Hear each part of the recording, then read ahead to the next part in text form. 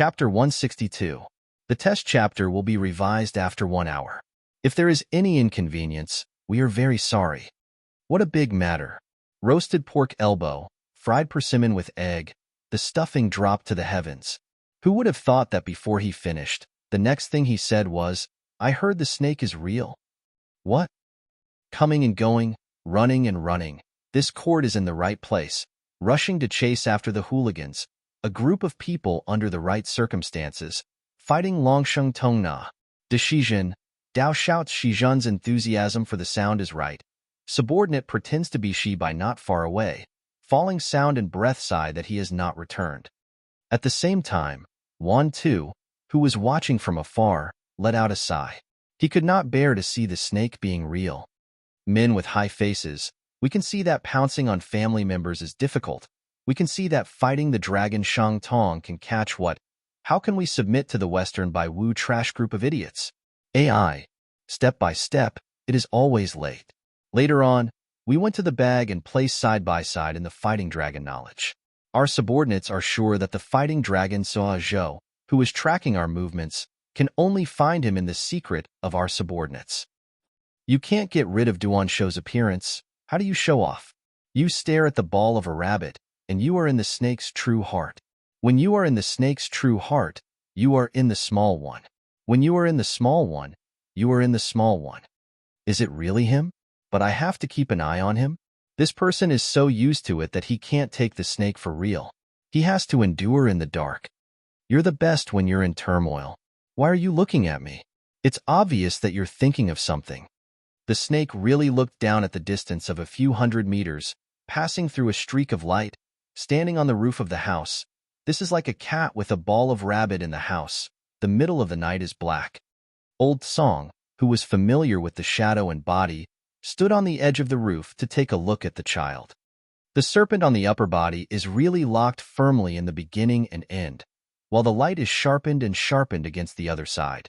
The end of the roof of the house is far from the light of the road. Will he run you also be afraid of the thin strands of the lamp? The hollow night of the spirit is like the weak and thin body of the body that is him. The end of the lamp is the root of the road that is standing upright, and the snake is really here. It doesn't matter whether he takes off his clothes or not. I'm so annoyed that I'm numb here. I'm still staring at him. Moving, he keeps his eyes fixed on the beginning and the end. His eyes are only a single cause. If the day is good, he will search for the right one. But it is not too late. His words are true. She really, one of the people who killed the Dark Card King's secret plan is so easy today. The fighting dragon lives Tong Sun to search out the crowd. This Tai is responsible for tonight. The pattern of the uniform is given to the members of the upper and lower ranks of the Ministry of Operations. The color of the cloth is covered with the color of the seed. The secret agent of the Special Operations Department is the cause. The sign of the secret agent is the color of the sky, the color of the Western color. The pursuers were all dressed in Western-style clothes and white clothes, and the black sedan was parked on the side of the street several dozen yards away. As soon as the street was wide, 2 people appeared in front of them, and the alley behind them was filled with soldiers chasing after Daichi and Yanni, who had just fought a dragon and disappeared. The explosive energy can be followed by a barrel of gunpowder. First, it is like a barrel of gunpowder, but the situation is also like this. Come to fight each other, there is no time for the troops to chase after each other. There are only 2 sheep fat in front of the gate who are staring at the bright eyes of the people who are still watching. The group of people who came to be energized were also surrounded by the middle group of people who piled up on the ground and did not rub the small ones, who were bustling with activity. Let's do it to our heart's content. Let's catch them later. Is it the rack that wants to do it? You're looking for death. What do you mean by you? You can't see the road and walk on your own. Who are you squeezing your mother? Your encounter is me. My squeezing brother is behind that side. My butt is the ghost you want to touch. F***CK. I'm touching your ass. Don't squeeze. Wait. Go and chase. In front of him is him. Dragging each other to disguise themselves as Chang Fei. The difference is extremely effective. Since the beginning of the movement, the weaving group is together. Since the beginning of the gathering, The entire army is chasing after them. 18 or 17 people who followed the pattern arrived very quickly. Several small alleys in the back alleys were running in succession, while several dozen soldiers were chasing after them. Fighting Long Bin Yuan. More and more soldiers were chasing after the front of the group. He was gathering. Those who came to pass ran to the front of the group. They were fighting the dragon at the front of the group. Run to the side where the soldiers are chasing after you. Send a group of soldiers to the sky to set their eyes straight to the ground. Go straight to the ground, and go straight to the ground. Go straight to the ground, and in the opposite direction, decide to duel the dragon. They were hunting in the world. They were gathering some people. They were running and fighting. They were concentrating. They were facing a large group of people. Hall Hui Tingzai, clan family generation god, group, to the sky.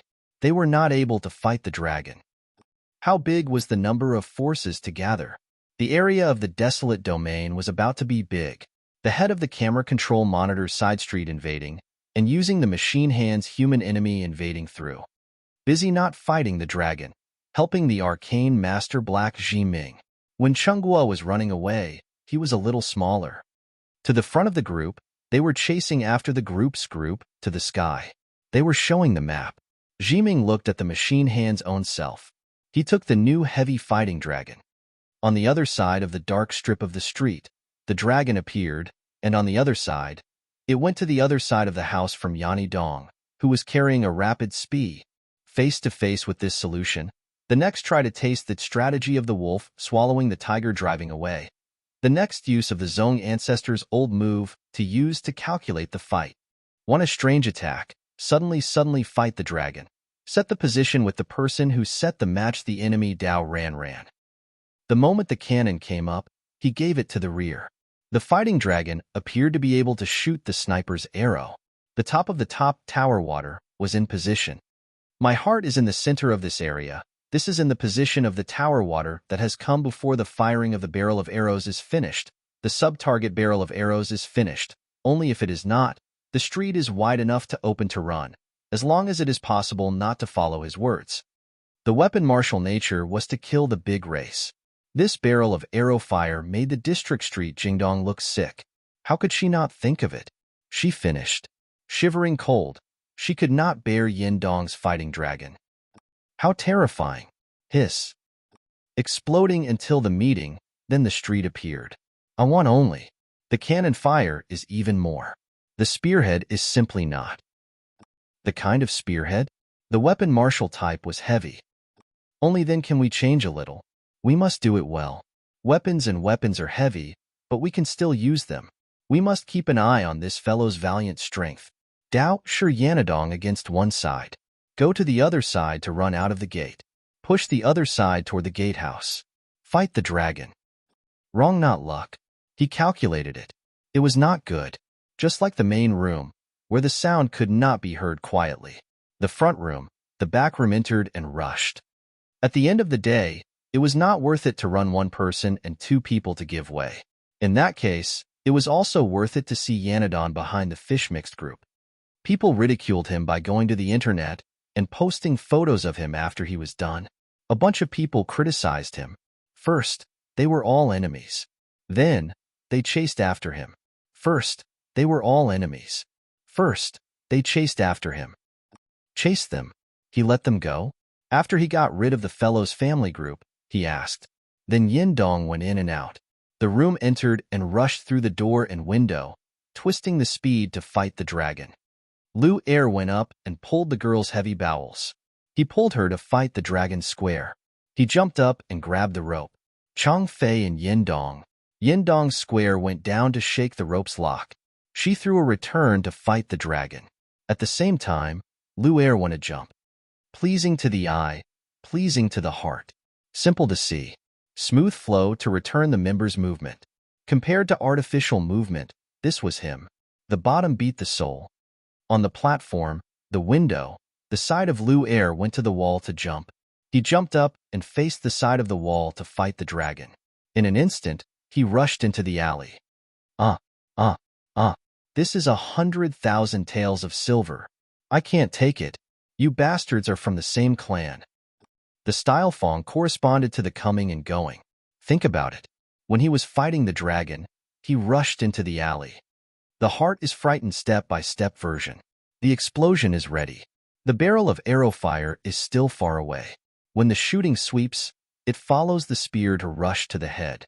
The baghead is chopped and waited for the axe to fight in front of him. Good talent spit out. How should he know that the person does not give in to the direct simple? The head is straightforward. The real technique kills the dark seed. The person bombards the barrel of arrow fire rises.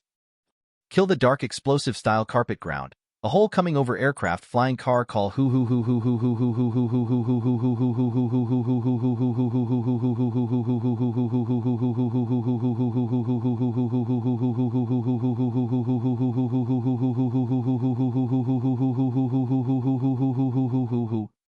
hoo hoo hoo hoo hoo hoo hoo.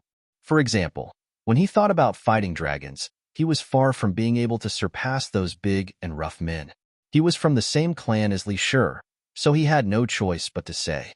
Drifting into the water, hitting 10,000 taels of silver, enduring the pain, suffering 2 bitter defeats in a row, swallowing them down 2 times in a row. Also, when fighting the dragon, the opening of the storehouse by the sea is the most important thing. Defeats are like encounters, one after another. Not long after they had met, they had already fought the dragon and fallen in love with each other. This time the two of them traced back to the short time between the two of them. The soldiers were chasing after the crows. The flock of crows was following behind Huan's head, heading toward the alleyway where the familiar street was running. Yanadon was following right behind Huan's head. When the brain of the sea appeared, the degree of the sound system was very familiar with that, and then there was a little bit of it. Caught in the chaos, he, who had fallen into the trap and was still aware of the situation, came the sound of a gunshot. The trigger pulled the trigger and used all its strength. The top of the gun would be forced to face it. The tip of the gun pointed at Ziwu's own body. Laughing bitterly, he could only fight the dragon.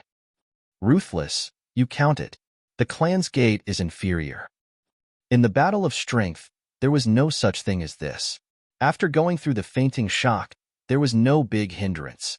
Although Yanadon was hugged in her arms, the good thing was that there were almost no bones on the upper body of the fighting dragon.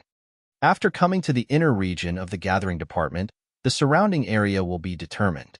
The eyes will be like the sound of a barrel of arrows exploding. This battle has already ended long ago. Now that it is over, the way to deal with this matter is also not too good. Come to force the swift side of the street. The clamor of shouting is not enough to hear. Can fight the dragon, the chaos in the midst. Whoever is the one with the golden bounty, who is he going to rob? Go to the point quickly. Should he be close to the fighting dragon Tongna? If the bomb explodes, it will be shameful. Come and go, that is from the sound of the voice. There were many shadow bodies. The speed of the flash was fast. The street was not far away. The sound of the explosion was fierce and fierce. This was the reason. The opportunity was not revealed. The fighting dragon appeared in front of him. Art of the explosion of the nuclei fat, or art of roasting plum and plum, is not the case. After the big killing of the dark, the clan's gate is you. When the question is asked, the voice is torn. Even if the throat is cracked, it is the fighting dragon. The front of the words is the clan's gate. Spread the rumors. The clan's gate is inferior. The technique of killing the dark barrel of arrows is after the technique of killing the dark spears rushing. The clan's gate is good. With a sigh of relief, the rest of the street could be said to be even worse. If it was more severe, it would hurt oneself. However, the injured flying explosion was reduced greatly. Even though Yanadong helped, this was still the case. When the cushion was filled with meat, it fell to the ground at the right time. Pieces of debris flew everywhere, blocking her. Inside, she was protecting Yanadong. She should be the first to fight the dragon. After that, she went up to the sky and exploded in the end. It is difficult to separate the 10 fingers and the roots of the fingers moving and moving, like a frame dispersing, just like the body of the self, feeling that he is the only one, when the 10 meters on the ground are falling into the arms of Yanadong, who is hugging the dragon in the end. The upper body of the person in the middle of the air, to the flying explosion was smashed to the ground. The splashing of the fierce four directions to the rain of stars, like the surface of the ground, was blasted to the ground. Go where is it good? Sit on the surface of two people. The fragmentary distinguishing method is not piled into a pile of 10 meters in the air. Come and go like a flying field. When the chariot is moving, ride on the dragon and explode in a flash. His life was sufficient, but the force of the impact of the explosion was close to the bullet and arrow fire. His upper body was directly hit by the impact of the explosion. Although the impact was great, bomb explosion? Thunderland? What is this thing? Flower smoke's dazzling eyes. Before the explosion, there are two people in the eyes. The face of the ground is hit directly by the arrow fire. In the front of the people in the direction of the explosion are also the flame tail of the arrow fire. When the rushing waves are on the street, the deep night is riding the horse Yanadon and fighting the dragon. The empty hit will not be big, but also the dark paint of the night is afraid. The starting point of the arrow fire is the high technique of killing the dark connection elite position. His hair was sparse, and he wanted to talk about it, while the two older brothers stood up and blocked it, and the top of their hats were still on top of their heads. This was not the first time he had seen a man wearing a pair of sunglasses, a bridge nose, and a windbreaker style that was long enough to make him look like he was wearing a three-door uniform. The technique of killing the dark arrow fire. The hand of the most my three-gate. The clan of the younger brothers three-gate is here. The technique of killing the dark 100. The shadow body of the two that is running wildly on the street. In the car, the fixed lock of the arrow fire is riding the arrow fire. The long flame tail is dragging the arrow fire of the arrow fire in the sky. Whoosh! Guanzhuangjia is even more prominent in the field. When the direction of the fighting dragon is hitting the dark night heavily, the arrow fire is sent out. The trigger is sent out, the arrow fire type portable soldier list. Pressing the person there, the top of the tower water is standing. Guanzhuang should go up to look. The height of the 100 meters has reached the height of the tower water. The type of the tower water can be seen in all kinds of ways. The pressure of the water and the volume of the water in the middle of the network water is given to the section of the harmony to keep the protection of the use of the same one. The construction of the building is the high water distribution and the water storage in the use of the type 1 is the tower water. The sound of the flower smoke shooting out is like a formation. The sound is suddenly transmitted. The top of the tower water is not far from the high seat.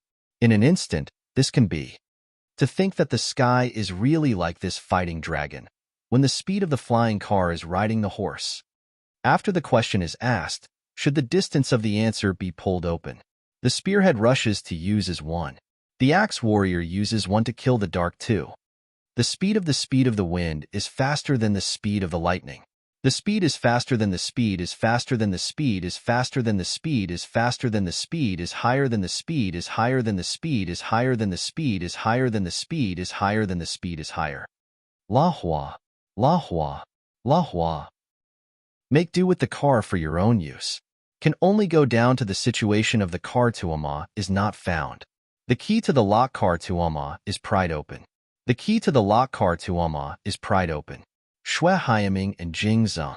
The situation of the upper street is quiet looking at the four sides of the fighting dragon. The road runs Yanidong carrying the car and riding the side of the road. If the lock is not opened and the car is moving, does the car 2RMO have a circumference? Seeing this time, is the first to return to the law of the road running Yingxin? The law of the road sports car goes by itself. After sitting in the front seat, Yanidong signaled to step on the back. The car drove its own ragged and broken car to find the side of the house to run quickly. Even if it did not find the time to fight the dragon, it would run quickly. Baku Gong Tong communication envoy is still. Kill those who are chasing after him. If he doesn't take off the light that he should be running away, will he? Leaving the empty space of the land, the court has exhausted all the Taoists. Running to where they should go, the Taoists should know them. Running to the next situation, this is Yanadon and the dragon. The light of the fire candle spreads out stubbornly in the dim light of the road. There is only the street. The sky covered by the layers of clouds is also the bright moon. Deep in the night has arrived.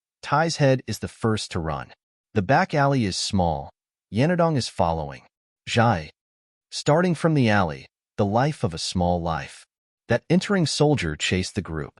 Since he brought himself, it was obvious that he was following. In the beginning of this matter, the special point of the beginning of this matter is traced back to the point of the node, the death and death of the next one every time. It seems that the feeling of the situation has been traced back to the point of how many times. This is the beginning of the past. This is the beginning of the matter. This is the answer. This is the return of time. This is the Tathagata origin. The hand is high. Tai is unlucky to fall under the law spear step 7. Long before the death, it was not the case.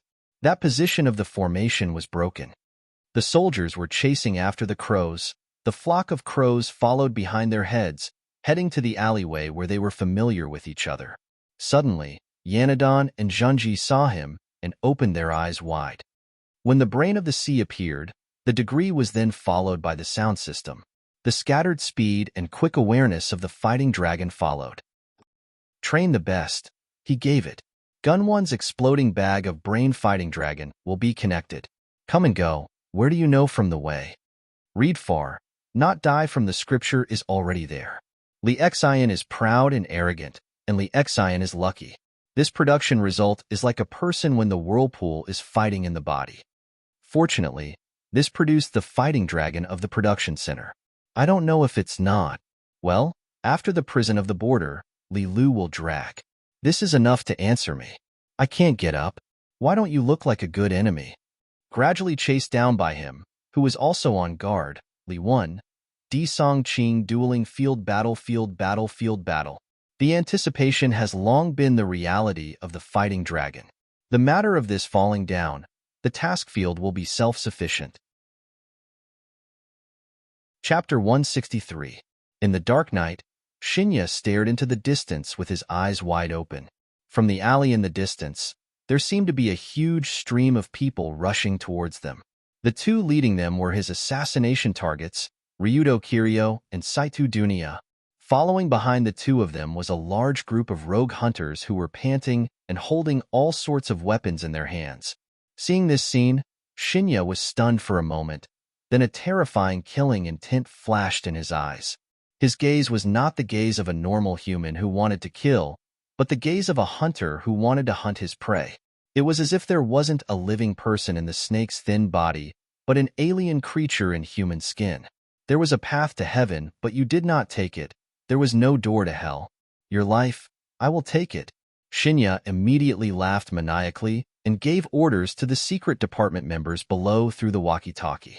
All members listen up. Capture 2 targets, regardless of life or death. Yes. After hearing the boss's words, dozens of strong men in white suits also rushed forward along the street. They all picked up their weapons and ran towards Ryudo and Saito. At the same time, Shinya turned around and looked at Nyamaru with a provocative gaze, at the same time revealing a sinister smile. Smelly old man, didn't you stop me from going out to search? Now that the situation is so chaotic, let's see how you're going to stop me. After laughing, the real snake's silhouette flew down from the street lamp and blended into the crowd in front of it. Immediately, Bunkamaru could not help but sigh. This is troublesome.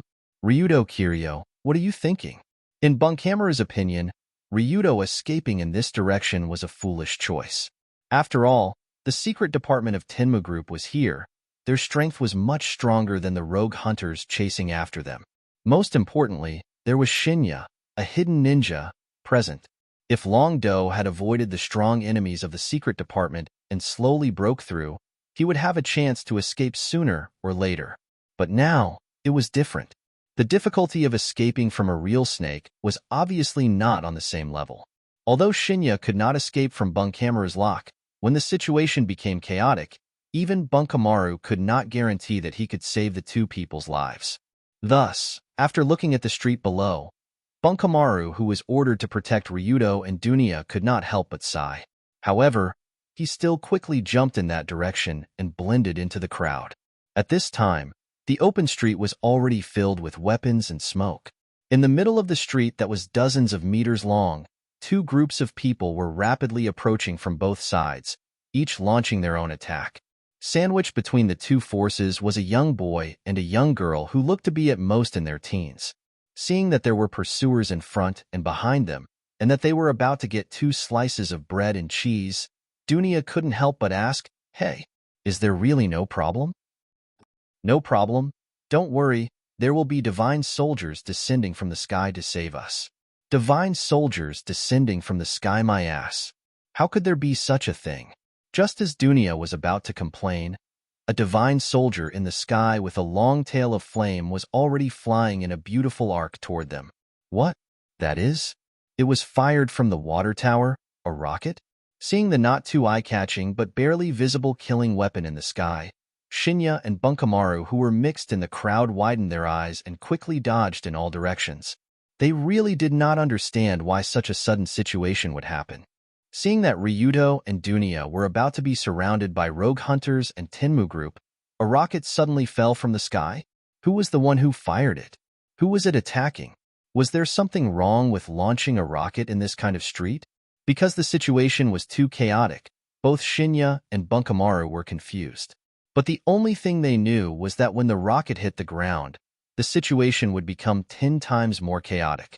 What made Shinya even more surprised was that when he left the crowd and jumped toward the second-floor balcony not far away to avoid being affected by the rocket landing, another figure also appeared in the air. Under Shinya's stunned gaze, Ryudo quickly threw a long rope hook toward the balcony above and picked up Dunia with one hand. Then he pulled the rope and stepped on the street lamp, and his whole body flew into the air. That's right, he really flew into the air. Because he was already vigilant of the situation at the water tower, Ryudo's movement was actually one step ahead of Shinya and Bunkamaru. When he saw the rocket flying toward them, he had already thrown out the rope hook and at the same time, grabbed Dunia's slender waist with one hand and jumped onto the street lamp. Relying on the pulling force of the rope, superhuman speed, and jumping ability, Ryudo carried Dunia and stepped on the street lamp to reach a height of 10 meters in the air. It was like an acrobat performing a trapeze. Hold on tight. Don't let go. After reaching a height, Ryudo quickly let go of the rope and reached out to grab the protective railing of the 3rd floor. Although Dunia did not know what was going on, she instinctively hugged her body. The second the two reached the rooftop, the rocket finally landed on the ground, leaving a trail of flames behind it. It landed at the position where Ryudo and Dunia were about to run. At the same time, the secret agents of Tenmu Group and Rogue Hunters happened to rush together. The people standing at the front of both sides were only 1 or 2 meters away from the landing point of the rocket. Boom! Just as the two teams were startled by the sudden appearance of Long Do in the air, a terrifying thing happened, accompanied by a series of rumbling sounds. The explosion, the 80mm rocket landed directly in the middle of the crowd. Although it didn't directly explode on anyone, the power caused by the rocket falling at close range was enough to blow up everyone around it. In TV dramas or movies, the main characters could often be seen walking with their heads up and chests out in a large pile of explosions. Their expressions were calm and their steps were steady, as if the bombs were useless as long as they did not land on them. However, Ryudo, who was blown up by the rocket at close range, knew that it was a bullsh*t scene to fool people. Not to mention the shrapnel produced by the explosion of the rocket and the shattered ground that would scatter in all directions. Just the strong shock wave produced by the explosion alone could cause serious internal injuries, damaging the bones and internal organs of the entire body.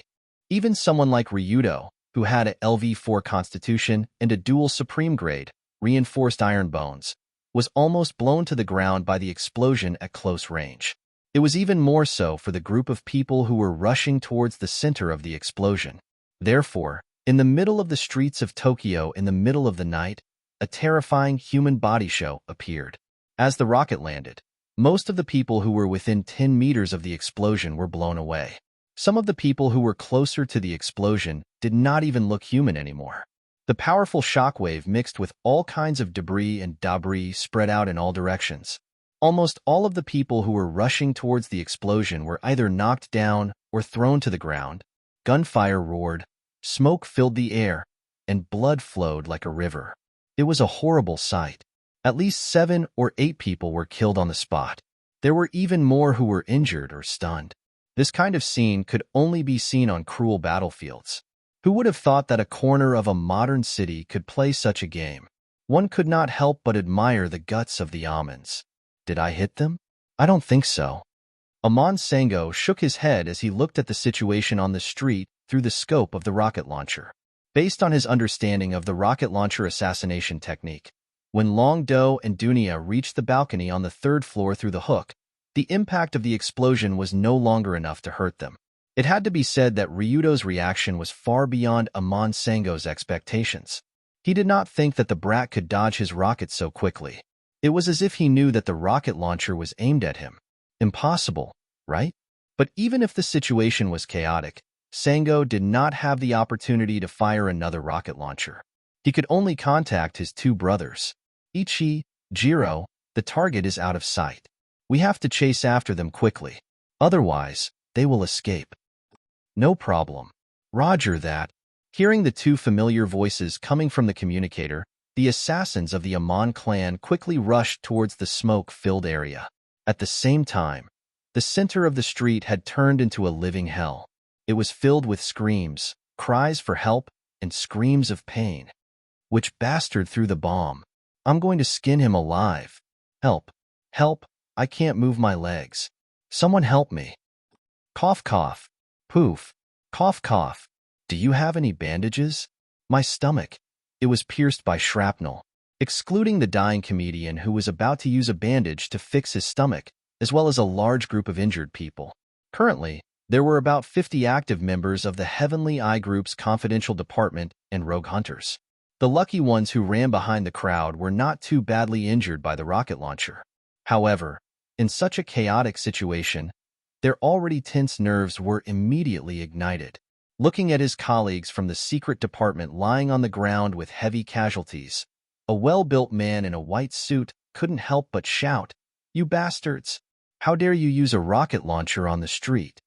The man in the white suit clearly saw that the rocket launcher came from the direction of the rogue hunters. Although it fell from the sky, it was still coming from that direction. Plus, they also knew that this group of bastards in the underground world would do anything. Of course, throwing a bomb on the street was not a problem. From a certain point of view, the man in the white suit's judgment was correct. After all, the Amon clan that launched the rocket launcher was also a member of the underground world. But for the rogue hunters who were also affected, the man in the white suit's accusation made them feel very uncomfortable. Chapter 164. Thus, someone shouted at the other side, "Are you a fucking idiot? Can't you see that so many people have died on our side? Who would blow up their own people? Who knew that you guys, originally?" The man in the white suit wanted to shout, "Who knows if the people on your side have brains?" But before he could finish his sentence, a sharp stone suddenly flew towards him. It went straight into his left eye. Oh, ah. Immediately, this capable agent of the Heavenly Eye Group's confidential department let out a blood-curdling scream. He reached out to cover his left eye that had a stone embedded in it.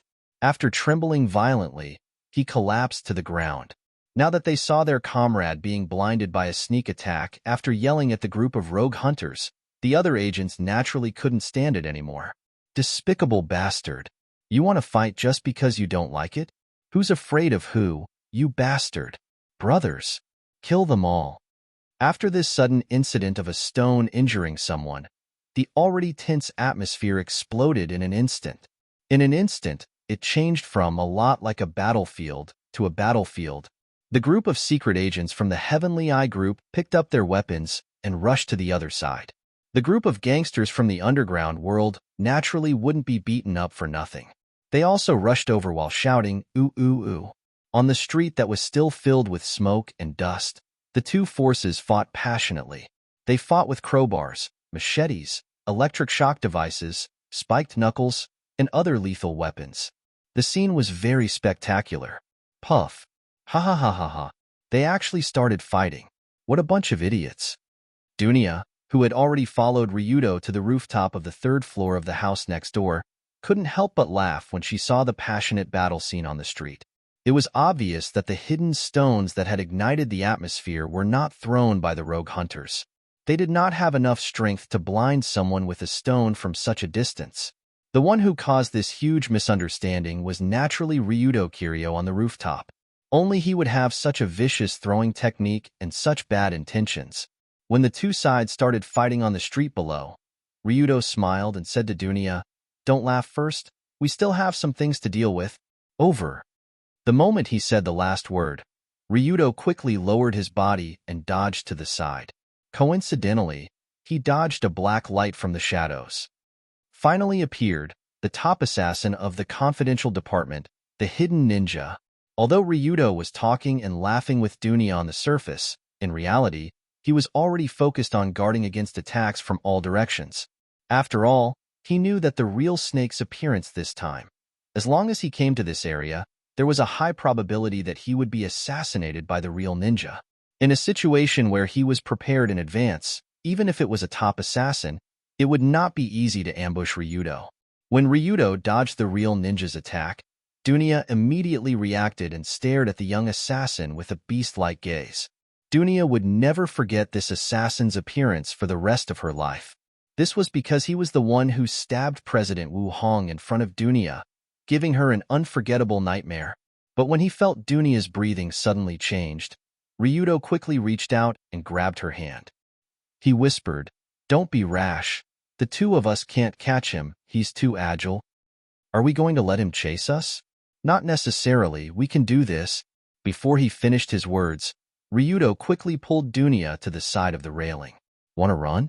Seeing that Ryudo was about to jump down from the third floor with Dunya, the real ninja's figure flashed and chased after them. Tut tut tut. But before he could run a few steps, Ryudo fired a burst of submachine gun fire, forcing the real ninja to slow down a little in order to dodge the bullets. With Battle Dragon's current trashy gun skills, he could only use his gun to bully amateurs. Against an expert like True Snake, it was practically useless. But in the short time the real ninja retreated, Ryudo pulled Dunya and jumped down from the third floor. Clang! The two of them landed on the second floor balcony below. First, they directly stomped a big hole in the balcony floor, then jumped down and rushed into the chaotic crowd in front of them. Now was the time when the agents of the secret department and the rogue hunters who came to make money warmly hugged each other. Both sides fought back and forth on the street. Coupled with the aftermath of the rocket launcher explosion, there was still dust everywhere, which caused the visibility on the street to be extremely low. At a glance, it was a group of messy people fighting each other. Want to take this opportunity to escape? Dream on. But the real ninja was not so easy to deal with. He immediately jumped down from the third floor and chased after Ryudo and Dunya. At the same time, other people also noticed two big fat sheep stepping into the battlefield. A hooligan who was still passionately holding a machete and slashing at a man in a white suit with a baton saw Long Do and quickly shouted, "Hey, brothers! Fat sheep! Shut up, you're so noisy." Before the guy finished shouting, Ryudo took out a flash bomb from his pocket and threw it over there. It happened to explode on the head of the rogue. Bang! A huge sonic boom accompanied by a strong light went straight to the head. The rogue who talked a lot fainted on the spot, and blood kept flowing out of his ears. He would probably have to rely on a hearing aid for the rest of his life. Woo! When the flash bomb exploded, the strong light went straight into the eyes of everyone around, including the real ninja who just rushed over. Ryudo Kiryu. Where did he get these guys from? Was this a magic trick? The real ninja could swear to God that he definitely did not see Ryudo's pocket carrying a flash bomb. After all, it was impossible for such a big thing to not reveal its shape in the pocket. But being caught off guard by the flash bomb, even the professionally trained real ninja could not help but feel a little dizzy. The group of fishes around him were even worse. My eyes. My eyes. F*CKU. If we die together. Don't come over. Don't come over. I'll kill whoever comes over. The situation on the battlefield was already very chaotic, and after the flash bomb exploded, the scene was really a mess. Some went crazy and started hacking everywhere, some covered their eyes and crouched down, some pretended to be dead, and some hurriedly found a wall to lean against. The more chaotic it was, the more chaotic it was. There was already a lot of flying dust and rocks on the ground, and this group of people tossed and turned, causing the visibility of the area to drop to the lowest point. Only a few figures could be seen nearby. Damn, Ryudo Kiryu, where's that guy? Found him. Just as the real ninja was trying to regain his vision while looking for Ryudo's trace, he suddenly saw a very conspicuous spot. Suddenly, he saw a very conspicuous coordinate in front of him. It was a golden retriever that looked a little inferior. Everyone knew that Ryudo Kiryu had a low-quality golden retriever, so as long as the real ninja followed the golden retriever, there was a high chance that he would be found. Therefore, the real ninja rushed towards the nearest golden retriever without hesitation and pierced through it with his hidden blade. Ah! The real ninja frowned when he heard the person scream, because it was obviously not Ryudo's voice. It doesn't matter if it's not him, that guy can't go far in this situation. As long as I continue to kill the golden retriever, I'll be able to dig him out sooner or later. With this thought in mind, the real ninja was like a death god looking for the golden retriever in this chaotic area, and soon he found another one. The golden hair was very eye-catching in the thick dust. It's you. Go to hell. The real ninja raised his hidden blade and rushed towards the figure, and the sharp weapon in his hand went straight for the person's heart. Someone wants to ambush me? Ignorant scoundrel. But unlike the previous golden retriever who was assassinated, this golden retriever in the dust seemed to have seen the real ninja's trace, and like lightning, he swung his two battle axes towards the real ninja. The sharp silver light shattered the surrounding dust, and when the real ninja finally reacted and hurriedly stopped his charge, the falling axe was only 5 centimeters away from his nose. Suddenly, the real ninja's eyes widened, because as the dust was scattered by the sharp axe, the man with golden hair, wearing a long, wide windbreaker, and black sunglasses appeared in front of the real ninja. How is this Ryudo Kiryu? From the scene of this man waving his battle axes like a fucking baton, isn't this the big brother of the Amon clan, Yaman Kanzuya? At this distance, even if the real ninja's eyes were blurred, he could still recognize that this guy wasn't Ryudo. Moreover, he could tell that Yaman Kanzuya was different from ordinary underground thugs. This guy was a real assassin. Of course, it would be strange if the legendary Amon clan wasn't a real assassin. They were the elite assassins who openly launched rockets on the streets. After the axe almost split the real ninja in half, Kanzuya looked at the skinny man who was holding his hidden blade in a daze, and suddenly felt the aura of a fellow assassin from him. This skinny bamboo pole has a strong murderous aura on him. He's definitely a fellow assassin. As the saying goes, people of the same trade are enemies, and now that he was provoked, Kanzuya didn't need to think carefully about what he would do. Jiro, there's a robber here. Quickly come and kill him with me. Kanzuya picked up his battle axe and rushed towards the real ninja, while shouting to Jiro, who had joined the battle with a submachine gun.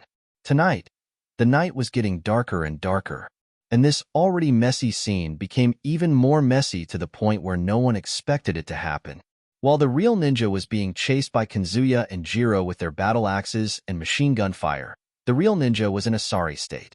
The culprit behind all of this had already taken his concubine to open the manhole cover of the battlefield and ran into an underground tunnel that was unknown how far away it was. Chapter 165. Drip, drip, drip. The sound of water dripping could be faintly heard in the sewer passage. Coupled with the damp and smelly air, it added to the discomfort of walking in this underground world.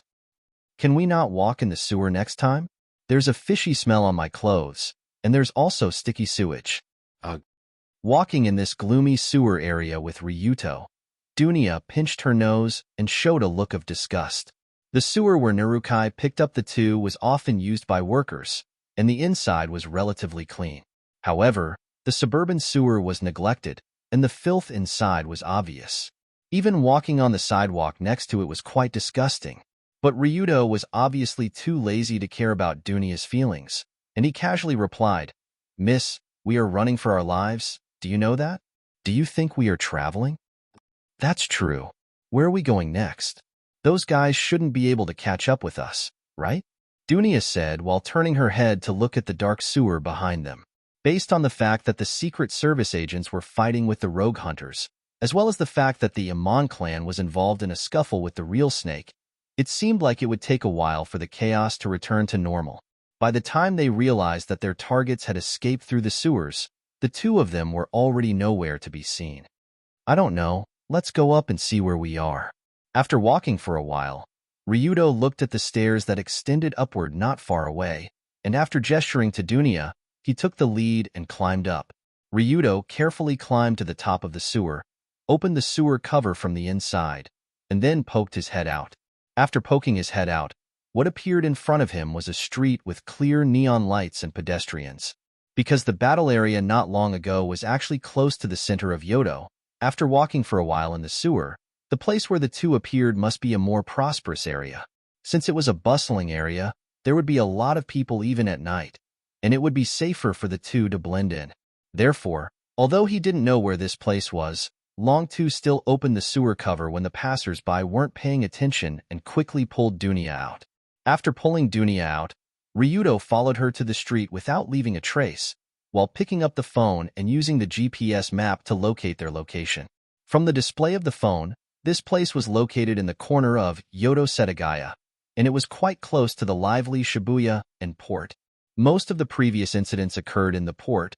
Of course, it was also the closest place to the port, the best place to throw people to be fed to the fish. But no matter what, after going through the sewers, it became very difficult to track down Long-Do and Dunia. This was equivalent to the two finally getting rid of the threat of the pursuers, which also made Ryudo breathe a deep sigh of relief. After relaxing, he immediately felt that his body became extremely tired. But this was also a matter of course. After all, he had been preparing for the kidnapping work since the night before. Yesterday afternoon, he hid in Union's skirt and went into the hotel, and he also experienced various tests. Even if he was made of iron, he was still tired. So Ryudo said to Dunia as he walked, "There should be no problem for the time being since we are here. Let's find a place to rest. I also want to take a shower. I'm so smelly." I see it. There is a hotel there." Dunia looked at her little princess dress that was stained by the sewage and dirt of the sewer with disgust. Then she quickly glanced at the street. Then she pulled Ryudo and ran not far away. Since this was not the suburbs of Yodo, it was normal to have hotels on the street. So Ryudo didn't think much at first, but he walked over there with Dunia. But just as he approached the door of the hotel with strange neon lights, Ryudo was stunned. There was nothing strange about a hotel or a hotel. But if there was a Love Hotel sign hanging at the door of the hotel, then it was a bit strange. Love Hotel, commonly known as a lover's hotel, was generally a place for people to use. Everyone knew it. On the bustling streets of Yodo, hotels with such neon signs could be seen everywhere, and people also had a tacit understanding of the existence of such places. At most, they would show a strange smile when passing by. But obviously Dunia, who grew up in Russia, didn't know what this Love Hotel was. She just saw the hotel behind, and she hurriedly wanted to take a shower and change the smelly clothes on her body. After noticing that the place where Dunia was about to rush in was not ordinary, Ryudo quickly grabbed her hand and dissuaded her. "Wait, let's change to another hotel? This hotel is not very good." "Not very good?" Dunia showed a puzzled expression when she heard the words. She turned her head and glanced around the street before frowning. "There is only one hotel nearby. What's wrong with this hotel?" The wind. The feng shui is not good. You may encounter ghosts." Ryudo naturally couldn't tell her where the hotel was, so he could only reply perfunctorily, "I'm here. What are you afraid of?" Dunia reached out and patted her chest. She said confidently, "Even if Sadako comes out, I will punch her back to the TV. Is that okay?" "This is still a bit. Don't be so wishy-washy. Act like a man. Follow me in." It seemed that she was irritated by Ryudo's hesitant attitude. Dunia's face changed, and she directly pulled Ryudo toward the Love Hotel. "Act like a man. If I really act like a man, then you are finished tonight." In desperation, Ryudo could only sigh and accompany her into this special hotel with a neon sign. Different from ordinary hotels, the lobby of Love Hotel had layers of partitions and screens. After entering the door, it was almost impossible to see other people. What's going on? Why is this place so strange? Although she was shocked by the strange decoration inside, Dunia quickly found the front desk of the hotel, or found the small window. The front desk of this hotel was really a small window, and the window was hung with half a curtain. The staff sitting inside couldn't see the face of the guests outside, and the guests couldn't see the staff's face. This special design was naturally to provide the best privacy for the guests staying in the hotel, to ensure that no trace would be left from entering to leaving. Of course, entering the Love Hotel didn't require an ID card to register. You only needed to pay and take the room card to check in. However, although they couldn't see her face, when they saw Dunia's petite body, the staff inside hesitated when handing over the room card. In the end, they resisted the idea of calling the police. After all, Long Do had stuffed a $10,000 bill into the cashier's hand and generously said, "Keep the change." That was why the cashier decided to pretend that he hadn't seen anything. This was the charm of a player who spent a lot of money. When they picked up the room card and entered the suite, what appeared in front of them was a pink bedroom with a special decoration style. The large pink round bed looked quite sturdy, and 2 large "yes" were written on the 2 pillows.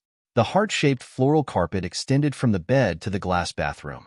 There was a large pink bathtub in the bathroom, and there were some very explicit murals hanging on the wall. The slightly dim light added a charming and affectionate atmosphere to the room. Coupled with the bedside table with all kinds of special utensils, it was easy to feel the beauty of life and the primitive wildness of it. It was Dunia's first time in this kind of place, and Ryudo was obviously the same. Therefore, the moment he entered the door, he instinctively reached out to cover his head, and at the same time, he felt a sharp pain in his head. It's over. If Dunia knows where this place is in the future, she will beat me to death. Although Dunia took the initiative to enter this hotel, Ryudo didn't think that a woman in an angry state would be so reasonable. In the end, the fault would still be on him. However, Dunia seemed to like this room very much. After she entered the door, she immediately ran in happily. She curiously looked around and laughed. "Ha ha, this room is really interesting. When I go back, I have to ask my family to decorate my room like this." "Don't. They will think that your brain is damaged." "What did you say?" "Louder. I can't hear you." "It's okay. You do what you need to do. I will rest for a while." For some reason, Ryudo felt even more tired after entering this hotel. Therefore, he took the pillow from the large round bed and threw it on the carpet and plopped down on it. There was only one bed in the room. If someone were to sleep on it, it would be Dunia. Ryudo didn't want to sleep with her. It was too early, at least a year later. Cough cough. Just as Ryudo dizzily fell asleep on the carpet, Dunia looked at the sloppy guy. Her small mouth slightly curled up and let out a cold snort. Oomph! He didn't even take a shower, didn't even change his clothes before sleeping. What a stinky man, so dirty. After despising Ryudo, Dunia quickly changed into disposable slippers and ran to the bathroom. She turned on the tap and began to run the water. She was ready to take a hot bath. When the water level gradually rose, Dunia threw the dirty clothes on her body to the side and poured a large bottle of shower gel into it. Only then did she sit in the bathtub. Phew, paradise. What kind of bullshit experience was that before? Really, I don't want to go into the sewer again in this life. As her whole body sat in the bathtub, her tired body was wrapped in warm hot water and fragrant shower gel. Dunia's small face also showed a happy expression. Just as Ryudo was resting on the carpet and Dunia was happily soaking in the bath. Time passed by. An hour later, a familiar phone number interrupted Ryudo's sleep. Chapter 166. Who's calling so late at night? When Ryudo was woken up by the ringing of the phone, he was still half asleep. So he picked up the phone impatiently and realized that the phone had changed. It wasn't the model he used before, so he realized that he wasn't paralyzed at home. Because he changed his phone, the number on the phone didn't show his identity, but Ryudo remembered that it was Colored Glaze's number. "Hello, Colored Glaze?" He pressed the answer button and said weakly. Hearing his voice, Luli, who was on the other side, was obviously shocked. She immediately asked with concern, "Ryudo, are you okay? You sound terrible." "I'm fine, just a bit tired." "Why are you calling me at this time?" Ryudo looked at the time on the phone.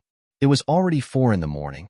It had been 8 hours since Ryudo escaped from the Tokyo Emperor Hotel. After seeing that Ryudo was fine, Colored Glaze immediately said excitedly, "Listen to me first. Sensible has successfully stolen the Otsuka Mist Ghosts online account. The 1 billion bounty for you and Dunia has been cancelled." "Oh, that's great news." Suddenly, Ryuto was energized. He quickly sat up from the carpet and said with a smile, "Well done. That guy must be furious right now, right? It's not that angry, but it's definitely scared. The fog ghost should be trembling right now." "Trembling? Why would he tremble?" "What did you do tonight, don't you know?" "What I did tonight." "Ah, is that what happened?"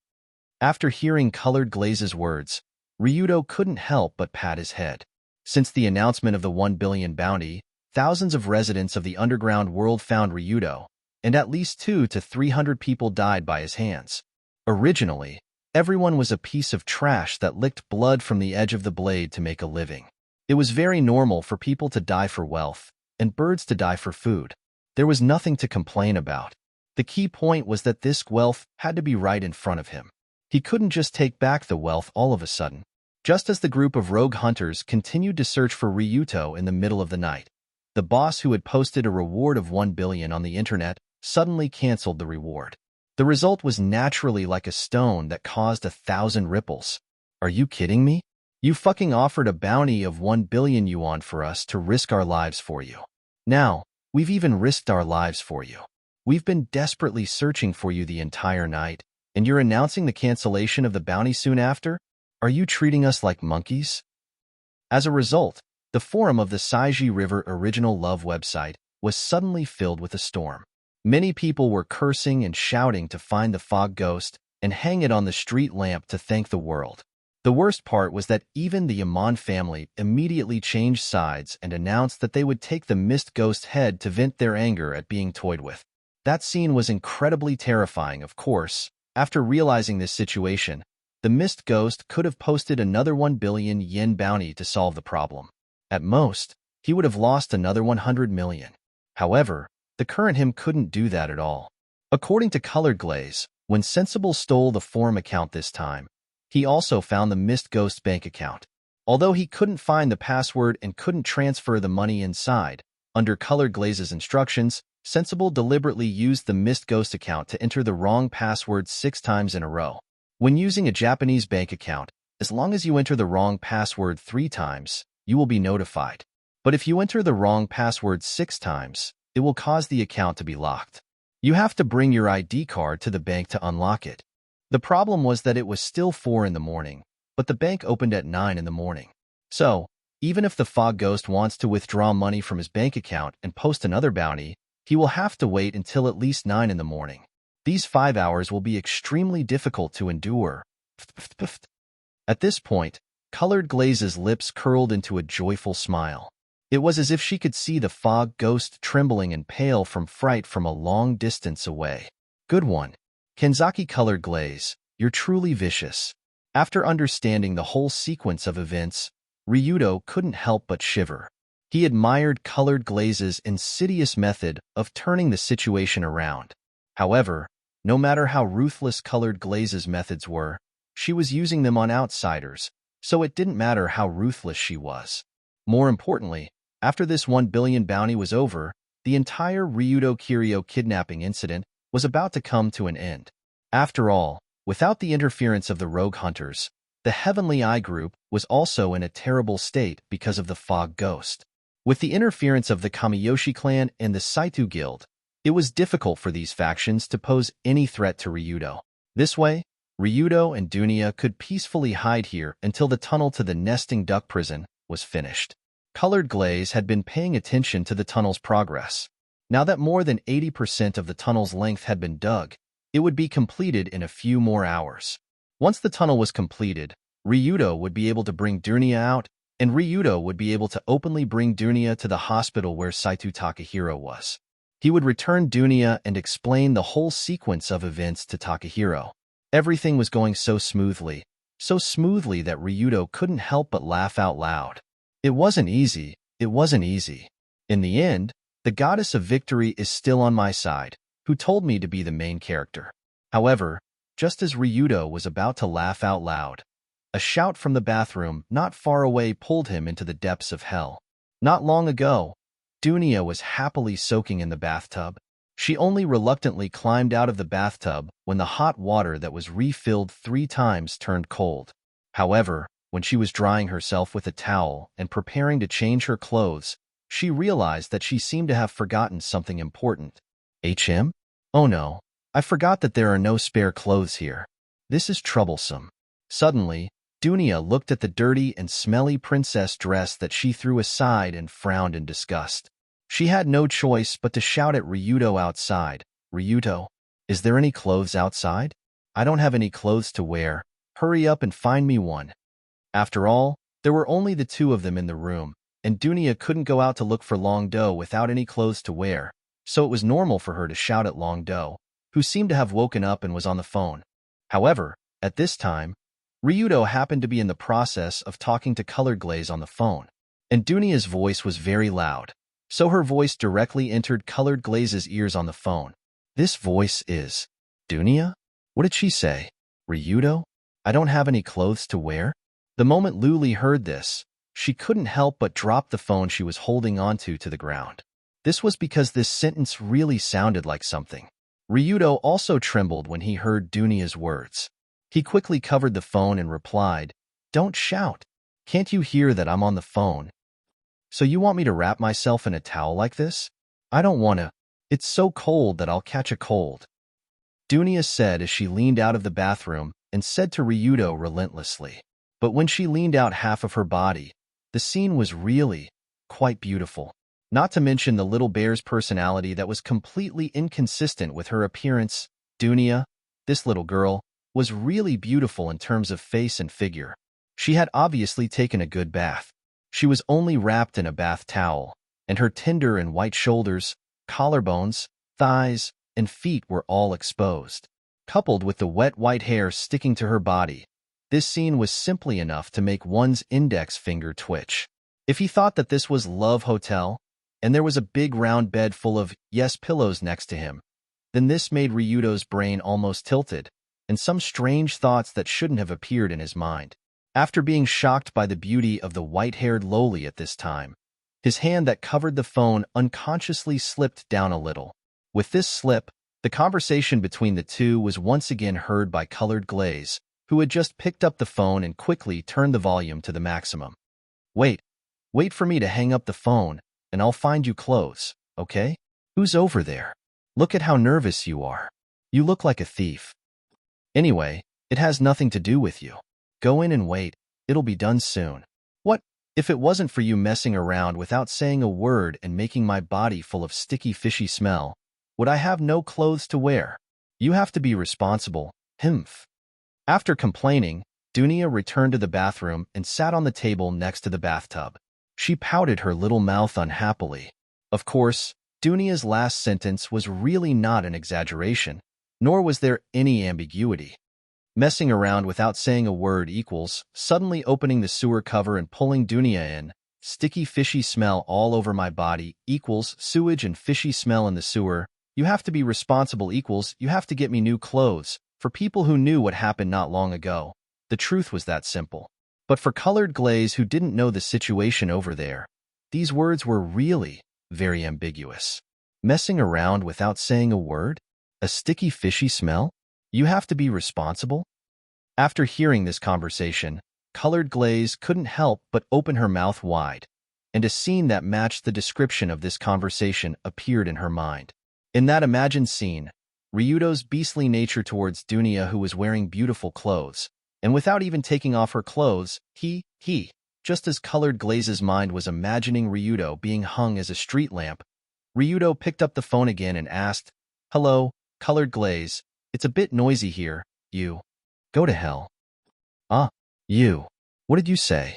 Go to hell, perverted Lilicon, perverted Lilicon, perverted Lilicon. After 3 consecutive perverted Lilicon, Colored Glaze's tone became more and more agitated, and in the end, she even used all of her strength to shout. Of course, the usually calm Colored Glaze rarely lost her composure to this extent, And it was obvious that Ryudo's actions this time really angered her to the point of having a blood clot in her brain. Ryudo Kiryu, from today onwards, we'll cut off all ties. You go to your 18 levels of hell. I'll cross my single plank bridge. Wait, why am I the 18 levels of hell? Where did the path of the sun go? Also, is there something wrong with you? Before Ryudo could figure out what colored glaze misunderstood, the other side fiercely hung up the phone. What the hell is this? Ryudo tried calling a few more times, only to find that his number had been blacklisted. Only then did he realize that he was in grave danger. He never would have thought that the greatest danger he encountered today wouldn't come from the Heavenly Eye Group, nor the Saitu Guild, nor would it come from the Amon clan. Instead, it would come from Kanzaki cutting off all ties with colored glaze.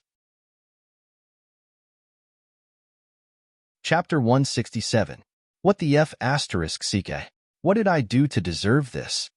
After being hung up by colored glaze, Ryudo quickly went to find a set of pajamas and threw it to Dunya. Then, he frantically sent all kinds of explanations to colored glaze, but there was no reply. In a situation where there was no other way, Ryudo could only call Sensible and ask him. Only then did he know that colored glaze ran away after smashing the phone. He didn't know where she went. This is troublesome. She seems to be quite angry. Looking at Dunya, who had changed into her pajamas, lying on the bed and sleeping, Ryudo, who was sitting on the carpet, couldn't fall asleep. Although colored glaze was usually a reasonable person, no matter how reasonable she was only a 16-year-old girl. She still had the temper of a young girl. But even if he couldn't fall asleep, time would always pass by. In this awkward atmosphere, a few hours quickly passed, and this night full of disasters and troubles also came to an end. With the sound of the bell at around 8 o'clock in the morning, Gao Yuan, who had been digging for a long time under the Nest Duck prison, finally saw the long-awaited dawn. The group of brawny men from the Rulong Security Company waved various digging tools with their thick arms. After digging for a long time, the tunnel was finally completely penetrated. The internal building of the Nest Duck prison also appeared in front of everyone. It's through. It's through. It's through. Finally. Ha ha ha ha. When he saw this scene, Gao Yuan could not help but laugh out loud. However, after laughing for a while, he fell back and fainted. After all, Gao Yuan had been supervising the work here since yesterday morning. At the same time, he was in charge of communicating with Mingji and Liuli, who were in the central command room. He had not rested for over 10 hours and was exhausted. However, Gao Yuan's efforts were not in vain. Under the command of this excellent management genius, the labor force of the Rulong Security Company was maximized by him, which was also a major reason why the tunnel could be dug so quickly. Well done. Leave the rest to us. After arranging for people to carry Gao Yuan out of the sewer, 16 Knights Dancing Costume, who was in charge of leading the team to rescue Yuma, quietly sneaked in with a few elite subordinates and sneaked into the heavily guarded, nesting duck prison. Although they managed to sneak into the inner area by digging a hole, it was still quite difficult to get to the confinement room area where Tongsheng Yima was. Fortunately, Colored Glaze had already come up with a rescue plan before they left. Sensible was also on the side, using his hacking skills to help Dancing Costume and the others. Following the Dancing Costume, the rescue team, who had changed into their nesting duck prison uniforms, sneaked into the prison. After relying on Sensible to open a few electronic locks, they finally saw the man in the confinement room. Crack. Creak. Although it was still early in the morning, Tongsheng Yima in the confinement room had already gotten up early as usual. In the small confinement room, he did simple exercises like push-ups as usual.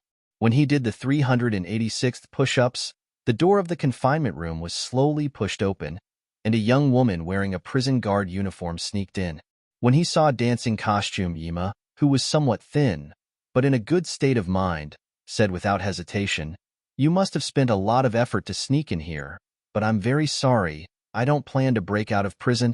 With Yima's eyesight and experience, he could naturally see that Dancing Costume was not a prison guard here, and clearly expressed that she did not want to break out of prison. Yima had always adhered to the simple and unadorned way of chivalry. He was a righteous person, and he resisted righteously. How could he do something as immoral as breaking out of prison? That was absolutely unacceptable. But Dancing Costume seemed to be prepared for this, so she did not say anything. Instead, she took out a letter personally written by Colored Glaze and handed it over. In this letter, personally written by Colored Glaze, the young lady first explained the current situation to Yima, and then used a tone full of persuasion to write a bunch of preaching words. I hope you don't overly adhere to the so-called chivalry path. Chivalry is not inflexible, and it does not mean that you are a hostage, and it does not mean that you are a burden to your family and friends. Ha ha ha ha ha. After reading the letter sent by Colored Glaze, Yima could not help but laugh. Generally speaking, Tongsheng Yima, as the head of the Rulong group, both the black and white sides would give him some face. Naturally, it has been a long time since someone dared to directly reprimand him like this. But Colored Glaze dared, and did not give him any face at all. The only thing missing was the words, "Are you an idiot?" written clearly on the letter. But although Yima was somewhat simple, he was not a narrow-minded person. He even felt that Colored Glaze's words were quite reasonable. So he nodded at Dancing Costume, smiled and said, "Your young lady is right. I am too pedantic and indeed cause trouble for everyone. You flatter me. Anyway, let's hurry up and leave." After seeing that Yima was willing to break out of prison with her, Dancing Costume finally let out a sigh of relief. Just like this, Dancing Costume had Yima change into the prison guard uniform that they brought. The two of them opened the door and walked out, all the way back to the tunnel that they dug before. When they saw their boss, whom they hadn't seen for a long time, walk out alone, the members of Ru Long's security company standing in the sewer were so excited that their eyes were brimming with tears. It's the leader. The leader is finally out. Whoa, whoa, that's great. We didn't dig so many tunnels in vain. Idiot, what are you crying for? Don't make a fool of yourself. We have to congratulate the leader on his return. In the crowded sewer, Yima looked at the brothers who had been digging the tunnel for a whole day. They were already tired and covered in dust. He couldn't help but sigh deeply. Therefore, he instinctively wanted to give a passionate speech to express his gratitude to his brothers, but he was quickly pushed away by the dancers who followed behind him. In short, let's leave first. After Mr. Yima goes out, we have to inform young Master Ryudo to bring people to the hospital to return Miss Saito. Although he knew that Yima must have a lot to say to this group of old subordinates, Dancing Costume still had to let them solve the business first, and this was not the place to talk. When he heard the words Miss Saito, Yima couldn't help but ask, "Return Miss Saito. Is that Miss Saito Takeo's daughter?" "Yes, President Takeo is now receiving treatment in a private hospital under our Kamiyoshi clan. We have to wait for young Master Ryudo to bring people to the hospital." Speaking of this, Dancing Costume quickly picked up the phone and sent a mission-completed message to Miss Colored Glaze on the other side. However, Yima pondered for a few seconds, then said, "Takeo, I will also go to the hospital with him. I am an old friend of Takeo. It should be easier to explain with me." "Ah, is that so? That's not a problem." Dancing Costume never heard that Kiryu Yima and Takeo Saito were old friends, but since they took the initiative to explain together, Dancing Costume could only nod and agree. Just like this, after Yima escaped from the Nest Duck prison, he directly sat in the car outside the sewer and drove to the Kansai First Hospital where Takeo Saito was. At the same time, Ryudo and Dunya, who had rested for a few hours in the Love Hotel, finally checked out and left. The person in charge of receiving them was a black car driven by Kamita Momo. The two sat in the car and looked at the daily morning scenery outside the window. There was an inexplicable feeling of unreality. Dunya couldn't help but ask, "That, after you send me there, will everything be over?" "Yes, or else. Before we were chased by so many strong enemies. I thought we would have to fight a strong enemy in the end. Do you think we are playing a game? There is a final boss." Ryudo naturally scoffed at Dunya's naive words. However, when the car drove to the entrance of the Kansai First Hospital, the two got out of the car and walked into the hospital. Only then did he realize that Dunya's words seemed to be correct. Because in the waiting area at the entrance of the hospital, there was a beautiful woman wearing a clean, simple but dignified kimono with her black hair tied up high. When she saw Ryudo's stunned figure after entering the door, Kanzai Ruehue, who was leisurely drinking a cup of tea, showed a faint smile. She put down the teacup and waved at Ryudo. Well, it seems that the final boss does exist. When he saw the master of Kamiyoshi here early in the morning, Ryudo's mouth couldn't help but twitch, but he still signaled Dunya to wait on the side, and he walked over in a dignified manner. After arriving at the hospital's waiting area, Ryudo casually sat on another chair, just opposite of Ruehue. Ruehue wasn't angry, but asked with a smile, "You don't plan to stand next to me this time?" Ryudo Kiryu. Or would it be better to call you Lilan? Obviously, after one night, Ruehue had completely understood Ryudo's identity. After all, Lilan didn't exist in this world, and Ryudo also kidnapped Dunya after that, so it didn't take much to figure out who the waiter was. Therefore, after hearing Ruehue's words, Ryudo wasn't surprised, but replied with a smile, "No, there are too many people around you. I'm afraid there's no place to stand." As Ryudo said, he casually glanced around the waiting area. As far as the eye could see, there were at least 3 guardian ninjas protecting Ruehui. Although they hid very well, Ryudo was still able to see some clues. But Ryudo didn't care about the ninjas hidden around at all. What he cared about now was Ruehue's attitude. At the beginning of the Dunya kidnapping plan, he didn't consider the situation that Ruehue would appear, which led to Ryudo accidentally having a certain degree of contact with the former Hakusho. Then, when the incident was about to end, how would Ruehue's attitude towards Ryudo change? This was what Ryudo felt a headache. Chapter 168. From an objective point of view, Ryudo did indeed lie to Ruehui. He faked his own identity to contact Ruehui and made up a fake name Lilan to fool her. It was indeed a bit too much, but from another objective point of view, Ryudo also helped Ruehui, mainly in this Saito-Taoism incident. But which of the two was more important, it was entirely up to Ruehui to decide. So when he sat in front of Ruehui, Ryudo felt a bit uneasy and didn't know what she would say. Of course, compared to Ryudo who didn't know what she was thinking, Ruehui's attitude was much calmer. She just sat on the chair with her back straight. Although it was just an ordinary chair in the waiting room, the posture of this lady sitting on it still gave a feeling of grace and elegance, as if an empress was sitting on the throne. Moreover, Ruehui's eyes were staring straight at Ryudo without any hesitation. She didn't even stop staring at him until his scalp went numb. A minute passed, Ruehui didn't speak, and Ryudo didn't dare to speak either. 2 minutes, 3 minutes, 5 minutes passed, and Ruehui still had a faint smile on her face as she looked at the young man opposite her. Her calm face didn't reveal any thoughts, and it was impossible to tell whether she was happy or angry. Is this considered torture? After being stared at by Ruehui for 5 minutes, Ryudo finally couldn't help but ask, "Madame Ruehui, what's the situation now?" President Wu Hong's side is fine. Bring Dunya in and explain to him, and everything will be over. Isn't this the plan you and Colored Glaze made? It went very smoothly, congratulations. No. I'm asking you. What's the situation now? Was it after knowing my identity? What do you plan to do? What do I plan to do? That's a good question.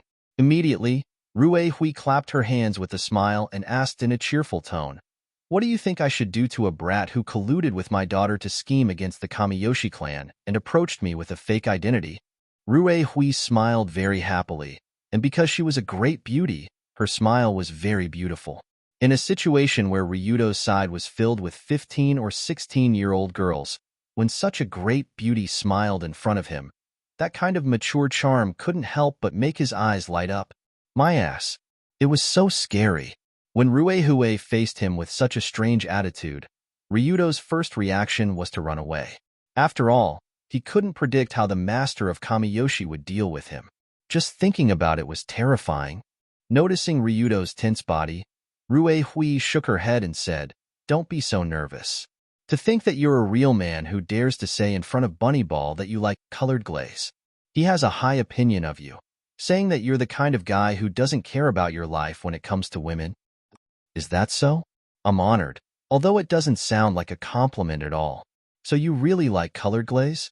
Not just for fun, But to swear that you'll marry her? I. When he was suddenly asked this question, Ryuto froze. The reason why he, Ryuto Kiryu, had an irreconcilable conflict with the Kamiyoshi clan was because of colored glaze. This point, as the master of the clan, Rue Hui naturally knew, so her question was somewhat thought-provoking. But even so, Ryuto still took a deep breath and said seriously, that's right, it's like that. Really. However, at this time, Rue Hui showed a tacit expression and said with a bitter smile, but it can't be helped.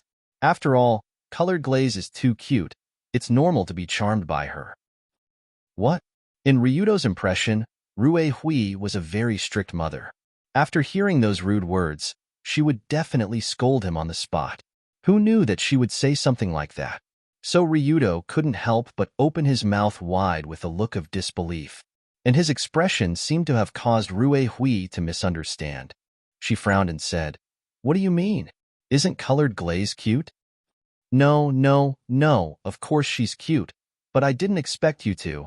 You didn't expect that I, the high and mighty, cold and ruthless, treacherous and cunning Kamiyoshi clan master, would have such a normal side, right? As if she knew what Ryuto was surprised about, Rue Hui didn't hesitate to say it for him. Indeed, although Ryuto was embarrassed to say it out loud, he did have such an understanding in his heart. In the game Red Photo Album 2, No Survivors, there weren't many descriptions of Rue Hui Kamiyoshi. Strictly speaking, she didn't even appear more than a few times, and she died in the middle of the game. From a player's point of view, she was a very strict mother. And because she shouldered the responsibility of a large family, it was difficult for her to have any human emotions. She gave people the feeling that she was very businesslike and difficult to get close to. But after interacting with Rue Hui a few times, Ryuto realized that this woman wasn't like that at all. She seemed to be a daughter lover. Colored glaze, that child, is quite attentive this time. She even dared to use me. Well done. Haha. Although she's been smart since she was young, she doesn't have much drive when she does things. I'm getting impatient watching her from behind, but this time, she's surprisingly motivated. That's great. But when I think about how this motivation came about because of a man, I really want to kill you. Crack. Rue Hui laughed as she clenched her fist. The word Oki appeared on her forehead. I'm sorry. I'm very sorry. Ryuto also raised the white flag on the spot and made a French military salute as he charged towards Rue Hui's position. I'm just joking. I'm just trying to liven up the atmosphere. Don't mind it so much. I didn't expect you to have such a sense of humor. Although it didn't seem like she was joking, Ryuto couldn't help but secretly complain. Okay, let's get back to the topic.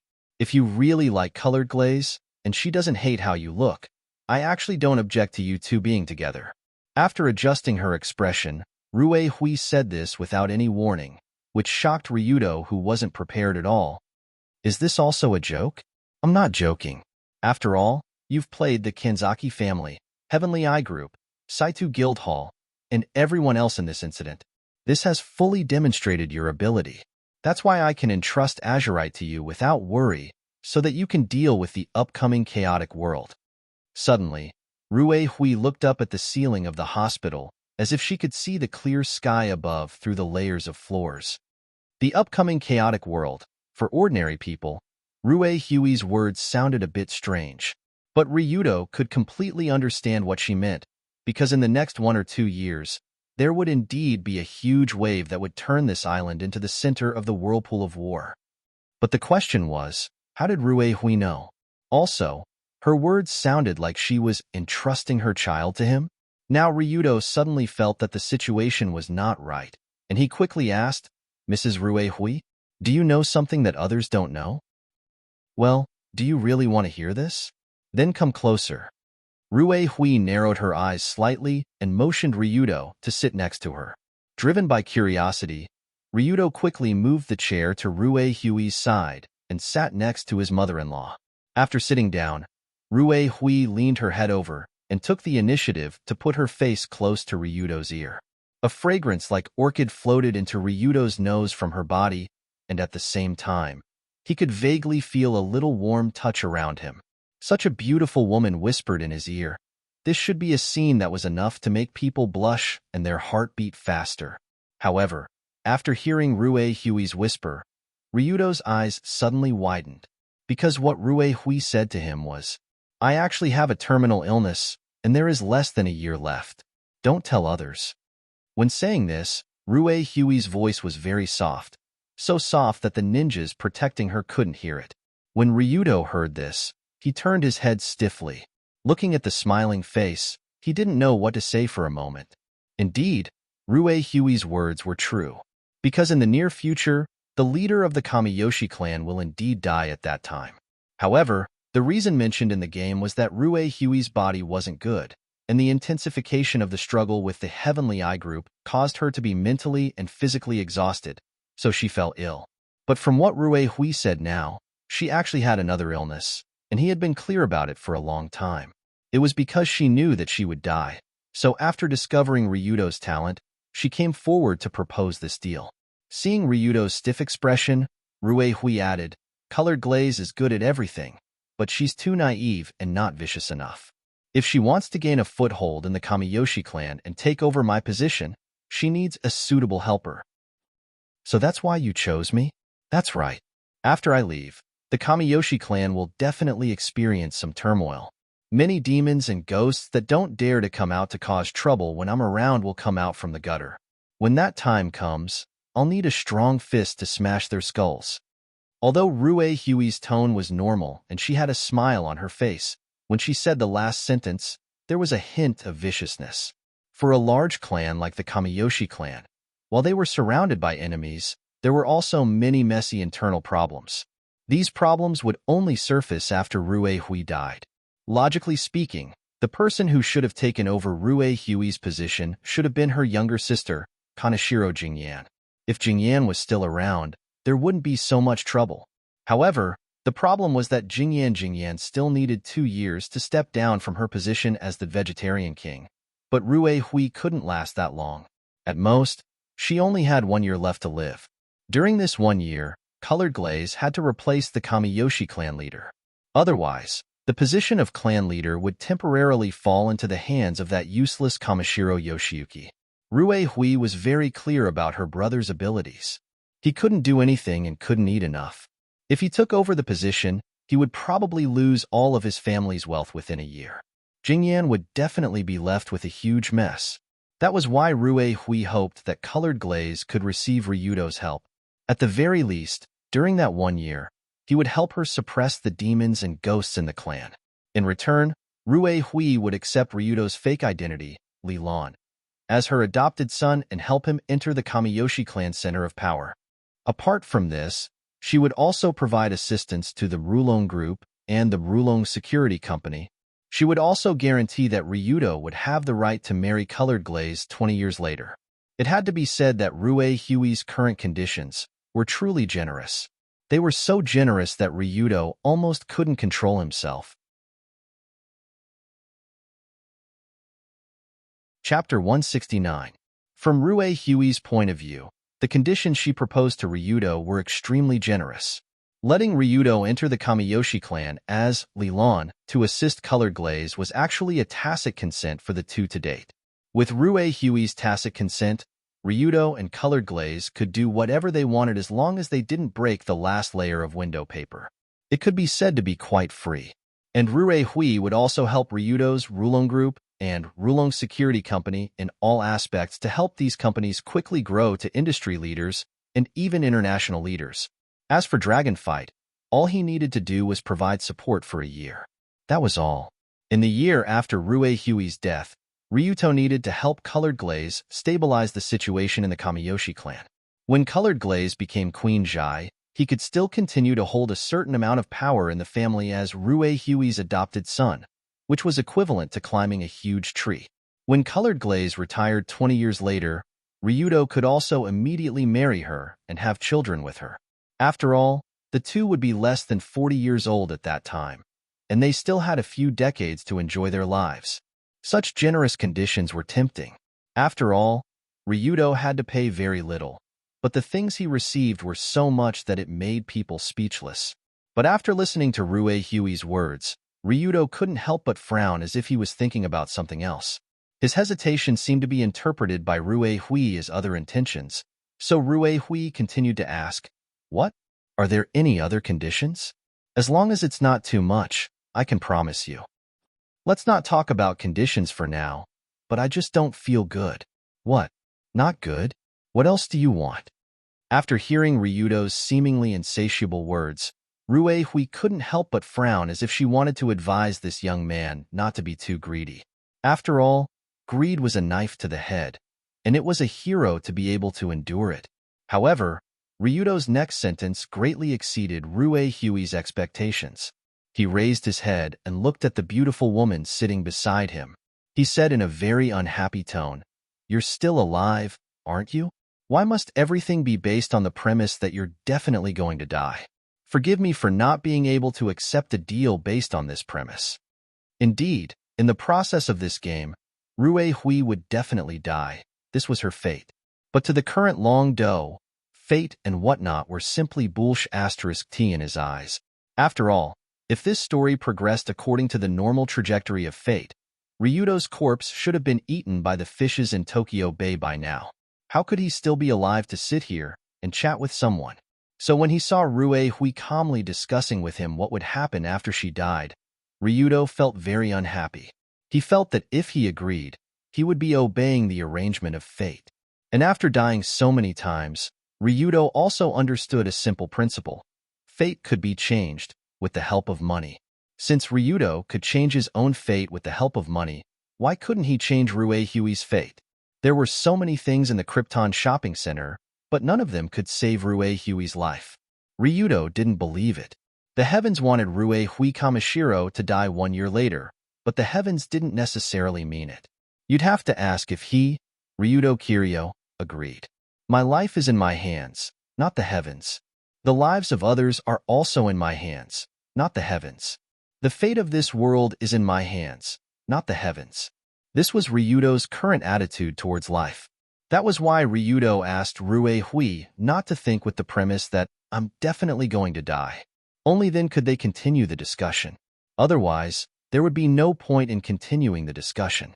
After understanding Ryudo's attitude, Rue Hui widened her eyes in shock for the first time in front of him. What is this child talking about? Does he not understand what I'm saying? My illness can't be cured. Rue Hui couldn't be more clear about her own body's condition. After all, she had a heart disease inherited from the Kamiyoshi clan. This disease couldn't be cured by modern medical technology. Most of Rue Hui's ancestors, such as her mother and grandmother, died of this strange disease. The age of death was also around this time. From a certain point of view, this strange disease wasn't completely without benefits. This was because people with this genetic disease also aged much slower than normal people.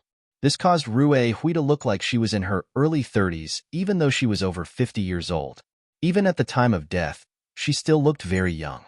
But a disease was a disease.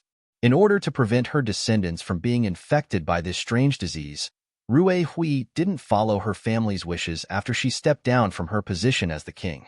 Instead, she quietly relied on modern technology to complete the task of carrying on her ancestral line. She found the most advanced research institute in IVF research. After a detailed analysis of her illness, she completed artificial insemination and embryo transfer surgery. In the end, she finally gave birth to a healthy baby girl. She did IVF not only because she didn't want to find a man, but also because Rue Hui knew that the most advanced IVF technology could prevent the continuation of some families' genetic diseases. In fact, from the situation of Colored Glaze's birth until now, she didn't inherit Rue Hui's heart disease and could grow up healthily and happily. But Colored Glaze was Colored Glaze, and Rue Hui was Rue Hui. Rue Hui had already accepted her fate. She had already prevented her daughter from going down the same path as her in the future.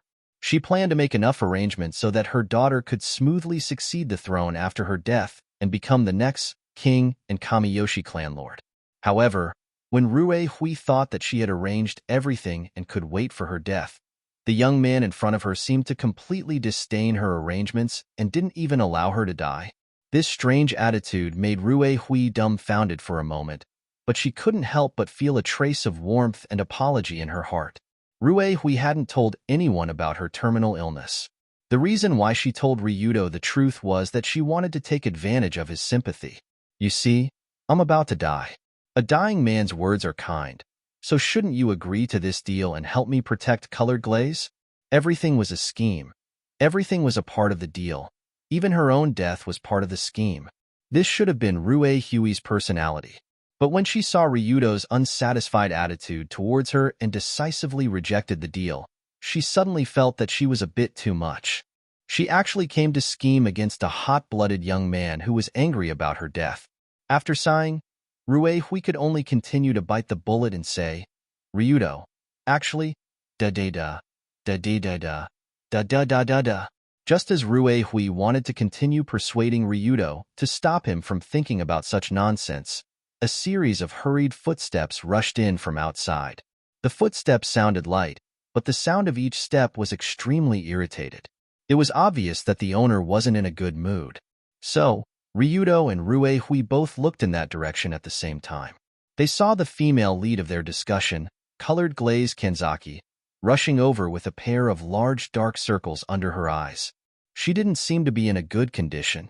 In fact, it could even be said that she was in a terrible state. Her hair, which should have been neatly combed, had a few lively strands of hair sticking up. Her face looked tired, but it also contained some resentment, anger, and annoyance. Let alone Ryudo, even Rue Hui had never seen Colored Glaze in such a state before. When Colored Glaze saw the two people sitting in the waiting area, she quickly ran over and said while panting, Mother, huff, huff, huff, Mother, Mother, this was all my idea. Please don't blame this idiot too much. When she said the word idiot, Colored Glaze couldn't help but glare at Ryudo, as if warning him not to speak nonsense. Because of the sticky Dunia incident yesterday, Colored Glaze was so angry that she threw away her phone and left. She also swore that she would cut off all ties with Ryudo and would no longer care about anything related to him.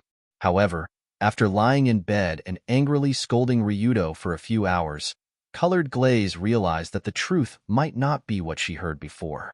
After all, although Ryuto was an old pervert, he wouldn't mess around with Dunia when he was being chased by a large group of people.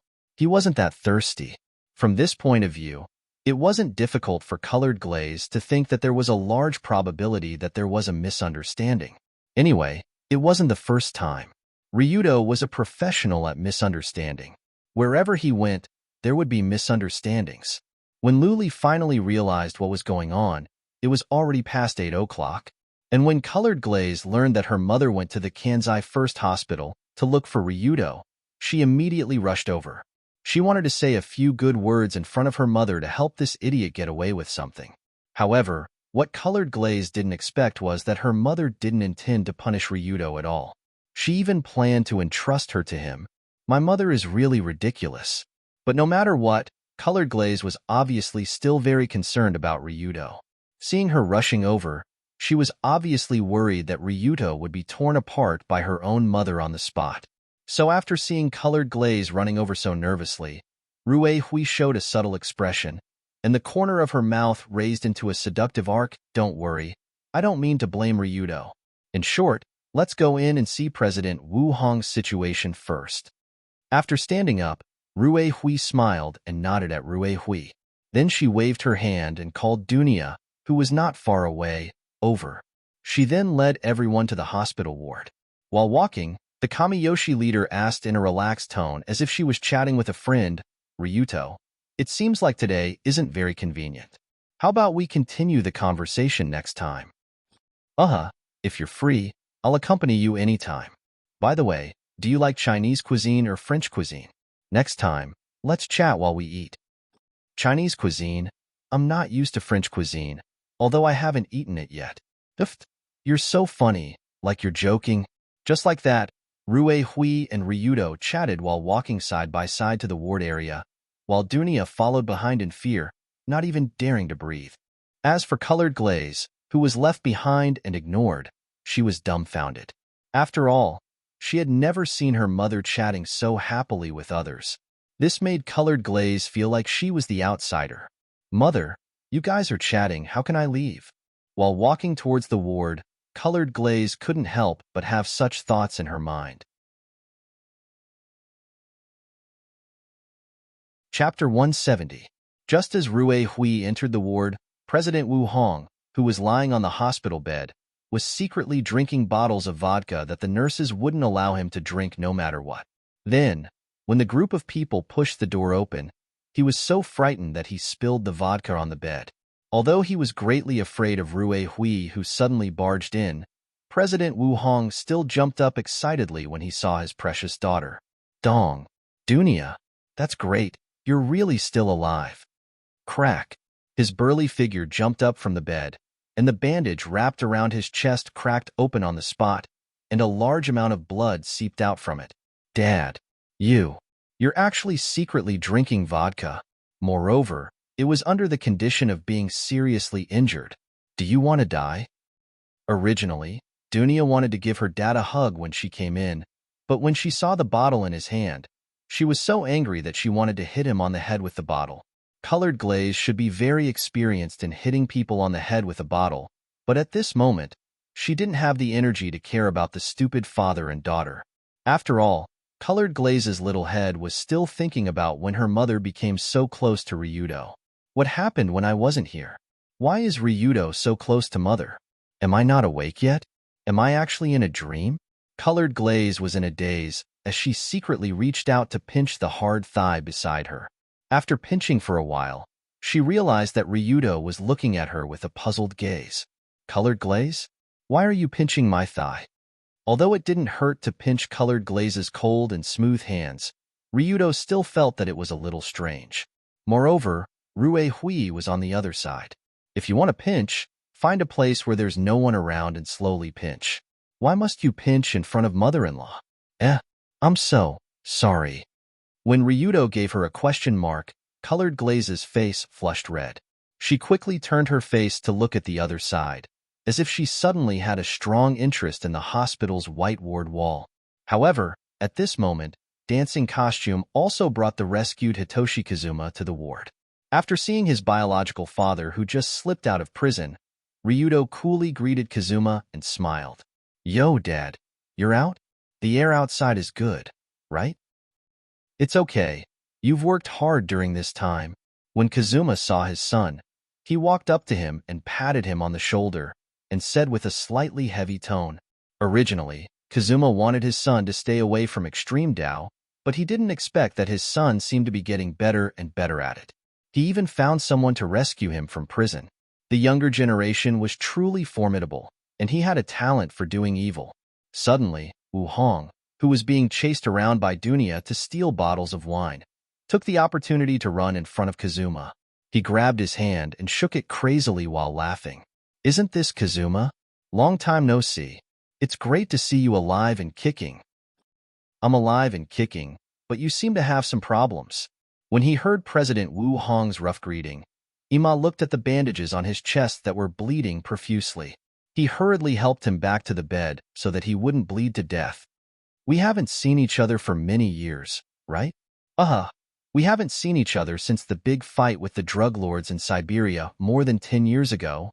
Siberia. At that time, you killed 70 or 80 people. No, not as much as you. Not as much as you. You killed so many people that their blood flowed like a river. When people in that area heard your name, they would be scared witless. Not sure if it was to avoid Dunia's pursuit, or if it was because he was really interested in it. Wu Hong and Kazuma began to talk about their old stories in high spirits, and they also picked up the vodka in their hands and gulped it down. On the hospital bed, drinking vodka and bragging with a seriously injured patient whose chest was bleeding due to the torn bandage was something that only these two strong men with nerves as thick as steel could do. But while Kazuma chatted with Wu Hong, he explained what happened before, such as why Ryudo wanted to kidnap Dunia, and what the Heavenly Eye Group did behind the scenes, etc. Too much. Those guys dared to do this kind of thing. Boom. After listening to Kazuma's explanation, Wu Hong couldn't help but punch the bed in anger. Wu Hong was indeed a powerful martial artist. This punch directly split the hospital bed from the middle, and then he was trapped in it, and then he was supported by Kazuma and Dunya in a hurry to climb out. Suddenly, Rue Hui also said to him, "President Wu Hong, you already know the whole story of this incident. Now you can go to the Saitu Guild Hall to explain the ins and outs and ask them to stop the pursuit of Ryuto. That's a matter of course. I'll make a call to explain the situation to the elders. By the way, Saitu Takamatori committed suicide an hour ago, so you don't have to call his phone. You can't get through anyway." What? When he heard Rue Hui's words, Wu Hong couldn't help but widen his eyes. The chairman elder of the Saitu Guild Hall, Saitu Takamatori, he was a senior member in the guild hall. Why did he suddenly commit suicide for fear of punishment? Longdo added, "From the situation we encountered yesterday, that guy should have hooked up with the Heavenly Eye group a long time ago. Including the assassination attempt on you this time, it was also his doing inside.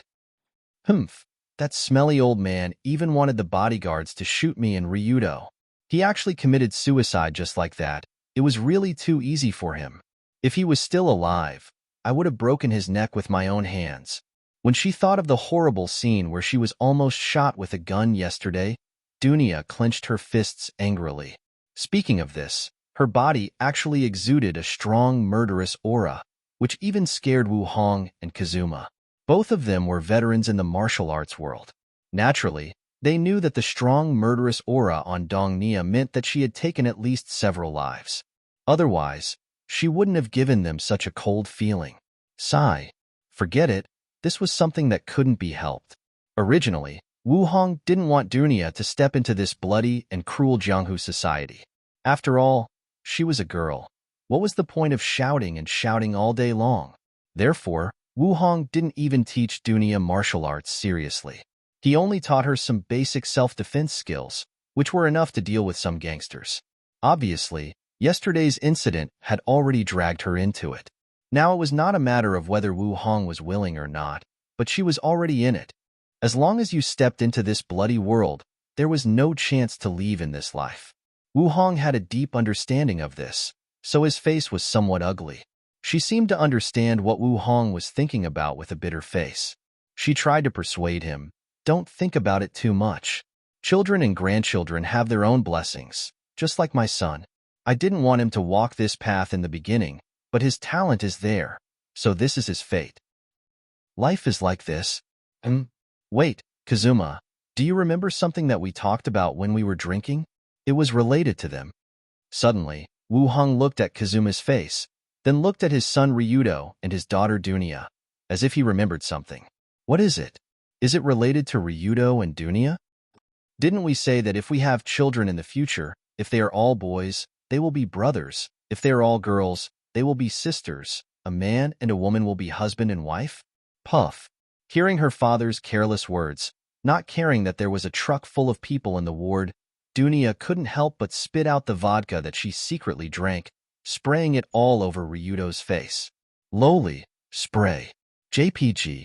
For some people with special fetishes, being sprayed by a beautiful loli may be a pleasure, but Ryuto obviously wasn't. Especially when the vodka that was sprayed on his face was extremely high alcohol content, it was literally an eyesore. But Ryuto didn't have time to care about the alcohol on his face. He immediately looked at Kazuma with a strange expression. He wanted to know how his old man would respond. After all, if Ryuto didn't misunderstand, Wu Hong's words were the ancient prenatal marriage. He should have been very close with Kazuma in the past, to the point that they went to Siberia to deal with drug dealers, so when they suddenly talked about this topic, they made such an agreement. The children of the two would be brothers if they were boys, sisters if they were girls, and a man and a woman would be husband and wife. Now that Ryuto and Dunya were a boy and a girl, didn't that mean they suddenly became a prenatal marriage couple? However, under Long Do's dumbstruck gaze, Ima also indifferently replied, "Ah, there seems to be such a thing. This matter is true." Pa, old man, that's just a joke, right? The two of you probably won't make me and Dunya. What are you saying? Just as Long Do was about to laugh it off, Wu Hong raised his eyebrows and said in a stern tone, "Real man will keep his word and dismember his corpse. How can you treat it as a joke? Son-in-law." No. It's a promise that cannot be taken back. What is a promise that can't be dismembered? Who else is your son-in-law? Ryudo instantly panicked when he saw that these two old friends of his were really going to arrange a marriage between him and Dunya with just a few words. It wasn't that he didn't want to be close to Dunya, but that the Kanzaki mother and daughter were watching. Dunya couldn't help but blush when she heard about this. She picked up the vodka in her hand and gulped it down in an attempt to cover up her embarrassment. Colored Glaze, on the other hand, looked at Ryuto with an icy gaze that seemed to say, "Breaking all ties." This made Ryuto think that he had done something that would make him a sinner for all eternity. Of course, no matter how icy Colored Glaze's gaze was, it wasn't as terrifying as Rue Huey's smile. Rue Huey's smile was fake, but her eyes weren't smiling. However, she wasn't looking at Ryuto. Instead, she was looking at Dunya. It seemed like she was thinking about how to toss this bear lowly to Siberia to plant potatoes. But no matter what, after this farce ended, the kidnapping incident that had lasted for several days finally came to an end. From tomorrow onwards, Ryuto would be able to return to his daily life. Let's hope that was the case. Chapter 171. What was a daily routine? Everyone had a different definition of a daily routine. Some people's daily routine was to train in school and study every day. Some people's daily necessities were like rice, oil, and salt. In order to support their families, they had to run around everywhere. Some people's daily routine was to fight and kill and would rot in the gutters at any time. For Ryuto, the so-called daily routine was, he didn't have a daily routine. It was early in the morning a week after the Dunya kidnapping incident. Early in the morning, before he went to school, Long Do went to the training ground he had prepared at home as usual. There, he met a burly man. "You're here." The man didn't even turn his head and said with his back facing him, "Sorry, I shouldn't have come." Ryuto frowned when he saw the man. He took a step back and looked like he was going to run away at any time. The man didn't turn his head, but he seemed to have sensed Ryuto's intention. So he continued, "You can't run away. Remember, I'm your father. Don't you feel like you're cursing me? If others say it, then it's cursing. If I say it, then it's not cursing because it's the truth." The man turned his head and stared at Ryuto with a pair of sharp eyes. But it was true. In this world, the only person who could use the words, "I'm your father," to talk to Ryuto was the current boss of the Rulon Group, Hitoshi Kazuma. After the prison break a week ago, Kazuma was temporarily free and returned to the Rulon Group headquarters. From this perspective, Ryuto should be the final winner.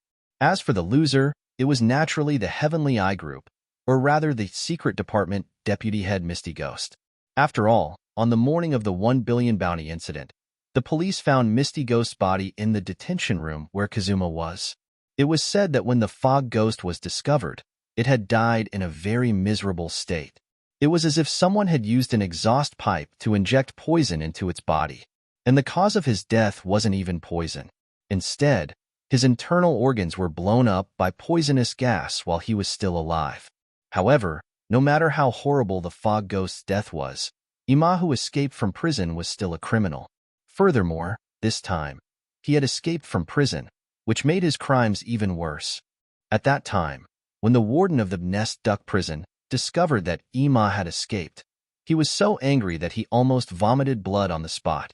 He swore that he would arrest this man and bring him to justice. Therefore, the headquarters of the Dragon Group had been searched several times, but because Ima was hiding in the secret room, the police could not find him no matter how hard they tried. However, Ima was now on the wanted list. He belonged to the category of extremely evil and wanted criminals. If he was caught again, he would not be able to come out for the rest of his life. Therefore, after the discussion between Ryuto and Ruehue, they decided to let Ima go abroad for the time being. After a period of time, he would change his appearance and return to Tokyo with a new identity. In this way, Ima would soon take a plane to a foreign country. He would temporarily leave this noisy big city and go outside to cultivate. However, before this, Ima had something that he had to do as a father no matter what. Early in the morning, Ima caught his son who was about to come out to practice martial arts. He asked seriously, "You hid for so long because you didn't want me to see your last mock exam paper. Did you do badly?" "That's right. Ima caught Ryudo early in the morning to see how his recent academic results were. Although Ryudo was a powerful young master, and not long ago, he became a wanted criminal in the $1 billion underground world and a kidnapper who appeared on TV, this still didn't change his identity as a glorious high school student. Since he was a high school student, he naturally had to put in enough effort in his studies. And the result of his hard work was his exam results. However, when Ima asked about his exam results, Ryudo didn't know whether to laugh or cry. How should he describe it? Ever since Ryudo came to this world, he didn't do anything that a high school student should do. Now that he was suddenly being chased by his father to see his exam paper, this kind of ordinary daily life made Ryudo feel that it was very abnormal and even a little magical. It was like a hot-blooded youth manga that was filled with fighting, conspiracies, and adventures. After the protagonists fought 300 rounds with the evil organization, blood flowed like a river. They turned around and began to discuss which subject to take the next day's exam. Ryudo Kiryu, killed a few hundred people a week ago, dealt with the top assassins of the underground world, and was even blown up into the sky by a rocket. In the end, I rescued my father, who was the leader of the underground world, from prison. But after only a week, my dad was already clamoring to see my exam results. This overly strange scene was very hard to accept. It was like a fantastic novel written by Yoon Yin, but it was indeed reality. Facing Ima's serious expression, Ryudo could only bitterly smile and say, "That, can I not look at it? You are going to leave soon. Can't you leave with a happy mood? If I know that you didn't put in any effort in your studies, how can I leave with a happy mood?" "No, Dad. We are in Extreme Dao?" "Extreme Dao? Isn't it enough to know how to write your own name?"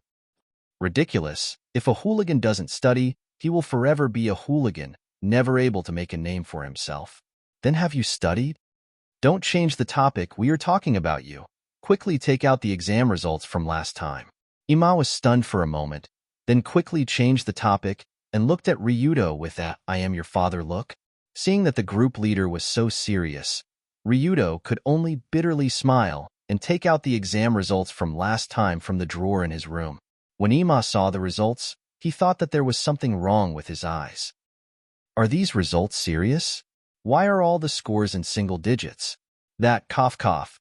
Actually, the high school exam results have changed to a full score system. Do you think I am an idiot? And even if it was a full score of 10, you still didn't pass a single subject." After angrily staring at Ryuto, Ima began to carefully examine the test paper in his hand. Modern Mandarin, 3 points. Modern Society, 5 points. Mathematics, 4 points. Basic Physics, 1 point. Basic Chemistry, 0 points. When he saw the last 0 points, Tong Sheng Ima, this middle-aged man who had spent half his life in a rain of bullets and a rain of blood, finally had his defense broken. "I spent so much effort to send you to Takuri First High. You are really worthy of me." "Hee, thanks for the compliment. I am not complimenting you. How can you be so shameless?" If there was something that made Ima even angrier, it was that Ryudo did not seem to care about it at all. Of course, Ryudo really did not care about it. Although he was a high school student, he definitely did not care about the subjects in school. What a joke. I am the ultimate combination of a transmigrator and a high school student. I am here to save the world, or destroy the world. Okay. How could he just stay at a certain place and study? This is too much of a waste of talent. But although Ryudo thought this way, Ima obviously did not think so. Looking at his smiling son, Ima could not help but angrily say, "Listen, if you don't pass the next exam, I will kick you out of Rulon Group." "What? Are you threatening me? So what if I threaten you?" I, Ryudo Kiryu, am amenable to coaxing but not coercion. If you are tougher than me, I will." "You will?" "I will. I will accept your threat. Why are you shouting so loudly?" After showing an attitude of superiority, Ryudo followed the attitude of a spiritual Frenchman and chose to surrender. He promised Ima that he would pass the next exam. However, Ryudo usually slept in class and did not even open a book after studying for so long. Of course, he could not pass the exam based on his own ability. Therefore, Ryudo found his life coach at noon that day. Dora-colored glaze. The exam is in 5 days. Quickly think of a way. What the hell is Dora-colored glaze? I don't eat dorayaki. After being asked by Ryuto, the colored glaze, who was elegantly eating on the garden cushion, suddenly had a drop of cold sweat on her forehead. But she still raised her head and said in a cold tone, "Why don't you ask your cute fiancé for this kind of thing?" Ever since she found out Ryuto and Dunya had an arranged marriage a week ago, the colored glaze's attitude towards him was very cold. Although Ryuto still diligently came to eat with the colored glaze's tantrum was not something that could be resolved in a short period of time. It could be said that it was quite awkward. But when he heard the colored glaze's retort, Ryuto shamelessly replied, "I actually asked Dunya if she could help me with my studies, and then I realized that she is in her first year of high school and I am in my second year. She hasn't learned what I am learning. How can she help me?" Speaking up to here, Long Do spread out his hands and put on a helpless expression. Dunya usually looked silly, but surprisingly, her academic performance was not bad. She was one of the top students in her first year. After all, after coming to Tokyo, she studied at the White Lotus Female Academy, which was a completely closed-off school. Usually, there was nothing to do except study. It would be strange if her grades were not good. But the problem was that no matter how good Dunya's grades were, it could not change the fact that she was in her first year and Ryuto was in his second year. Therefore, the only people who could help Ryuto were the colored glaze and Yunyan. He grabbed onto the colored glaze and madly begged. In the end, under Ryuto's repeated pleas, the colored glaze finally softened. "Since you've begged me to this extent, it's not like I can't teach you." Oh. Okay. Don't be in a hurry. In short, let's see how your foundation is. If it's too bad, I can't help. Oh, this is my last exam paper. Please take a look. In fact, colored glaze was quite confident in teaching others. After all, she was very smart. If she really wanted to teach, she could achieve a better result than a teacher. However, after looking at the Dragon Duel test paper, Yuli regretted it, because she couldn't imagine that this was something that could be written by a human. Even a dog would score better than this if it was scratched a few times. Chapter 172. As a young master, the previous Ryuto didn't study much since he was young. He couldn't even recognize all 28 English letters. He was only one step away from being illiterate. Although his soul was transmigrated, the Ryuto after transmigrating was even less interested in high school level studies. After all, he knew that in 2 years this broken island would sink. Who would care about how many points he got on the exam? He could just deal with it. However, the colored glaze obviously didn't know about Ryuto's situation, so she didn't think this idiot would be this bad. After reading Ryuto's exam, the colored glaze pondered for a long time before carefully asking, "Did you do these exam papers seriously? Or did you just write them casually?" "I forgot. Anyway, I slept most of the time during the exam." "So did you write it seriously?" "I wrote my name seriously. I'm quite confident in writing my name." Suddenly, Ryuto proudly puffed out his chest and put on a dignified and upright posture. "For a high school student, I don't think this is much of an honor. How did you get into this school before?" Feeling his inexplicable confidence, the colored glaze could only helplessly cover her face. She originally thought that Ryuto was able to get into the Dori First High School because he had done some hard work. Now it seemed like he didn't even have the ability to reach the level of an elementary school student. That year's entrance exam, I think I threatened the person next to me to write the answers. Other than my name, I didn't write anything else. Is the invigilator useless? Why didn't he do anything? It's probably because I've communicated with him beforehand. Communicated? How did you communicate? Did you bribe him? I didn't bribe him. I just told him that if he dared to interfere, he should be careful when walking at night after school to avoid being hacked to death. Of course, that was wrong, but I won't do it again. As expected of a bastard. How did I get so close to this guy? But he seems to be much better now. Hearing this, colored glaze carefully looked at Ryuto, who had a strange expression on his face.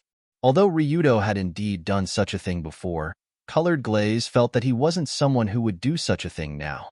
It was as if after the colored glaze kidnapping incident, Ryuto had completely changed. In the past, Ryuto was indeed a scumbag who would threaten his deskmate to help him write the test papers. He also threatened the invigilator to not interfere or else he would be hacked to death. However, the current Ryuto was not that kind of person.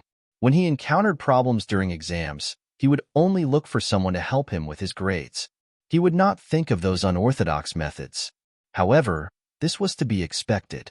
After all, the previous Ryuto and the current Ryuto only had the same body, but their souls were two completely different people. The previous Ryuto Kiryu was a scumbag villain, so it was normal for him to do all kinds of hooligan acts. He even thought that the colored glaze was definitely a scumbag who deserved to be thrown out to feed the fish. Therefore, Colored Glaze was actually quite happy with the current extreme Dao young master, who did not hesitate to ask her for help instead of choosing to walk the unorthodox path. Oh, right? At this time, Ryuto suddenly reached out and patted his head.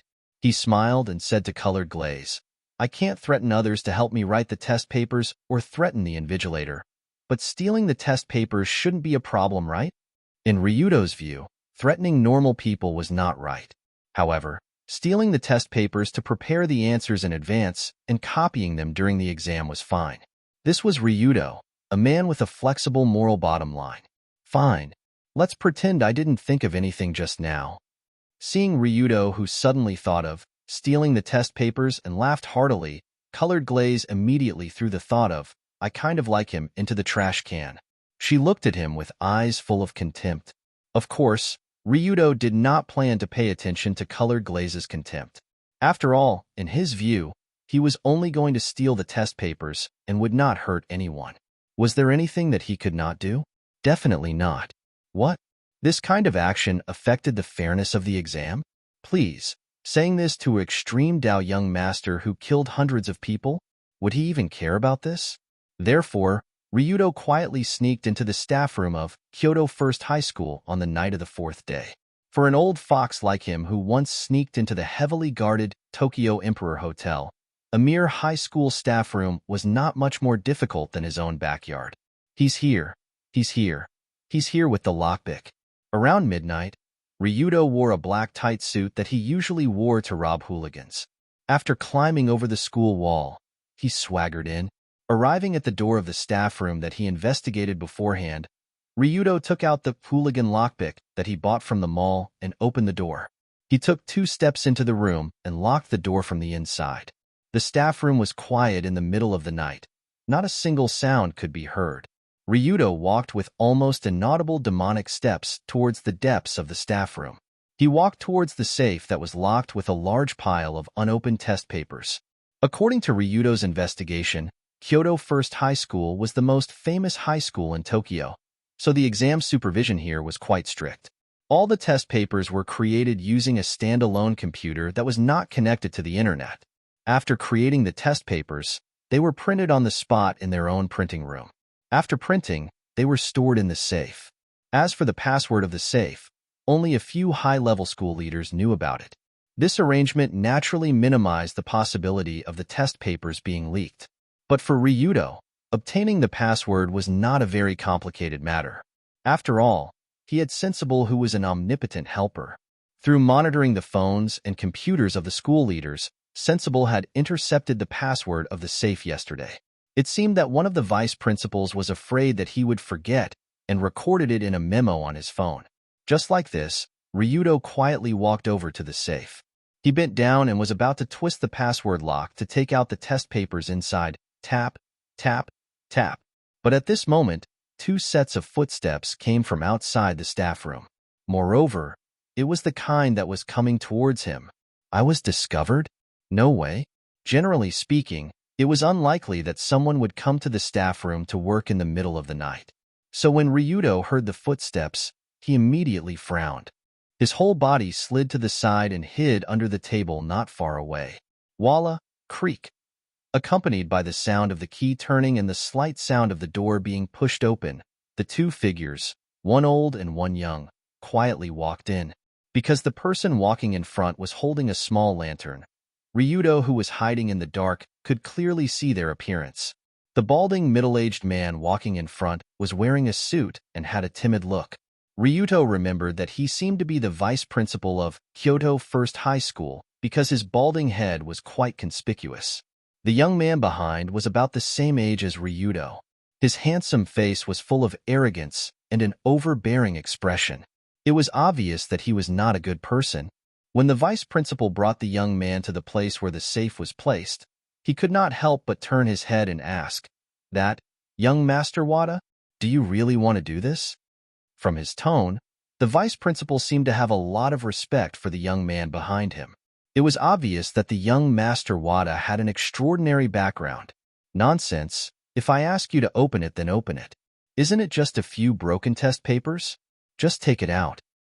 "But if this test paper is leaked out, old man, if I don't get full marks on tomorrow's test and can't use this score to ask for praise from my aunt, guess what will happen to you?" When he said the word aunt, the corner of Wada's mouth raised. He reached out and patted the vice principal's bald head. It was as if he did not see him as a person at all. Sigh. There was no other way. Although the vice principal was obviously not willing to help this guy steal the test papers, the situation was better than him. He could only twist the password lock and slowly find the test papers inside. Oh, so they were in the same profession. At this moment, Ryuto knew why this young Master Wada came here. It seemed like he came for the test papers, but it was obvious that his style of doing things was much more arrogant than Ryuto. He actually threatened the vice principal to steal the test papers for him? What kind of situation was this? Little Hatian, aunt? Could it be that this guy's aunt was some important person? After hearing this name, Long-do quietly picked up his phone, gently typed in this surname on his phone, and began to search for it. In this era of information explosion, if young Master Wada's aunt was really something, then it should not be hard to find her on the phone. Found it. The moment Ryuto typed in the surname Wada, the first person that popped up on the search page was someone related to this young master. The important person in the first row of the Wada surname was called Wadaya. She was the wife of the 126th emperor, Emperor Wu Da. She was the current empress. And this Wadaya's father, Wadahong, was the current permanent representative of the United Nations and the chief judge of the International Court of Justice. She also had a nephew called Wada Wada. He should be the one who threatened the vice principal to steal the test papers. So that's why. I was wondering why he was so arrogant. So he is a relative of the emperor. Seeing the vice principal nervously take out the test papers one by one and give them to young Master Wada, Ryuto could not help but sneer. Indeed, young Master Wada's family background could be said to be a real noble family. His family had been in politics for many years and was related to the royal family by marriage. Whether it was background or reputation, they were all very good. But although this guy was arrogant and despotic, as long as he did not provoke Ryuto, he could not be bothered with this kind of person. He simply hid at the side and did not make a sound, silently waiting for these two guys to leave. Who knew that when Wada received the test papers, he could not help but curse, F*** CK Ryuto Kiryo. If it was not for that scum, I would not have to waste time. Tui.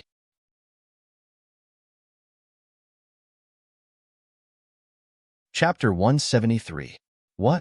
Why did he suddenly bring me along? Originally, Ryuto was still lying on the side, waiting for these two guys to leave before stealing the test papers. However, he did not expect to hear his name from Kawada Tamaki's mouth. What's more, this guy didn't even say anything nice. Instead, he directly scolded him. The most important thing was that Kawada Tamaki's theft of the test papers seemed to have something to do with Ryuto. It was as if Ryuto was not there, he would not have to steal the test papers. What was going on? After hearing this, Ryuto was suddenly puzzled. But he didn't have to think about it anymore, because the young master had very honestly told him the reason why he hated Long-do. And he even brought another person along with him. And that Union in Tsukujiri as well. She usually doesn't have any reaction to me, but she actually got so close to that delinquent. She's simply a brainless, big-breasted bitch with no eyes. It was as if he didn't feel satisfied after scolding senior sister Yun-Yen, so he started scolding her as well. Hearing this, Long-do clenched his fists, but he quickly realized why Konoha and Tanaki were talking so much about this and that. Obviously, Kawada Tamaki should have pursued Yun-Yen. After all, Yun-Yen was so beautiful and charming. It would be unrealistic if there were not many people in the school who had thoughts about her. However, before meeting Ryuto, Yunyin maintained a very polite distance from all the boys. She absolutely did not give anyone any chance to get close to her, including Kawada Tamaki, a relative of the emperor. Although Kawada Tamaki was very angry about this, Yunyin's identity and family background were different from ordinary people. Even if he was a relative of the emperor and a political family, he could not do anything to her. He could only pretend to be carefree and forget about this matter. But not long after Kawada Tamaki forgot about this matter, there was a rumor that Yunyin and Ryuto Kiryu were having an affair. Even the scene of them walking into the campus side by side was taken and posted on the internet. It could be said that these were not rumors, but irrefutable evidence. From the photo, even if Yunyin and Ryuto were not in a relationship, they were at least closer than ordinary friends. In other words, Yunyin did not reject this man. After learning about this, Kawatanaki was so angry that he smashed his phone on the spot. Are you kidding me? I'm a member of the royal family, and you don't have any reaction at all. Instead, you're with a hoodlum. Aren't you looking down on me? Am I not as good as Ryuto Kiryu, that stinky dog? As the saying goes, don't worry about scarcity, but worry about inequality. If everyone could not pursue Yunyin, then forget it. There was nothing wrong with being a flower on a high mountain. Just let Yunyin quietly become the goddess in everyone's heart. But the problem was that others could not pursue her, but Ryuto, that stinky hoodlum, could. Didn't this mean that the goddess in Kawada Tamaki's heart had been taken by the blonde? Who would be able to tolerate this? In Kawada Tamaki's view, the Kyoto in Japan was a group of people who were used by politicians like him. They were a group of creatures that could be thrown away after using them. They were creatures on the same level as watchdogs. Now, the young master of the Rulon group actually dared to steal the woman he liked, and he really did. How could he swallow this if he did not kill him? Therefore, Kawada Tamaki found his aunt, the current Empress Kawada Tamaki, and hoped that she could use her connections to deal with the Rulon group. At least, she could throw Ryuto into prison to pick up soap. However, the shrewd and capable aunt helplessly replied, Tamaki, you're not young anymore. You're always thinking about those messy things. How are you going to inherit the family business in the future? Who said that I'm always thinking about your messy things? I don't know how good my grades are. Inheriting the family business will definitely not be a problem. All right then. When I was in the Dori First High School, I scored full marks in all subjects. If you can reach my level in the next exam, then you can do whatever you want with that hoodlum. Full marks in all subjects? No problem, it's not difficult at all. Therefore, after Kawada Tamaki gave a military order in front of his aunt, he turned around and began to threaten the vice principal to steal the exam papers. After all, he didn't look like someone who usually studied. How could he possibly get full marks in all subjects? Therefore, he could only use some unorthodox means. However, just as Kawada Tamaki was about to leave after stealing the exam papers, a dark figure of justice emerged from behind a table not far away.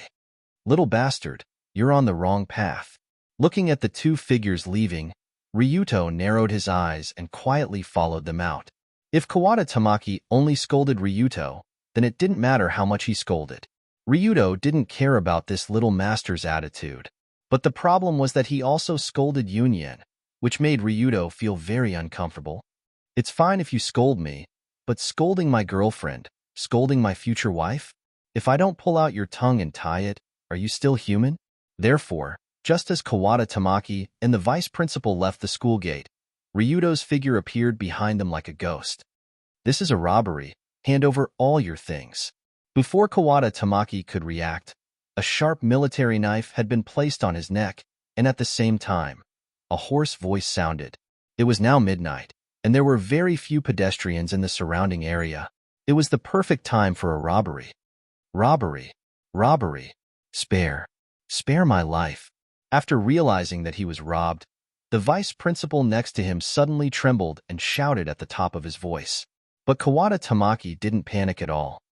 He took out his wallet and watch, handed them to the vice principal, and said proudly, "Take it, that's all." Money was just a worldly possession. Since he encountered a robbery, he would just give it to him. In any case, this stupid thief would be caught early in the morning, and everything would be taken back without being touched. After all, Kawada Tamaki was a noble member of the royal family and a politician's family. If he was robbed, the police would definitely send a large number of police officers to investigate. How could this stupid thief escape? Therefore, in Kawada Tamaki's view, the guy who dared to rob him was a complete idiot who didn't even know who he provoked. Seeing his calm and arrogant attitude, Ryudo couldn't help but laugh. Bastard. You seem to be very good at giving money. Are you used to being robbed by your father? If you think so, then so be it. But you can't just take out your wallet and watch. The clothes you're wearing look quite valuable. Take them off immediately. Huh. The clothes I'm wearing? No way. This guy even wants clothes. Is he so poor that he's crazy? After hearing this sentence, Kawada Tamaki looked down at the expensive suit on his body, gritted his teeth, and said angrily, "Okay, if you like it, I'll give it to you." As the young master of the royal family, when did Kawada Tamaki suffer like this? But in this case, he could only take off his suit jacket and hand it over with trembling hands. But Ryudo didn't even look at his suit jacket, but continued to sneer. What else? Continue to take it off. Continue to take it off? My shirt is worth a lot? If I say it's worth a lot, then it's worth a lot. Take off your shirt and trousers. Hurry up. You. Damn it. Do you know who you're talking to? Under such pressure, Kawada Tamaki finally couldn't take it anymore. He turned his head and shouted angrily at the masked robber. But Ryudo pretended not to know and asked, "I don't know. Who are you?" "Humph. I'm the nephew of the current empress, Kawada Tamaki, the permanent representative of the United Nations and the Chief Justice of the International Court of Justice. Kawada Tamaki is my grandfather." "Really? Don't scare me. I'm so scared." "Are you scared now? Let me go now. I can." Slap. Without waiting for Kawada Tamaki to finish his words, Ryudo directly slapped him in the face. Although he didn't use any strength, the strength of his LV4 physique made Kawada Tamaki dumbfounded, and his face quickly swelled up like a pig's head. I was hit? I was hit by a stinky hooligan? Suddenly, Kawada Tamaki reached out to cover his swollen face and scolded in a hysterical tone. "Bastard. How dare you hit me? I'll kill you all." Slap. Before he could finish his words, Ryudo slapped him again. After the slap, he sneered, "Bastard, bastard, bastard, bastard. You're a Brahmin, born noble, right? What are you pretending for, dog? How dare you? I'm the current emperor's. Emperor your head." Slap. Before he finished speaking, another slap came. "My grandfather is the Chief Justice of the International Court of Justice. Chief your head." Slap, slap. This time it was 2 slaps, left and right. In short, for every sentence Kawada Tamaki said, Ryudo slapped him. The more he said, the more he slapped him. This exaggerated situation made the bald, middle-aged man tremble uncontrollably. He couldn't imagine that there was someone in the world who dared to do such a thing to Master Kawada. He was the nephew of the current empress, and Kawada Tamaki was a political family with extraordinary influence in the country. How could he bear to hit him on the street? However, Long Do didn't care about this. In his opinion, it was already disgusting enough for this group of trash from the old era to survive until today. How dare they act so pretentious in front of him? Don't they know what kind of trash they are? So after dozens of slaps in a row, slowly beating Kawada Tamaki until he almost fainted, Ryudo snorted coldly and put his wallet, watch, and stolen exam papers in his pocket. Before leaving, Ryudo finally pulled Kawada Tamaki's hair and said contemptuously, "Remember, the name of the only emperor of Japan is Uncle Sam. You in this country are just Uncle Sam's dogs. Don't always think so highly of yourself, trash." After saying this, Ryudo casually spat on his face, left him, and swaggered away. Under the gaze of the bald man who was scared to the point of peeing, he disappeared into the darkness.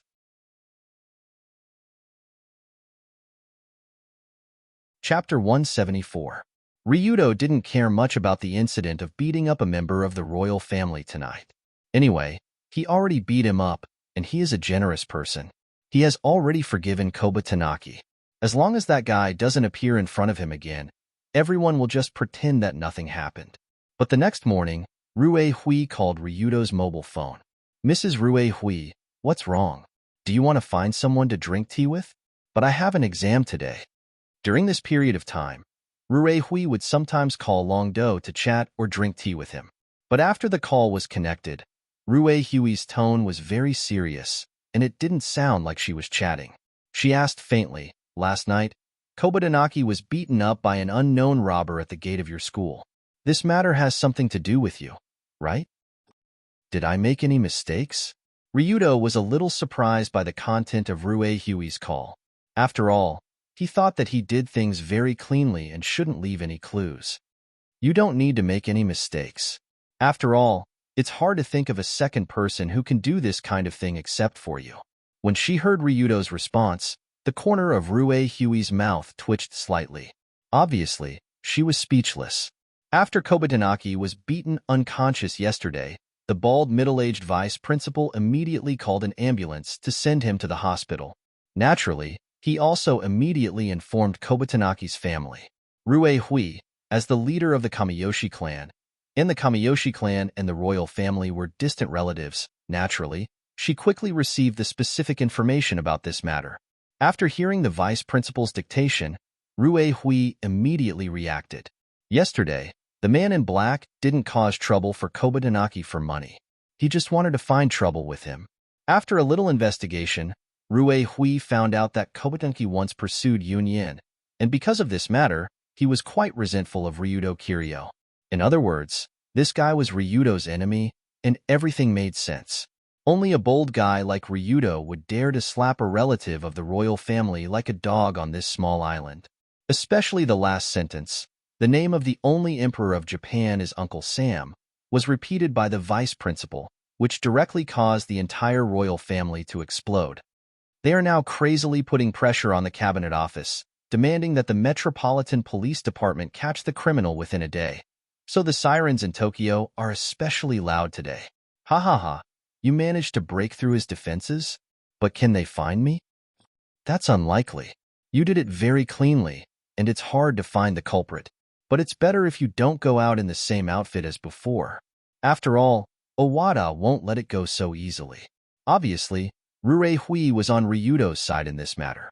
Or rather, she didn't like the royal family and those politicians who didn't know what they were doing. They obviously didn't have any ability, yet they liked to point fingers.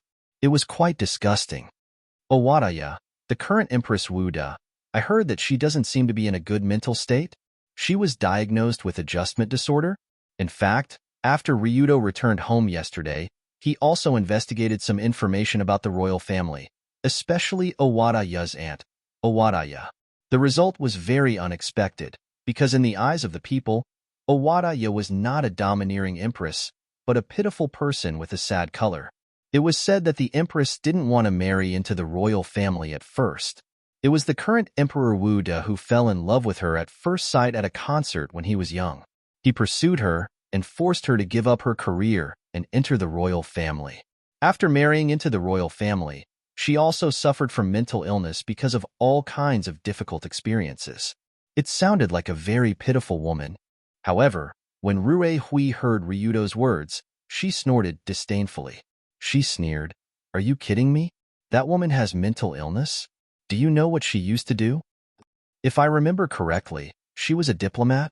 Yes, that woman was smart since she was young. When she was 18 years old, she was proficient in many foreign languages and was admitted to Harvard University. After she returned, she studied for a master's degree in law and passed the diplomat qualification exam. She was an expert in Japanese-American relations and was once considered the most promising female diplomat in the Ministry of Foreign Affairs. It was well known that the boundary between diplomat and spy was quite blurred. In Japan, there was no boundary at all. Diplomats were basically trained according to the template of spies. To be called the most promising diplomat in the whole country, Owadaya's ability was naturally quite outstanding. She was definitely the type that had nothing to do with weak women. So you're saying that she's faking her illness? To gain sympathy? Not only was her illness faked, but her experience was also faked. You don't think that Emperor Wuda fell in love with her at first sight when he was young, right?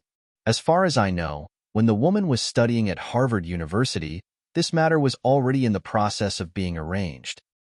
When she said the words Harvard University, Rue Hui intentionally or unintentionally emphasized her tone, obviously hinting at the power behind it.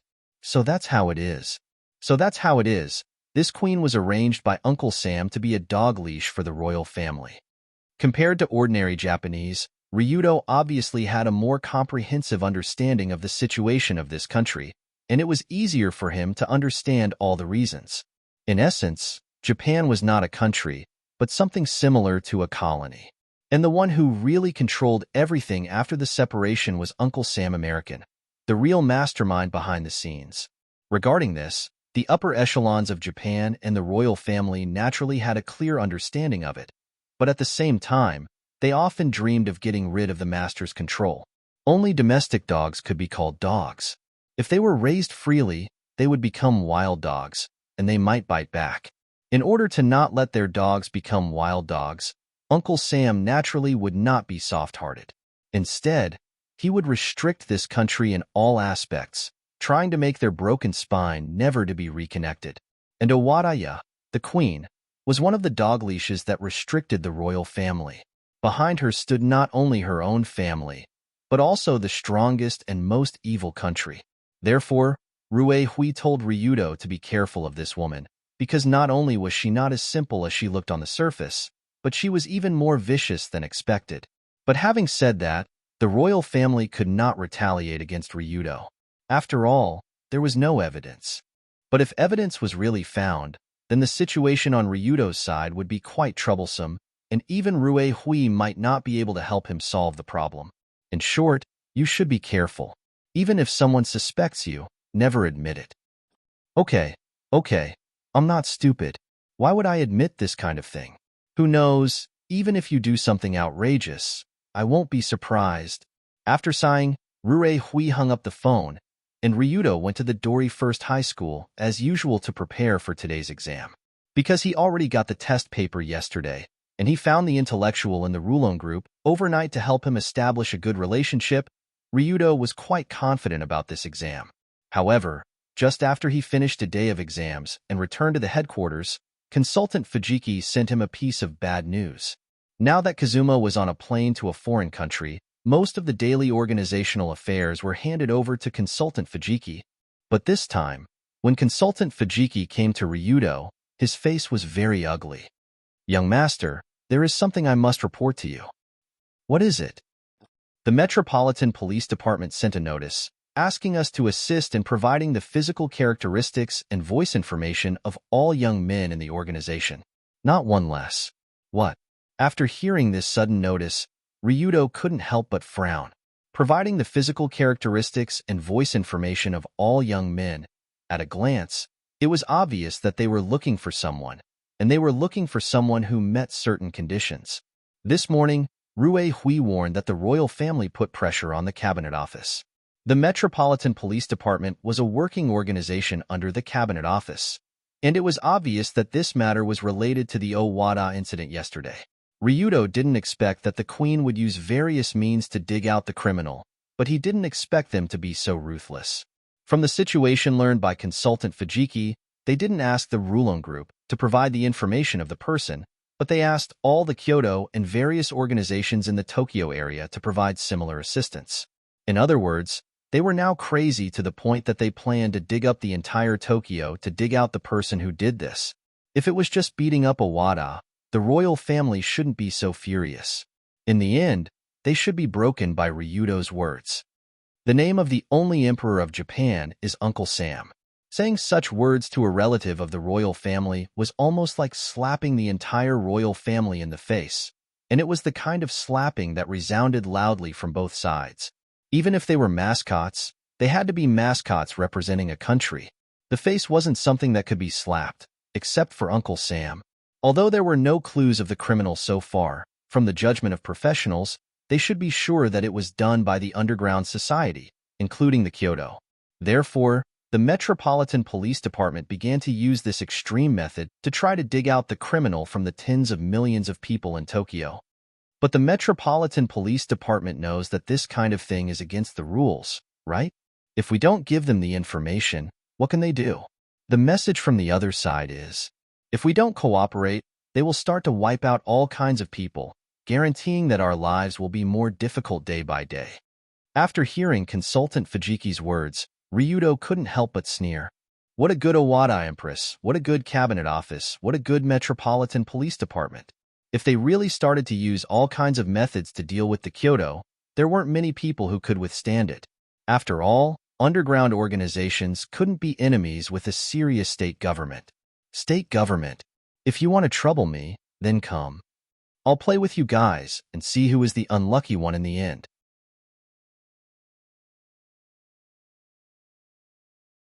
Chapter 175. Suddenly, the corner of Ryudo's mouth slightly raised, and he put on a Return of the Dragon King posture, which seemed very arrogant.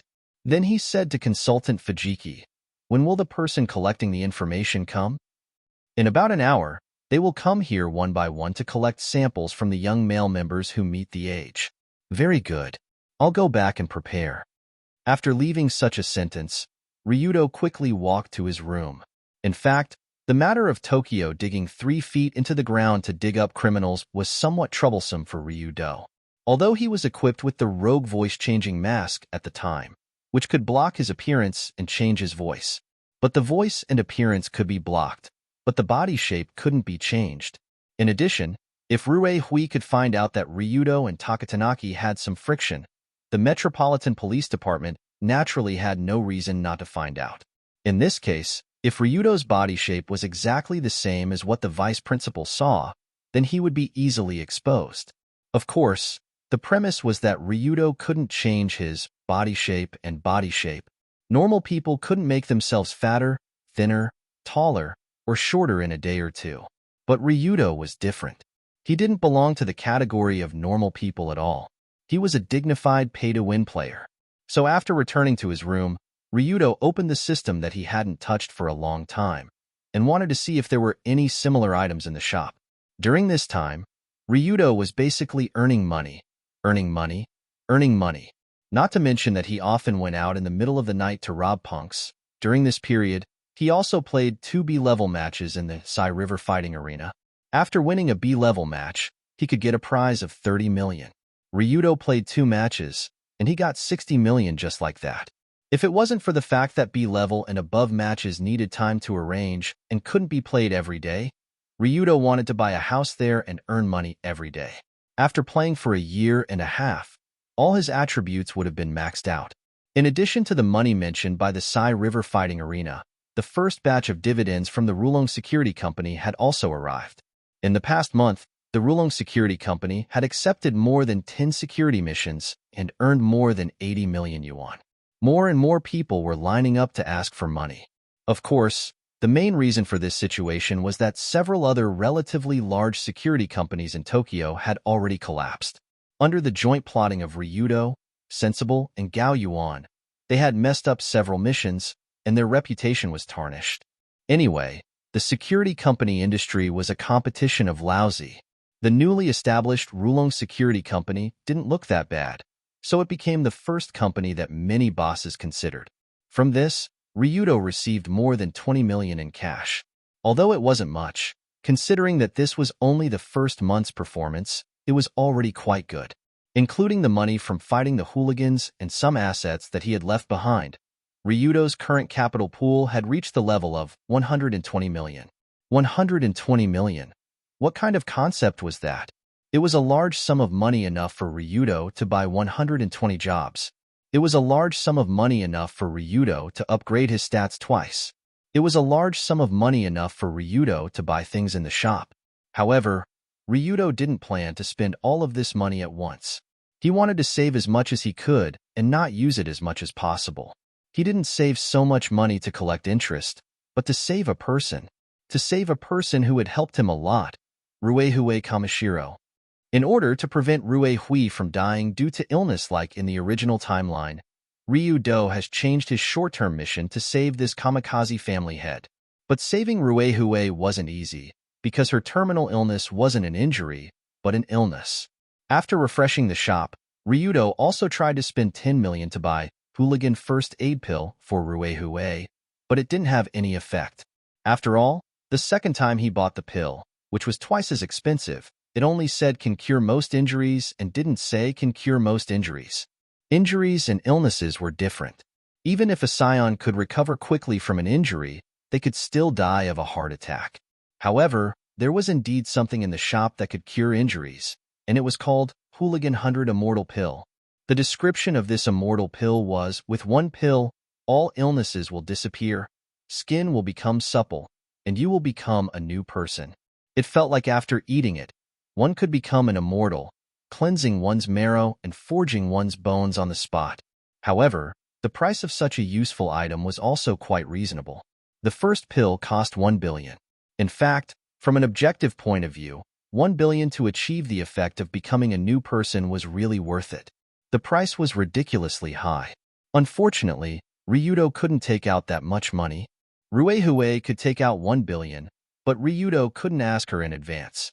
After all, if he directly told her, "You give me 1 billion, I can cure your terminal illness," it would feel like a swindler swindling money.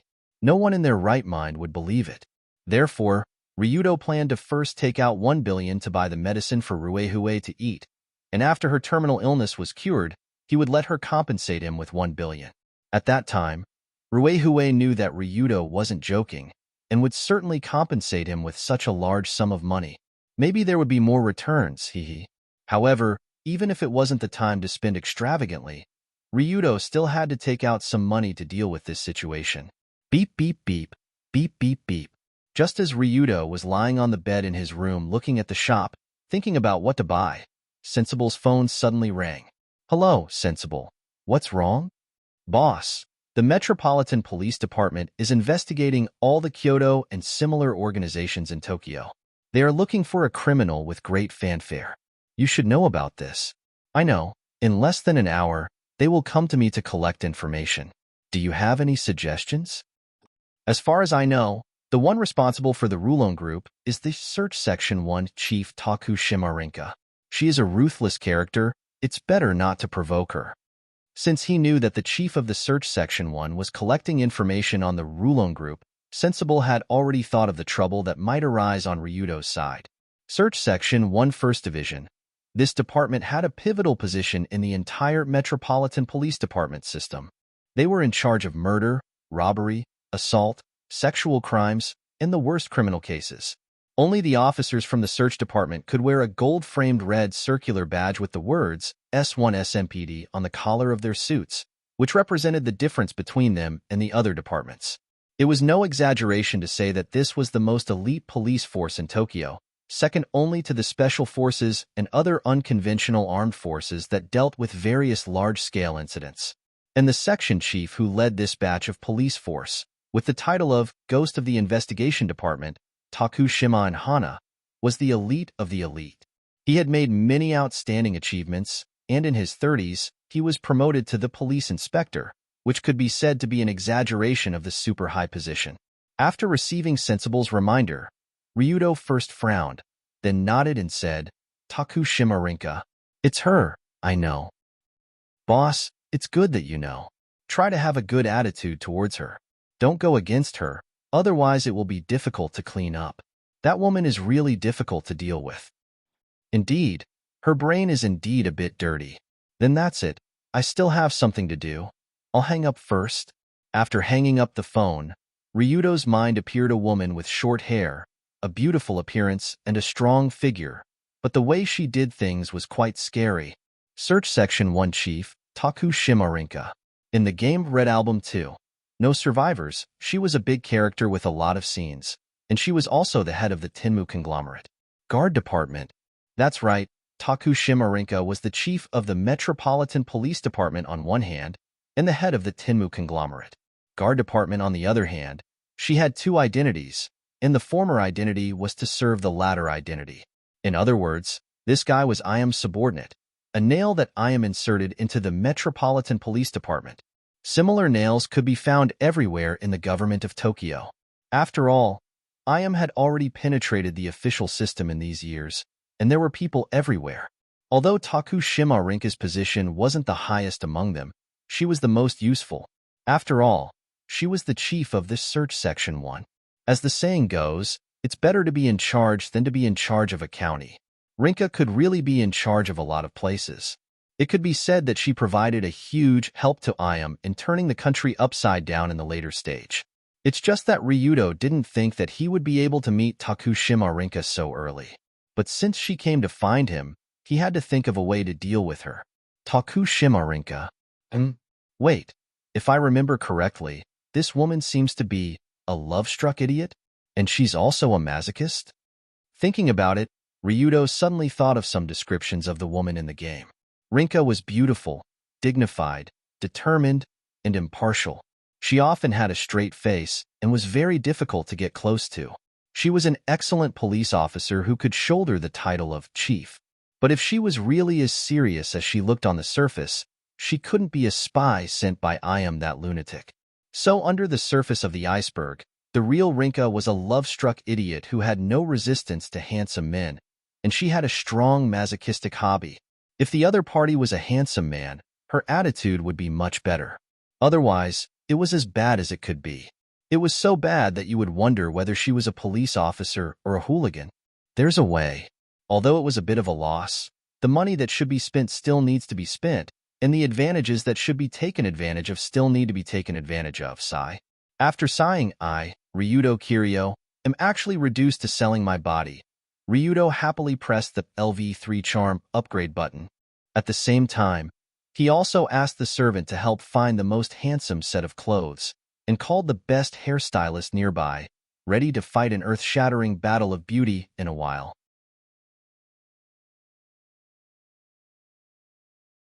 Chapter 176.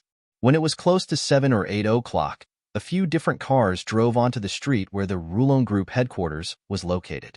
Anyone who knew a little bit about the industry would know that this kind of car was the Metropolitan Police Department or the Search Department. As long as this kind of car appeared, it would inevitably be accompanied by some major case, and it would cause a storm in the city. Screech. Accompanied by a burst of braking sound, the car stopped outside the Rulon Group headquarters. The police officer who accompanied the first car quickly walked to the back and opened the back seat. A long leg wearing flesh-colored stockings and high heels stepped out. Because of her position as the section chief, Teshima and Hana didn't need to wear the police uniform all the time, but wore a dark gray-type professional suit. Under the short and narrow skirt, two slender and well-proportioned legs wrapped in flesh-colored stockings were exposed. The pointed black high heels and neat short hair made the female section chief look quite capable, and her aura was also very strong. However, even if she wore such a professional and serious outfit, it still couldn't hide Teshima and Hana's outstanding appearance. She was indeed very beautiful. There was not the slightest flaw in her delicate and pretty facial features. Her pretty face without makeup looked quite clean. Her slender eyes gave people a cold feeling. She was obviously an ice beauty. Capable, elegant, serious, trustworthy, different from those women who used fancy clothes and makeup to dress themselves up like butterflies. Hana could be said to be the perfect representative of the word professional woman. Or, from the outside, she was such a person. As for the inside, it was better not to delve into it. After getting out of the car, Hana lit a cigarette that she was used to smoking, took a deep breath, and felt the stimulation of the smoke filling her lungs. Then, she used her usual cold tone to order her subordinates. Go in and search carefully. Don't let anyone go. Yes. With the section chief's order, more than 10 police officers followed behind her and rushed toward the door of the Rulon Group headquarters. When they arrived at the door, Hana didn't knock on the door, nor did she press the doorbell next to it. She just took a step forward and slammed her right hand in front of the door. The next moment, the thick, solid wooden door was directly broken with a crisp crack sound. There was a sturdy bolt behind the wooden door. Logically speaking, even a strong man would not be able to break it. But with Toshima Rinka's palm, the thick door bolt actually broke, as if performing a magic trick. Obviously, Tokushima and Hana was definitely not the civilian police officer she appeared to be. Her combat strength was so high that no one in the Metropolitan Police Department could compare to her. Again, the bad habit of the section chief was that he never liked to knock on the door. When their section chief walked inside, the servants who were about to open the door stared at them with their mouths agape. The police officers who were being stared at showed awkward expressions. But no matter what, a search was a search. When the officers from the search department arrived, Mr. Fujiki greeted them politely. Section Chief Takushima, all the male members of the Rulon group who meet the age requirements have gathered here. You can start to register one by one. Where is your so-called young master, Ryuto Kiryu? There are too many people here. He is waiting in the living room. I will bring the officers there in a moment. No need. I will personally go and greet him. After glancing at Mr. Fujiki, Hana walked toward the living room with a cigarette in her mouth. It was as if she didn't care about this group of extreme Dao. This woman, Himph. But even so, Mr. Fujiki didn't dare to say anything. After all, there were many rumors about Takushima and Hana, and they were all sensational stories. Basically, the section chief of the search department would do anything to solve a case, and she would never be restrained by something as boring as morality. Her style was very free. She once locked a suspect in a freezer for 48 hours. When he was about to die from the cold, she pulled him out to warm him up. Then she threw him back into the freezer. In the end, the suspect couldn't take it anymore and was forced to confess. She once led a team directly to a certain extreme Dao base and fired heavy firepower without asking until everyone inside was turned into a hornet's nest. She once personally drove a police car to hit a robber who was trying to escape. The robber was directly sent flying dozens of meters away. After landing, she accidentally ran over the robber and turned him into a salted fish. In the eyes of the extreme Dao, this woman was a police officer who was more ruthless than the extreme Dao. She was the type who killed without blinking an eye. And because she was very good at writing reports, Hana could always use various methods to wash away all the excessive crimes she committed. This led her to rise step by step, and she stepped on countless corpses to reach a high position. Over time, the people in the Yodo circle had formed a consensus, which was to never provoke Takushima and Hana, because no matter how ruthless you were, you would never be as ruthless as her. However, just as advisor Fujiki brought Lin Hua to the reception room, the head of the search department muttered to himself while puffing on a cloud of smoke. Ryuto Kiryu, the man who escaped from Mayam Sama time and time again, and even killed the deputy director of the secret department, Misty Demon. Are you a lucky person? Or do you have the ability to reach this level? I'm really curious. That's right. The main reason why Takushima and Hana came here in person was because she was curious about Ryuto. As a spy of the Tenmu group, she naturally knew a lot of inside information of the group. After all, the name Ryuto Kiryu had long become a big topic of conversation in the group. But curiosity was curiosity. If Ryuto Kiryu was a man with real ability, it would be fine. If he was just a lucky man without any advantages, Takushima and Hana would never let him go. At that time, I will definitely catch you and throw you into the cold room. Hiss. Before Hana finished this sentence in her heart, she and Fujiki had already arrived in the reception room and saw the handsome man sitting on the sofa like a prince with a glass of red wine in his hand. The moment she saw this young master, Takushima and Hana only felt her heart beat faster, as if it was going to fly out from somewhere with some strange liquid. Her rosy lips opened slightly, and the cigarette in her mouth fell to the ground. Her breathing was rapid, her eyes quickly widened, and her body became stiff. This sudden change was even noticed by consultant Fujiki on the side. For Fujiki, who had been in the underworld for so long and had dealt with Hana more than once, of course, he knew that this female section chief had a preference for handsome men. This was also human nature. After all, Hana was a normal woman. It was not strange for her to like handsome men. And Fujiki had to admit that the young man sitting on the sofa was really attractive to women.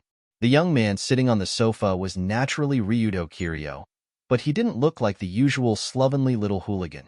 The luxurious golden hair was obviously done by the hairstylist.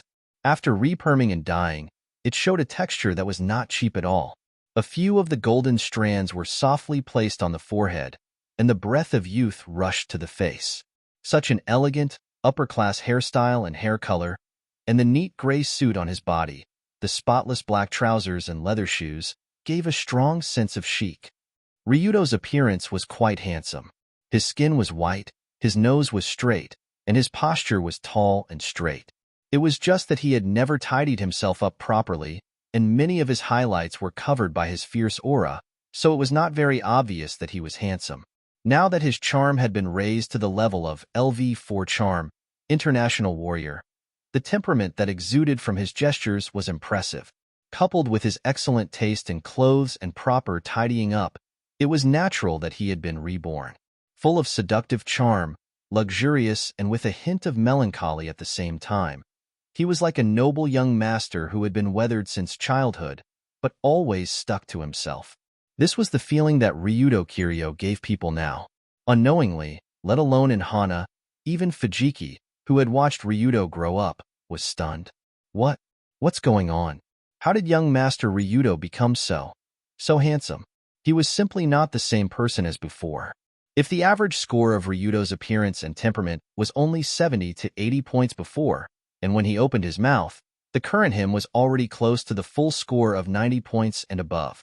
His originally handsome appearance, coupled with the powerful charm of an international superstar, as well as the meticulous care of his clothing, hairstyle, and makeup, presented this kind of breathtaking feeling. "Oh, you're here, Ms. Tajima." When Tajima and Hana and advisor Fujiki walked over with sluggish steps, Ryudo also slowly stood up. The corner of his mouth raised into an elegant arc, and he spoke to Hana in a graceful tone. For a moment, Hana's eyes were filled with a pair of deep and mysterious eyes like moist black jade, exuding a charming charm. Her ears were filled with a voice that did not match her age, but with a rich, mature charm. This guy fell for it. When he felt that this ghost searcher was in a state of being enchanted by his extraordinary charm, Ryudo struck while the iron was hot, picked up a wine glass, and affectionately poured red wine into it and handed it over. "This is 2005 Romani Conti. It's suitable for a beauty like you. How about you taste it with me?"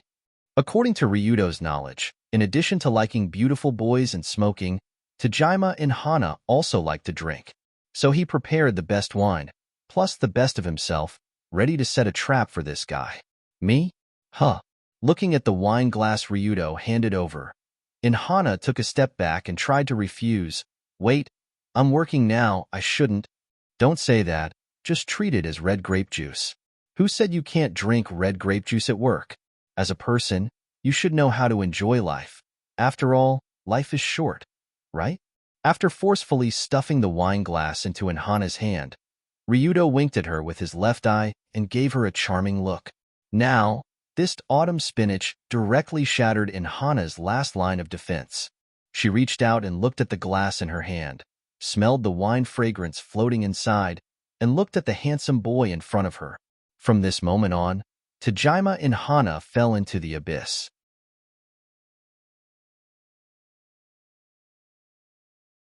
Chapter 177. Desire was like water. Rationality was like a dam. Rationality usually blocked desire, just like a dam blocking water, preventing the water from flowing downstream. But if the water in the dam was full, or even if there was an explosive growth, there would be problems. Especially when the dam was broken, the scene caused was even more terrifying. Today's Takushima and Hana was obviously in a state where the dam was broken and the water was everywhere. After all, alcoholics were like this. As long as she took the first sip, it was impossible for her not to take a second sip. It was like, I can only drink a little. After a sip of wine, it would become, I can only drink a little bit.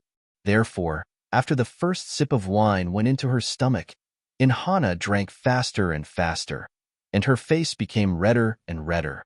At first, the female section chief seemed to be a little restrained in front of Ryudo. After all, this kid was really too handsome, especially that strange charm that made her heart beat faster. But after 3 or 5 glasses of wine, after the wine gave her courage, she began to lean over with a smile. "Ryudo-kun, can I call you that?" She looked at Ryudo with eyes that were about to overflow with desire. She leaned forward slightly, reached for the armrest of the sofa, and put her head close to the man. Because Consultant Fujiki had been driven away, and the reception room was closed, now there were only the two of them here, and no one had to worry about anything. Of course, then I'll call you Hana. In the face of such a drunk alcoholic, Ryudo put on a professional male PR smile and replied in a charming tone. Ah, you are really understanding. After a few giggles, Hana turned over with the armrest and sat on Ryudo's knee. Oh, this is really not bad. Although Ryudo was the one being harassed now, he had to say that he felt pretty good now. No matter what, Takushima Hana was also a great beauty, and she was the kind of big sister that Ryudo had never met before. She was in her early 30s. From her appearance to the way she dressed, she seemed to belong to the abstinent type. It was as if she had no interest in men at all. She was very cold and unapproachable. But in fact, there was a monster hidden in Lin Hua's heart. It was a monster called the carnivore. It would fly out in the middle of the night and look for handsome men to absorb their vitality. After drinking a few mouthfuls of wine, the woman's inner desires were completely released. Her behavior and expression became bolder, which was in sharp contrast to her appearance. The more serious the ascetic character was on the surface, the more irresistible it was when he revealed his true colors. In addition, her appearance and figure were excellent, so when this woman sat on his lap and felt her supple buttocks pressing against him, Ryudo couldn't help but swallow a mouthful of saliva. Ryudo-kun, I really want to eat you. Can I? At this moment, Lin Hua reached out and wrapped her arms around Ryudo's neck. She put her head close to his neck. As she spoke, she stuck out her pink tongue and licked there. A slippery and sticky feeling that he had never experienced before spread out. The air was filled with a pink atmosphere, and Ryudo almost had the illusion that he was being eaten. Not good. This was too bad. Originally, Ryudo only planned to seduce this silly woman so that she would be magnanimous in this search. However, he didn't expect Lin Hua's seduction to be so much stronger than he imagined. If this continued, he might end up in trouble. No. How can I let down 3 wives and 1 mother-in-law? I can't give my first time to this woman. If it's not my first time, I can still consider it. So just as Lin Hua straddled him and was about to give Ryudo a passionate French kiss, the latter reached out and pushed her away slightly. Oh, don't be shy. You're so cute. Hee. It's not about being shy. There are still a lot of people outside, and they're all brought here by you. Don't mind it. Let's have some fun here. They won't come over to fight. Dong. Just as Lin Hua was about to say, they won't come over to disturb, let me do it. A knock on the door came from outside the reception room. Just in time. When he heard the knock on the door, Ryudo suddenly breathed a sigh of relief. Lin Hua, on the other hand, frowned, and a fierce look suddenly appeared on her face. After the knock on the door, an unfamiliar voice from outside shouted inside, Chief Teshima, most of the information of the people outside has been collected. Only Ryudo Kiryu is left. Is he inside? Bastard, I haven't even had a good time yet, so I have to go back and do it myself, damn it. After gritting her teeth, Lin Hua looked at the little fresh meat in front of her that was almost swallowed into her stomach, and could only get up from the sofa regretfully. Next time, Ryudo-kun, sister is looking forward to seeing you again. Before leaving, Lin Hua kissed Ryudo's face, and after tidying up her appearance, she pushed the door and walked out. After going out, Lin Hua said to the police officer outside angrily, Let's go. Inform everyone to get off work immediately. I have an urgent matter to go home. When he heard her words, the police officer who came to inquire asked doubtfully, But there is no information about Ryudo Kiryu. Height of 1.9 meters, weight of 230 pounds. Find someone to record the voice, that's all. This is also possible? Originally, the police officer wanted to ask more clearly, but Lin Hua looked at him with angry eyes, and he was scared to turn around and run away. Tonight, Lin Hua was already very annoyed that she didn't have a good time. She couldn't go up and down, so how could she have any thoughts to collect information about Ryudo? She could just deal with it casually. However, next time, sister will definitely collect information for you. Hee. Ryudo Kiryu, hiss. After sticking out her tongue and licking her rosy lips, Lin Hua led the team away at lightning speed, and she abandoned the team halfway and let them go back to report on their own. She quietly sneaked back home. As for why Lin Hua was in such a hurry to sneak back home, she was probably sleeping. I don't know, and I don't dare to say. Young Master Ryudo, they all left. Are you okay here? After sending away the guys from the search department, Consultant Fujiki returned to the reception room again and asked Ryuto, who was wiping his face with a tissue. Ah, it's okay. She shouldn't have carefully measured my physical data, so she just fooled around. When Ryuto heard the data that Lin Hua casually reported when she left, he almost laughed on the spot. He was 1.9 meters tall, 230 pounds, and his voice was recorded by a random person. It would be strange if they would find out that he was a criminal. Moreover, this was personally investigated by the section chief, so no one would suspect him of fraud. In other words, judging from Tokushima Lin Hua's usual style, even if someone suspected him of fraud, they wouldn't dare to say it. Thus, with Lin Hua leading the group away, Long Do was able to overcome the crisis caused by him accidentally beating up a member of the imperial family. Thanks to his handsome face, Long Do was able to successfully overcome the crisis. At this moment, Consultant Fujiki looked at Ryudo with a strange look, as if he wanted to say something, but he was too embarrassed to say it. After Ryudo noticed it, he asked casually, "Uncle Fujiki, what's wrong? If you have something to say, just say it." You didn't do anything to that woman today, right? After a moment of hesitation, Fujiki asked in a somewhat awkward tone. After all, he was an uncle in his 40s or 50s. It was a bit strange to ask a teenager if he was done to by a woman in her 30s.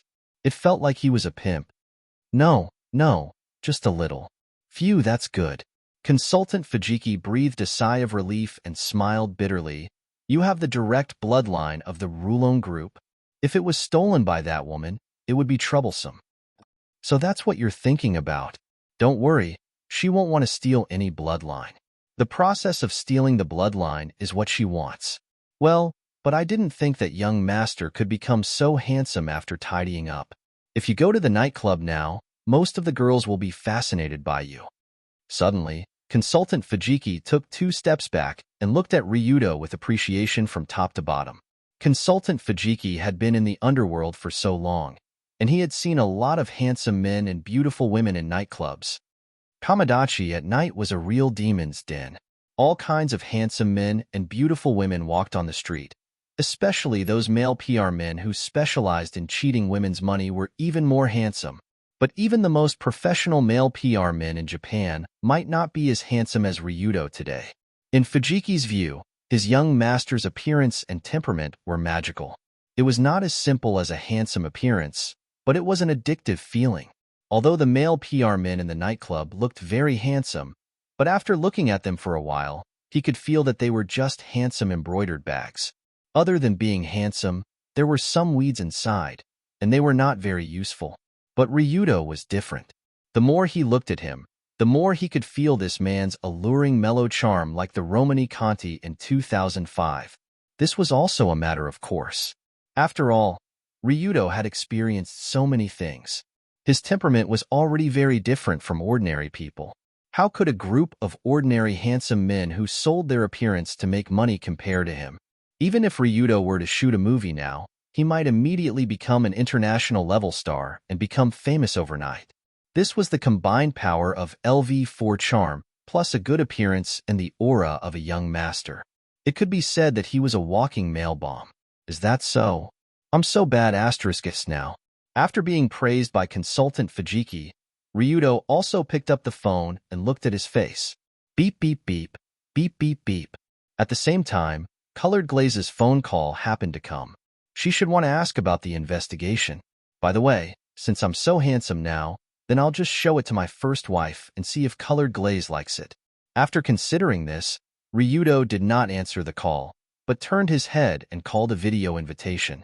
When the video invitation was accepted, Ryudo reached out and touched his hair and released a charming smile to Colored Glaze.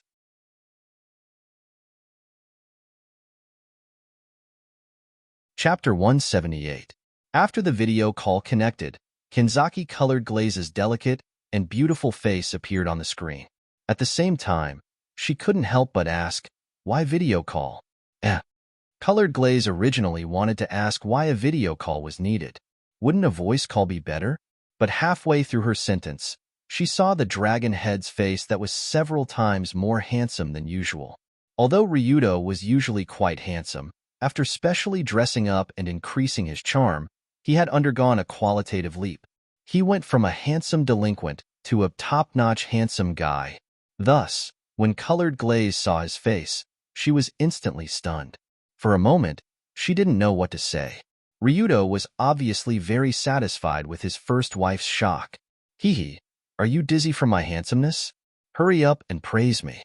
So he smiled and asked, how is it? Today, so stupid. What? But what Ryudo didn't expect was that Colored Glaze didn't hesitate to say so stupid. She looked at the handsome face that looked like a TV star's on the screen and said in disdain, you did your hair, put on makeup, and even changed into such formal clothes. Who are you? Are you planning to be a male host? Disgusting. You don't have to be so rude. Ryudo originally thought that Colored Glaze would have a wow, you're so handsome, I love you so much type of reaction, but it turned out to be such a reply. She even used the word disgusting. However, when Colored Glaze heard this, she didn't hold back and replied, face? You know what face is? Don't you know what kind of person you are? Do you think it's very dignified for a young master to dress up so extravagantly? The Rulon Group has changed its job to a male host club? You're too. Stop talking nonsense. If you dress up like this again in the future, don't appear in front of me again. Goodbye. Colored Glaze hung up the phone after saying something that sounded very unpleasant. Her tone and attitude were very bad. Just as Ryudo was at a loss for what to do, the dancing costume in Colored Glaze's room revealed a puzzled expression. Young miss, why are you so angry? He seems to have deliberately dressed up to please you. What's wrong with that? Dancing Costume had also seen Ryudo's appearance on the phone. At least in Dancing Costume's opinion, he was indeed very handsome and could attract girls. Generally speaking, wasn't it normal for a young man to look for a girl after carefully dressing up to let her see his most handsome side? Moreover, Ryudo was indeed very handsome after dressing up. Dancing Costume could not help but feel her heart beat faster when she looked at him. Since Colored Glaze liked Ryudo to begin with, she should be even more excited. Therefore, Dancing Costume could not understand why Colored Glaze was so angry. However, Colored Glaze heard her words and said angrily, what's wrong with that? You should ask yourself, what's so good about that exaggerated and gaudy dressing up? It's completely tasteless. It's completely tasteless. In fact, Ryudo usually has no taste. Speaking of this, Dancing Costume could not help but think of Ryudo's usual appearance. Although Ryudo usually could not be said to be ugly, there was a lingering, ruffian aura that could not be removed. It was the kind of feeling that was unique to gangsters. Coupled with that guy's glib tongue and frivolous expression, he gave people the feeling that although he was handsome, he was also a ruffian. However, Ryudo just now was different. After tidying up and changing into a suit, and after adjusting his appearance, the ruffian aura on him had mostly dissipated. It was as if he had taken on a new look. If Dancing Costume had to choose between the Ryudo just now and the usual Ryudo, she would definitely choose the serious young master in a suit, and not the usual talkative guy. Dancing Costume, if you only look at the surface, then you're still at the first level. However, Colored Glaze pursed her lips, as if expressing regret at Dancing Costume's level. No, miss, do you really think that Ryudo just now is not handsome? Handsome my ass. It's so different from usual. I don't feel anything about it. Usual. Do you think that he's more handsome normally? Of course, the Ryudo that I like is not such a superficial person. He has an unruly gaze, a fierce expression, and a sinister smile. He exudes an aura of not a good person from head to toe. As Colored Glaze spoke, she lifted her beautiful chin slightly, as if she was recalling her memories of Ryudo Kiryu.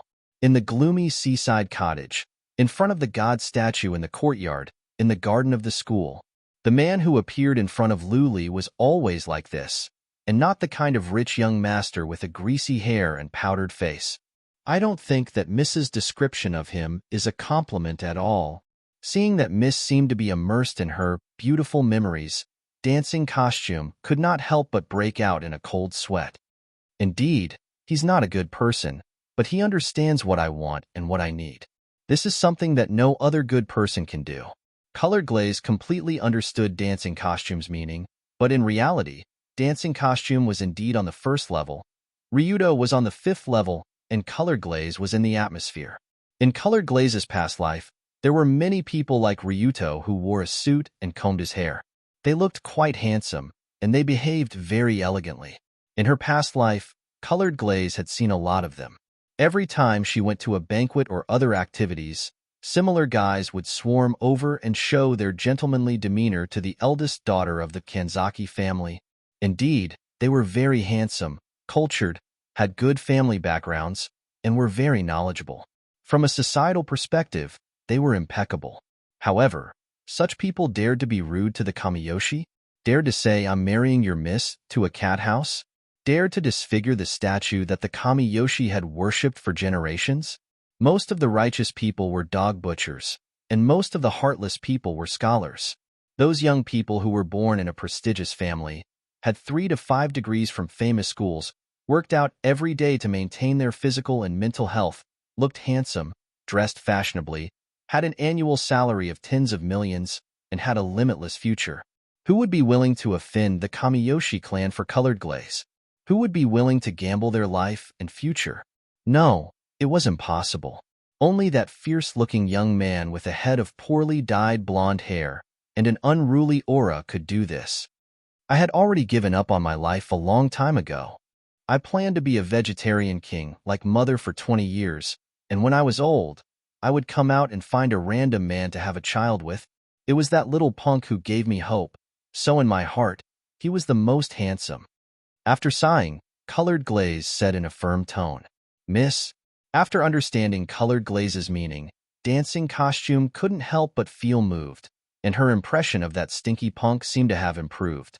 But she immediately reacted and showed a strange motherly smile to Colored Glaze. "Dancing costume? Why are you looking at me like that?" Being stared at by dancing costume with such an expression, it was Colored Glaze's turn to feel strange. "Because I suddenly realized that this seems to be the first time you've said that you like that little hooligan. It's really worth celebrating." Before this, whenever dancing costume asked Colored Glaze if she liked Ryudo, Colored Glaze would say, "Who likes him? I'm just using that guy to do things." But just now, Colored Glaze didn't give a perfunctory answer and directly expressed her feelings, which made dancing costume very surprised. "Huh, is that so? It seems to be true?" After being reminded by dancing costume, Colored Glaze realized that she really did say something she shouldn't have. For example, the Ryudo I like isn't such a superficial person. In my heart, he's the most handsome, and so on. Normally, Colored Glaze would never say such things even if she was beaten to death. Suddenly, Colored Glaze's face turned as red as a ripe apple, and even her round earlobes were dyed red, looking very cute. Dancing costume, I order you to forget everything you heard before." "Ahem, what should I do? I'm a person who can forget, but I accidentally typed those words into a text message." "Text message? Wait, who do you want to text?" "The sender seems to be Ryuto Kiryu." "Miss, don't come over, okay? Or I might accidentally press the send button." "Dancing costume, you dare threaten me?" I don't dare. Compared to the miss who dares to directly express her love, my courage is far inferior. Ha ha ha. Although it was already late at night, Miss Kanagawa's room was still filled with a joyous atmosphere, mixed with a certain someone's shameful screams and so on. Although he didn't know what happened, dancing costume definitely didn't send the text message in the end. Otherwise, Ryudo wouldn't have come to school so listlessly the next morning like a rooster that had lost a fight. Disgusting, Colored Glaze actually thinks I'm disgusting. It's over, this time. Her favorability towards me will definitely plummet. Unlike last night, Ryudo now looked quite dispirited.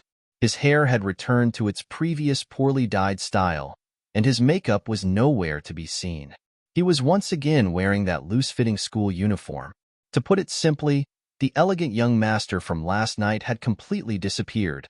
and the vicious little ruffian from before had returned to his daily routine. Originally, Ryudo had intended to continue last night's style. After all, everyone wanted to be praised by others, and being praised by a group of people for being handsome was definitely better than being called a ruffian by a group of people. But since Colored Glaze didn't like it, he could only return to his original style and not do anything else. Just as Ryuto was walking towards the school gate in a dispirited manner, Colored Glaze and dancing costumes figures appeared not too far away. Hey, good morning.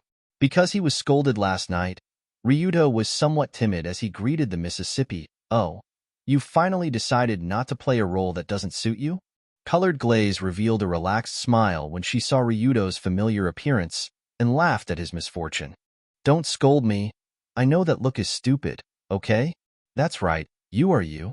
There's no need to do anything else. Isn't it better to stay the same? Colored Glaze took 2 steps forward, reached out and straightened the crooked tie on Ryuto's neck, and patted it with satisfaction. That's it. See you at noon. Bye-bye.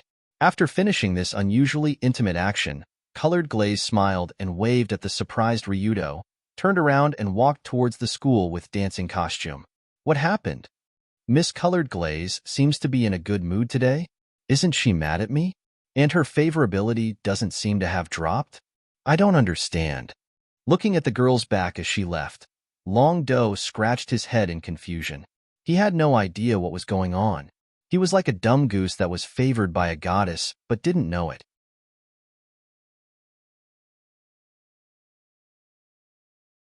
Chapter 179. For a young girl, helping a boy tidy up his tie was undoubtedly a very intimate action. After all, in the eyes of most people, this action was done by the wife for the husband. If it was just an ordinary student, it would not be done at all. What's more, if the girl had a sweet smile on her face when she was helping the boy tidy up his tie, then it was even more obvious that the girl had fallen into a whirlpool of love at a glance. For Dory No. 1 High School, which emphasized on learning, although male and female relationships were strictly prohibited, there were still some couples who secretly played tricks on each other. No matter what, 16-year-old young people were at the age where they were strongly curious about the opposite sex. It was normal for them to have feelings for each other. This was human nature. However, no matter how normal it was, the fact that Miss Colored Glaze was tidying up a boy's tie at the school gate with a sweet smile on her face and eyes full of love was like a bolt from the blue. The sound of a pair of underwear shattering countless people's glasses and also shook the No. 1 High School's BBS. No one knew if it was a good thing or a bad thing. But this morning, Colored Glaze's action of tidying up Ryuto's tie at the school gate happened to be recorded by an expert from the photography department. Under the camera of this student with the online name, successor of teacher Guanxi, Ryuto and Colored Glaze were standing in front of the school gate. The former stood still while the latter leaned forward slightly and reached out to help the former straighten his collar. The resolution of this photo was high enough to be magnified to the point where every detail of the two's faces could be seen clearly. Ryuto's face had a look of disbelief, while Colored Glaze had a smile of a girl in love. Once this photo was published, it immediately became the most familiar photo in the entire Dory No. 1 High School in just a short morning. It also set off a frenzy of discussion on the school forum. Thousands of posts related to this matter appeared in just a short morning, and the post that was pushed to the top was a new voting post. The total number of votes was quite astonishing. Perhaps it was a coincidence. The last post that caused such a reaction was, "What do you think is the relationship between Yunyin and that person?" This time, the title of the voting post was, "What kind of punishment do you think Ryuto Kiryu should receive?" After an entire morning, the voting results for this post were as follows. There were 276,829,210 votes for hang. The number of votes for death by dismemberment was 3,686,100,021. The number of votes for just kill him first was uncountable. It had exceeded the upper limit. Compared to the last time when Ryuto and Yunyin walked side by side through the school gate, the tie incident at the gate was obviously more shocking. Almost all the students of Dory No. 1 High School had stopped attending classes. They were crazily using their phones to read, post, and flame Ryuto in the classroom. In fact, when the teacher stood on the podium and looked around, All he could see was the clattering of phones. In the end, the teacher stopped attending classes. He turned on the projector and played an educational video. He also picked up his phone and joined the battle against the great villain, Ryudo Kiryu. That's right, a great villain. He really was a great villain. Compared to the last time when Yunyan walked into the school with that scumbag, this incident was obviously much more serious. After all, everyone knew that Yunyan was kind and amiable. It wasn't too hard to imagine that she would suddenly become merciful and willingly walk into the school with Ryudo. Although the probability was low, it didn't mean that it was impossible. But who was Kanzaki Colored Glaze? This second-year school beauty wasn't an amiable goddess like Yunyan. Instead, she was a well-known cold-faced lady. She was like a snow lotus on a tall mountain. She could be admired from afar, but couldn't be touched. Because Colored Glaze's aura was too strong, the difference between her and a normal high school student was too great. It was to the point that no boy dared to confess to her. At most, they only dared to take her picture and worship her like a god. But how did this iceberg snow lotus end up with Tong Lungdo, that super invincible scoundrel? And she was even helping him fix his tie at the school gate? And she was smiling like a girl in love? Impossible. Definitely impossible. How could Kanzaki Ruri possibly like that damn hooligan? She must have been drugged, or poisoned, or under some sort of spell. Ryudo Kiryu must have used some despicable method to change the lady's mind. Or he must have cooked rice for her, cooked rice again, cooked rice again, cooked rice again, cooked rice again, cooked rice again, cooked rice again, cooked rice again, cooked rice again, cooked rice again, cooked rice again, cooked rice again, cooked rice again, cooked rice again, cooked rice again, cooked rice again, cooked rice again, cooked rice again, cooked rice for the lady until she became stupid. The fall of the lady in yellow hair. Many people were already guessing on the forum how Colored Glaze was trained by Ryuto, how she lost herself, and how she became a doll in the end. It was obvious what kind of things were in the minds of the students in this school. They must have watched a lot of movies that required 2 or 3 people to act out. As more and more people joined in on this topic, the smell of gunpowder on First High's BBS became more and more intense. Finally, a post titled, First High Students Call, Work Together, Kill Ryudo Kiryu, was pushed to the front page, and it received thousands of responses within 10 minutes. The Karate Club is here to participate in the crusade. The Kendo Club is here to participate in the crusade. The Judo Club is here to participate in the crusade. The Boxing Club is here to participate in the crusade. The Wrestling Club is here to participate in the crusade. The Rugby Club is here to participate in the crusade. The Shijinshi Club is here to participate in the crusade. Under this post calling for a concerted crusade against Ryudo, almost all the sports clubs in the school participated in it. Although there were some strange clubs that participated, most of them were martial arts clubs. Although Dori No. 1 High School was a school for students, the strength of the clubs in it was also quite strong. For example, the Karate Club and the Judo Club often won the national high school competition. As soon as the post came out, almost all the departments were ready to participate in this crusade. They vowed that they would never allow Long Do to be so arrogant as to harm the school beauties. They vowed to fight this extreme hooligan to the end. However, after seeing the post on First High's BBS, Ryudo, who was eating in the garden during lunch break, couldn't help but laugh.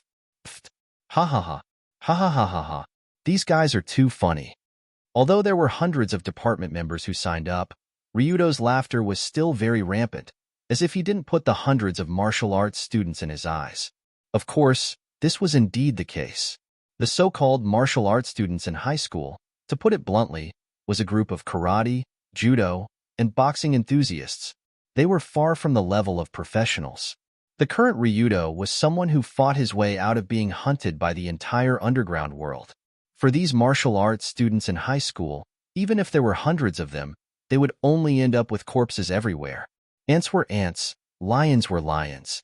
If there were tens of thousands or hundreds of thousands of ants, it might be possible to kill a lion, but a few hundred ants, it wouldn't even be enough to fill the gap between a lion's teeth. Colored Glaze, who was sitting opposite him eating, naturally understood this principle, so she wasn't worried about Ryudo at all. Instead, She was worried about the group of idiots who were prepared to cause trouble, worried that too many of them would die. Those idiots. I was just in the mood to help Ryudo tidy up his tie. Was there a need to make such a big fuss? However, he had always been stirring up public anger. But even so, Colored Glaze still said to Ryudo next to her, "They're just a group of kids. It's fine if they make a fuss. You're not really going to argue with them, are you?" "I don't plan to argue, but the problem is that they don't want to let me go." "Then I'll go talk to them. It won't be good for anyone if a fight really breaks out." "Please don't. This is my business. How can I let you deal with it? You're not my wife for the time being." "You don't have to say the last sentence. What do you plan to do now?" "Fighting in school is definitely not allowed. The impact will be very bad." "Of course I won't fight with them. In fact, I plan to hold a Dory #1 martial arts tournament. In the form of a competition. Wouldn't that be much friendlier?" Dory #1 martial arts tournament? When they heard the name that sounded like it came out of a comic book, Colored Glaze and Dancing Costume couldn't help but look at each other. However, after listening to Ryudo's explanation, they were even more stunned. The Dory #1 martial arts tournament will be held in the school's gymnasium this afternoon. A series of fascinating martial arts tournaments will be held in a friendly, harmonious, and relaxed atmosphere. Tournament Party A, Ryudo Kiryu. Tournament Party B, all the registered participants. The rules of the tournament. Party B is free to challenge Party A. There is no limit to the number of participants. Participation method. Participants need to pay a registration fee of 10,000 yuan, and spectators need to pay a viewing fee of 1,000 yuan. When Ryudo finished writing the Dory #1 martial arts tournament competition poster, he added a line below, "Come and fight with Ryuto Kiryu happily. I'll be waiting for you." He also drew a cute cartoon figure on it. Because there were too many things to complain about in this tournament, even the king of complaints like Colored Glaze didn't know where to start. "Bro, they're here to seek revenge on you, and you want to collect money? That's too much, isn't it? Do you only care about money?"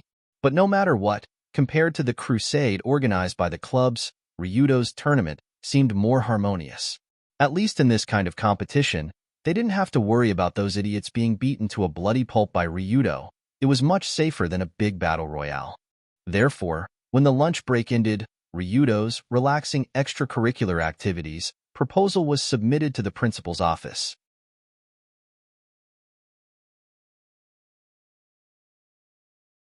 Chapter 180. Regarding the chaos that started this morning, the school was also having a headache. After all, judging from the situation of the students, they were all agitated by Tongsheng Ryudo. It was possible that he would be beaten up by countless righteous people as soon as school was over. In order to prevent the worst from happening, the school even prepared to call the police to escort Ryudo home. Unexpectedly, Long Do actually took the initiative to submit an application form for an after-class activity. Not long after, in the principal's office of the first high school, two figures were facing each other across a desk. Standing on the inner side of the table was the principal, Adolphe Pescarolo, who matched his suit and red wine glass very well. One could tell at a glance that he was an old gentleman. "Toshio, are you serious?" Looking at the application form, the old principal's eyes widened in disbelief. "Of course, don't you know what kind of environment this is? Instead of having a chaotic fight, it's better to let them vent their emotions in an orderly manner." That doesn't sound like something you would say. But holding a martial arts tournament in school is somewhat risky. You mean there's no risk if we let them do whatever they want? Someone will die. When Ryudo said the last four words, his tone slightly paused. Obviously, the person he said would die was not himself. Sigh. That's true. The old principal couldn't help but sigh as he looked deeply at Ryuto. Of course, he knew what kind of person Ryudo Kiryu was, and he also knew about the kid's family background. If the students really attacked Ryudo together, he didn't know if there would be any problems, but the students who attacked would definitely be in big trouble. Then we'll hold a competition like this, but I'll have to find a security company to take care of the security. Security company? No need. I'll introduce you to one. I guarantee they'll be strong and cheap. When he heard the old principal say that he wanted to find a security company, Ryudo's eyes suddenly widened as he found another way to make money. For Ryudo, money was something that could never be too much. Moreover, he wouldn't hesitate to make money. Therefore, after Ryudo made a call, the Rulong Security Company rushed to Dori First High School. With the help of this group of veterans, they quickly transformed the basketball court in the middle of the stadium into a shape similar to a ring, and arranged the thousands of seats around it properly. More than 100 bodyguards from the Rulong Security Company were waiting quietly inside and outside the stadium, waiting for the group of saltwater fishes who were coming to pay the money to compete. After connecting with the school skyline, Ryudo logged into the First High School BBS and used the account he had just applied for to post a post that instantly blew up the entire campus. Title of the post: Hello everyone, I'm Ryuto Kiryu. If you're my brother, come and kill me. I'll be waiting for you at the first martial arts tournament. The content of the post was roughly that the first martial arts tournament had received the school support and was in full swing preparations. It would be announced to everyone after school in the afternoon and so on. Sure enough, as soon as the post was posted, it was flooded with angry students. You fucking Ryudo Kiryu actually dared to open a first martial arts tournament? And the most annoying thing is that you still want to collect money? We're looking for you to take revenge. You want to earn this little bit of money? That's too disgusting. Although $1,000 to watch the competition and $10,000 to participate in the competition were nothing to the students of this high school, the thought that the money might end up in Longdo's pocket made everyone furious. I want to beat him up. This money will be his medical expenses. No, let's just beat him to death. This money will be his funeral expenses. How much does that bastard look down on people? He actually wants to use this matter to make money? No, I have to call my cousin. He's a professional boxer. He must beat that bastard to death. Suddenly, the students on the forum became even angrier. Some of them even began to contact external aid. In any case, this first martial arts tournament did not say that only students from the school could participate. Just like this, under such a turbulent situation, time slowly passed and it was after school. Ring, ring, ring, ring, ring, ring. As the school bell rang, almost all the students rushed out of the classroom like the cafeteria was opening for lunch. They all rushed toward the gymnasium. Although everyone was very dissatisfied with the fact that they had to pay to watch this tournament, they still had to watch it. Moreover, although it was said that they had to pay, many people had already discussed it for a while. Everyone would squeeze in and see who could take the money. If I don't pay, what can you do? However, just as everyone arrived at the entrance of the gymnasium, a few brawny men in suits stopped them at the entrance. The spectator fee is 1,000 yuan. Pay up and enter. If you don't, scram. In front of thousands of students, the brawny man in a suit holding a loudspeaker at the entrance said mercilessly, as if he did not treat this group of little guys as human beings at all. Nonsense. This is a member of the Rulong Security Company. He originally came from Extreme Dao. Why would he be afraid of you little guys? Try to squeeze in if you have the ability. How about? Let's pay the money? Anyway, it's not much. Just when the group of people were at a loss at the entrance, someone finally couldn't help but pay the money first and walk in. Then, almost everyone began to line up to pay, and then walked into the gymnasium obediently, not daring to make a fuss. As for the other group of people who signed up for the tournament, after paying 10,000 yuan from another entrance, they directly entered the contestant lounge. They warmed up and exercised inside, ready to go out and teach that bastard a lesson at any time. Wow, is it finally going to start? The contestants in the contestant lounge look so powerful. They can be written into my novel. When more and more people entered the gymnasium, Yunyan, who was sitting in the main spectator stand, couldn't help but clap her hands excitedly. She didn't seem nervous at all. They're just a bunch of idiots. They actually want to make a move on Ryudo. They're simply looking for their own deaths. Dunia, who was also sitting in the main spectator stand, complained with a sour expression. After all, she knew what kind of level Ryudo was at. Even if everyone here worked together, they wouldn't be able to defeat him. Apart from Yunyan and Dunia, there was only a total of 3 seats in the main spectator stand. The last person sitting in the main spectator stand was naturally the female protagonist of this incident, Kanzaki Colored Glaze. The main spectator stand was located in the area closest to the ring. The ordinary spectators could also see the 3 great beauties sitting side by side. It could be said that just seeing this scene alone was worth the ticket price. However, when Dunia and Colored Glaze sat together, the two naturally wouldn't get along well. So Dunia looked at Colored Glaze, who was sitting leisurely, and asked in a sarcastic tone, "Kanzaki-senpai, by the way, what's wrong with you this morning?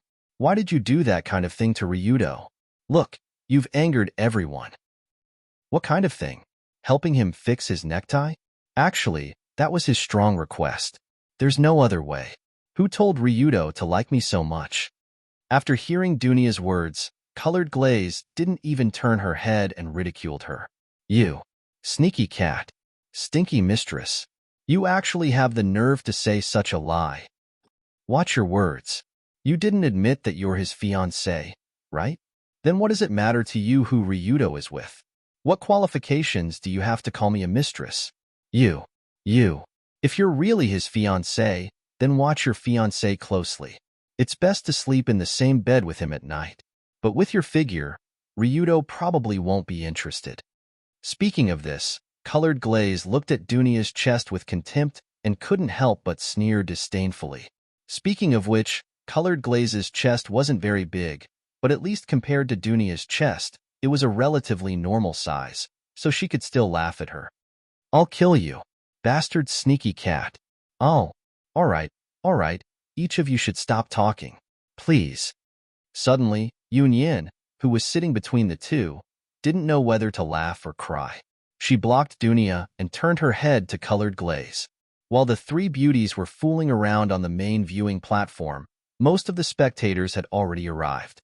Narukai Otani, who was wearing a fancy suit, held a microphone and walked onto the ring. He came to the middle of the ring and shouted at the top of his lungs, "Everyone, the first martial arts tournament is about to begin. Now, let's welcome the first challenger, the friend of the uncle of the head of the boxing club, J.K. Smith." Under Narukai's enthusiastic introduction, a big black man wearing boxing shorts and bulging muscles, who looked like a professional, walked onto the ring. What the hell is this? Isn't this an active heavyweight boxer? When they saw J.K. Smith, most of the audience was shocked, but a few people recognized his identity. Isn't this a fight between students? Why is the first person to fight Ryudo a professional boxer? What the hell is the friend of the head of the boxing club? At the same time, the head of the boxing club, Kamita, who was watching the live broadcast in the contestant lounge, suddenly sneered, "Hee, this is called all's fair in war. You're so sneaky, you actually called for outside help, and this level of outside help, won't that kid be beaten to death? That's right, if you find someone to beat him to the ground, what are we fighting for? We've already spent the money. You should let us go up and beat him up." For a moment, the other people in the players' lounge also laughed loudly as they watched the live broadcast. It was as if they could see Long Do being beaten to a pulp by this professional heavyweight boxer.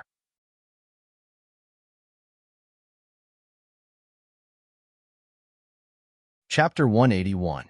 Indeed, everyone knew that Ryudo Kiryu was the extreme Dao young master, so he must be very good at fighting. Not many ordinary high school students would be able to exchange blows with him. Everyone knew that. But what did it mean to be an active heavyweight boxer? Even if he stood there and let Ryudo hit him, a teenager would not be able to hurt him. The two of them were not on the same level at all. No, this match should not be able to continue, right? The host will definitely call for a stop. Seeing J.K. Smith enter the ring, the audience below the stage stared at the gorgeously dressed Narukai Otani. They all thought that he would definitely stop the match. Who knew that Narukai did not even look at the heavyweight boxer? Instead, he waved his hand to the side and shouted excitedly, "Next, let's welcome the champion of the Kyoto First Martial Arts Tournament, Eternal God, Ryudo Kiryu, enter the stage." Clatter, clatter, clatter, clatter. Clap, clap, clap, clap, clap. For a moment, a tsunami of applause and cheers filled the entire stadium. If one looked closely, this time the cheers and applause were not from ordinary students, but the security personnel of the Rulong Security Company. Although there were only a few hundred people, their momentum, voice, and applause seemed to be louder and more energetic than the thousands of audience here. It was a strong shock. But for the ordinary audience, It was not the momentum that shocked them, but, is Ryuto really going to fight? They watched as Long Do, who was wearing an ordinary school uniform, walk towards J.K. Smith in the ring without any regard for his family.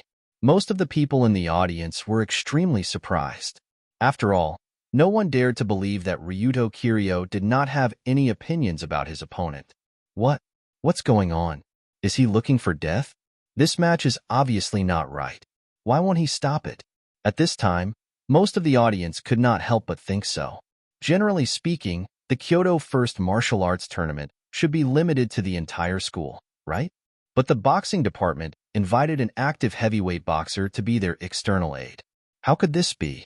It felt like a certain school had organized a football match, and someone had invited the Brazilian team to play on their behalf. What was the point of competing? However, most people's surprised gazes did not affect Ryuto at all. He leisurely walked up to J.K. Smith. When the two of them stood close to each other, the difference in physique was even more obvious. J.K. Smith was a heavyweight boxer with a height of 198 meters and a weight of nearly 100 kilograms. In comparison, the 16-year-old Ryuto Kiryu was not short, but his overall figure was like a child compared to J.K. Smith. An adult beating a child. At least on the surface, this was the feeling that both sides gave off. Was it him? This little brat actually needs me to take action. This money is really easy to earn. Looking at the high school kid standing in front of him, J.K. Smith couldn't help but grin, revealing his neat white teeth. At this moment, Narukai raised his hand and shouted, "The contestants are ready. The competition begins." Was it really going to start? Ryuto Kiryu was really going to fight that heavyweight boxer. The moment the competition began, J.K. Smith began to shake his body as if he was in a boxing match. He walked towards Ryuto with a mesmerizing smile on his face, and at the same time made provocative gestures with both hands. Not only that, he also said in perfect English, "Stinky brat, if you get out of the ring now, I'll let you live. How about it? Ha ha ha." And Ryuto did not react to this provocative words. Of course, the biggest reason was that he did not understand English. What are you blabbering on about, idiot? Do I even understand? Because he did not understand, Ryuto made an international gesture of contempt. He raised one hand, pointed his middle finger at J.K. Smith. "This stinky brat is looking for death. Watch me beat his brains out." Seeing that Ryuto still dared to be arrogant in front of him, J.K. Smith took a step forward. A right straight punch covered in anger fiercely hit Ryuto's head. As a heavyweight professional boxer, J.K. Smith naturally wore boxing gloves on the stage. The fist with the boxing gloves was like lightning, and it was like a small mountain smashing towards the opponent's head. A punch from a heavyweight boxer was enough to kill a person if it hit the head. It was already at the level of a lethal weapon. However, before the audience could exclaim in surprise, Ryuto made his move first. His gaze sharpened, and his right elbow quickly swung out, hitting the center of J.K. Smith's fist. Gotcha! The moment the two collided, J.K. Smith heard a familiar sound of bones exploding. At the same time, the boxing gloves on his hand, along with the 5 fingers inside, burst open. There was a saying in the ancient martial arts world: "It's better to take 10 punches than 1 elbow." With Ryuto's current LV4 physique and his proficiency in ancient Bajikwan, his elbow actually broke J.K. Smith's fist on the spot, before the intense pain could reach his brain.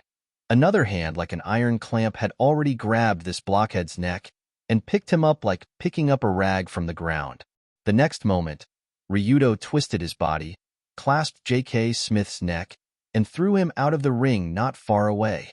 His 198-meter-tall body, which weighed close to 100 kilograms, flew across the sky. Like a dummy that was thrown out, it flew a distance of 4 to 5 meters, and with a plop, it landed outside the center ring of the stadium. When J.K. Smith fell to the ground, this heavyweight boxer had already lost consciousness and fainted with white foam coming out of his mouth. That was not the worst part.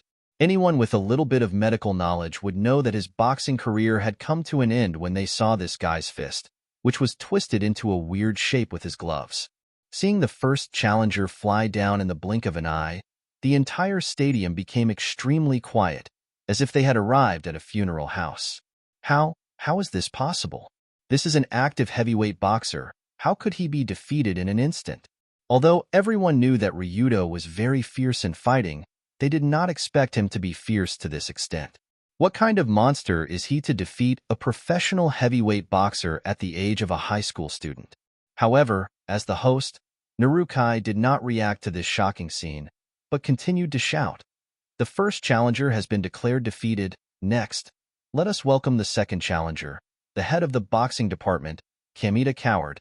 What? It's my turn? It's my turn? When he heard the host's words, the head of the boxing department, who was watching in the resting area, suddenly shuddered. More than 10 seconds ago, he had proudly said, "I originally wanted to be the first one to fight, but he's a student of our school after all. I don't feel good hitting him, so I asked J.K. Smith to help me punish him." But when he realized that he was really going to fight, Kamita Coward's legs started to tremble violently. A member of the boxing department beside him also trembled and came to his side and said with a bitter smile, "Head, it's your turn. Do your best." "Do my best? Do my best? You said it so easily. Go fight that monster yourself, bastard." After trembling for a second, Kamita Coward said to the staff not far away, "Sorry, my stomach. My stomach doesn't feel well. I can't fight today. I want to forfeit." The staff looked at him and said coldly, "It's your choice to forfeit. Since that's the case, the third challenger, the head of the karate department, Kota Inuya, will fight." My stomach also hurts. I want to forfeit too." When he heard his name being called, the head of the karate department, Kota Inuya, also held his stomach and made a "my stomach hurts. It hurts." Look, it was obvious that the disease here had already shown signs of being transmitted from person to person. After Kamita Coward and Kota Inu barking took the lead, the 4th, 5th, 6th, 7th, and so on, all of the other challengers also refused to fight, citing various illnesses as reasons. There were many symptoms, not only stomach pain, but also cold, fever, headache, brain fever, bone fracture, cancer, AIDS, paranoia, and so on. It gave people the feeling that this wasn't a resting area, but a hospital's intensive care unit. Good Lord, there aren't many healthy people in the Dori First High School, right? Whoever's name is called will get sick. Are you holding a ward meeting here? After calling out the names in the contestant resting area, the staff member in charge of the roll call was speechless. He could only say, "Who wants to go on stage? Stand up now, okay? Don't waste any more time." Suddenly, all the young students in the resting area looked at each other, but no one dared to stand up. But this was to be expected. The current heavyweight boxer was already crippled, so it would be strange if these ordinary high school students dared to fight. No one wanted to live with their left hand for the rest of their life. So after about 10 minutes of stalemate, the host on the stage finally announced that the Dori First Martial Arts Tournament had come to an end. What the hell? That's it? No one dared to fight anymore? When the staff of the Rulong Security Company started to stop the spectators from leaving, there were still many students who had just paid and walked in. 1,000 yuan was completely wasted, but there was nothing they could do. After all, those who saw the match between Ryudo and J.K. Smith knew that this guy was not a normal person. He was more like an alien monster, the strongest and evilest high school student in history. After today's tournament, Ryudo not only received tens of millions of yuan, but also a very cool title. Moreover, the Egao BBS forum that was originally full of people immediately quieted down. Other than some people who dared to secretly curse Ryudo, no one dared to say anything stupid like a collective crusade. Was it not embarrassing enough? However, for the sake of safety, Rulong Security Company forbade the recording of this martial arts tournament. However, this time, the legend quickly spread through word of mouth. Among the people who were shocked by Ryudo's extraordinary skills and terrifying appearance, there were the other 4 Extreme Dojo in the Tokyo area. Therefore, that night, an invitation letter from another huge Extreme Dojo organization, the White Tiger Gang, was sent to Ryudo.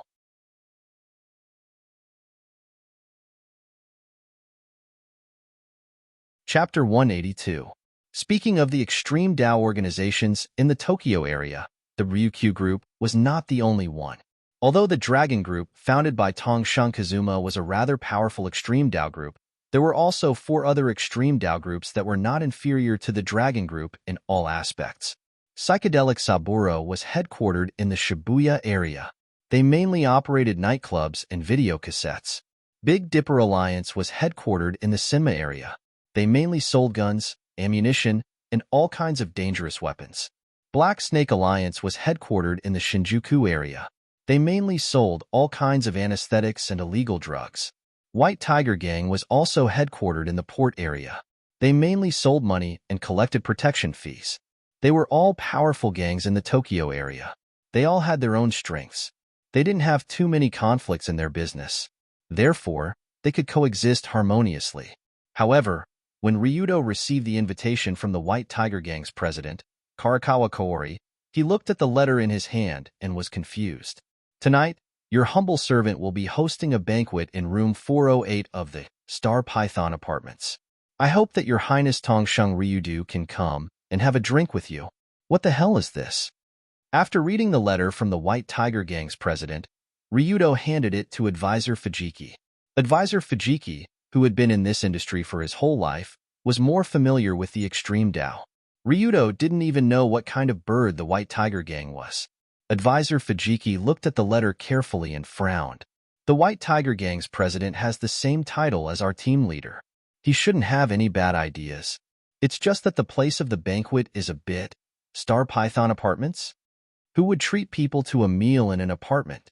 If not, it would be a banquet in a hotel. How shabby. No, no, no. Young master, this Star Python apartment isn't an ordinary apartment. I forgot to tell you this.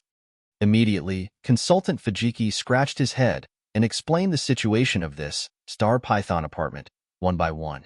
This was because Kazuma and Fujiki didn't want Ryudo to enter this extreme Dao world.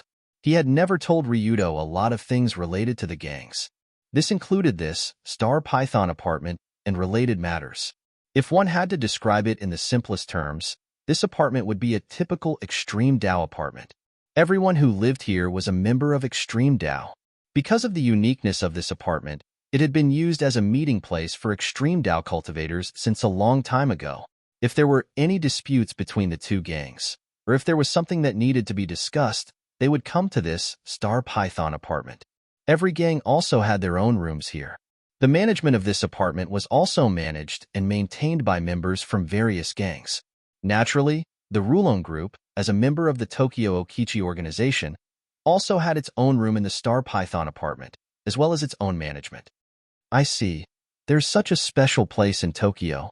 After hearing Fujiki's explanation, Ryudo felt like he had seen a new world. That's right. The reason why Akaragawa invited you to the banquet is because he has something to discuss.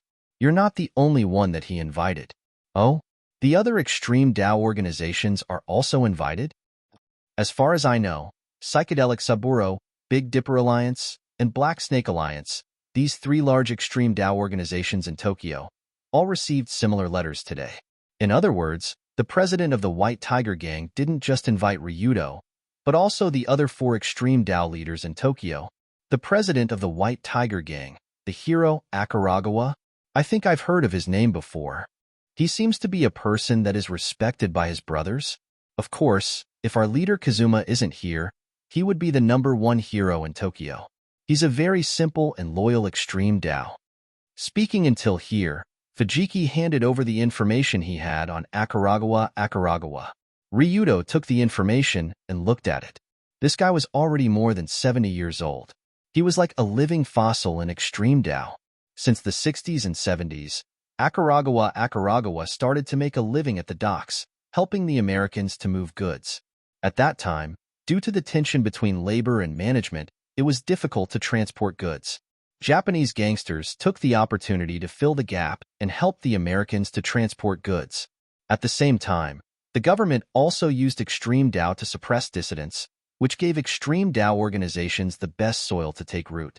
After many years of development, the group of extreme Dao people formed many famous extreme Dao organizations, including the hero Akaragawa. With his seniority in extreme Dao, Akaragawa's White Tiger Gang became more and more prosperous. However, They usually followed the rules and never bullied the weak. They also didn't involve themselves in some terrible industries. It could be said that they had their own principles. Therefore, it proved that the president of the White Tiger Gang was respected by all parties in the underworld. It could be said that hundreds of people responded to his call. However, after Ryudo finished reading the information, he said with disdain, "Isn't he just a lackey of the government? How shameless of him to call himself a hero." It can't be helped. Extreme Tao in that era was like that. However, Akaragawa didn't get involved with the government anymore. Instead, he focused on helping the weak. Is it true? I feel like there's something wrong with this old man. Although Fujiki also respected the president of the White Tiger Gang, Ryudo looked at the information in his hand and felt that something was wrong. He knew that the earliest Extreme Tao was actually a lackey of the politicians. They helped the politicians do things that were inconvenient on the surface. Therefore, they were called the politicians' chamber pot. Although there were also Extreme Tao like Ikima who didn't rely on the politicians and were upright people, they were relatively few after all. Most of the Extreme Tao were always inseparable from the game of money and power. What made Ryudo puzzled was why the White Tiger Gang invited him to a banquet at this time. Just yesterday, the great search for young criminals had just been launched in Tokyo, which made most of the ghetto and similar organizations suffer greatly. Today, the White Tiger Gang sent someone to invite Ryudo. This made people feel that a storm was coming. In fact, it was indeed the case. The current situation was indeed a storm. When Ryudo decided to see what the president of the Akaragawa was doing, a meeting in the car also began. Around 6:00 in the afternoon, the hero Akaragawa came alone to a small shopping mall that looked inconspicuous. He was an old man wearing an old striped suit and a hat. He looked a little thin. Even from afar, one could feel the hardcore aura of the Showa era. After walking around the mall a few times, the old president passed by a boutique and left from the back door of the shop without saying a word. He followed a small path and walked directly into a deep alley. In the deepest part of the alley, there was a black car that looked inconspicuous. Before the old president walked in, the back door of the car opened by itself and welcomed him in. The car closed, started, and began to drive around the neighborhood. The driving speed wasn't too fast, just enough for the two people sitting in the back seat to talk easily. In addition to the president of the Akaragawa who just got in the car, there was also a woman in a black kimono sitting in the back. Her face was covered with a black veil.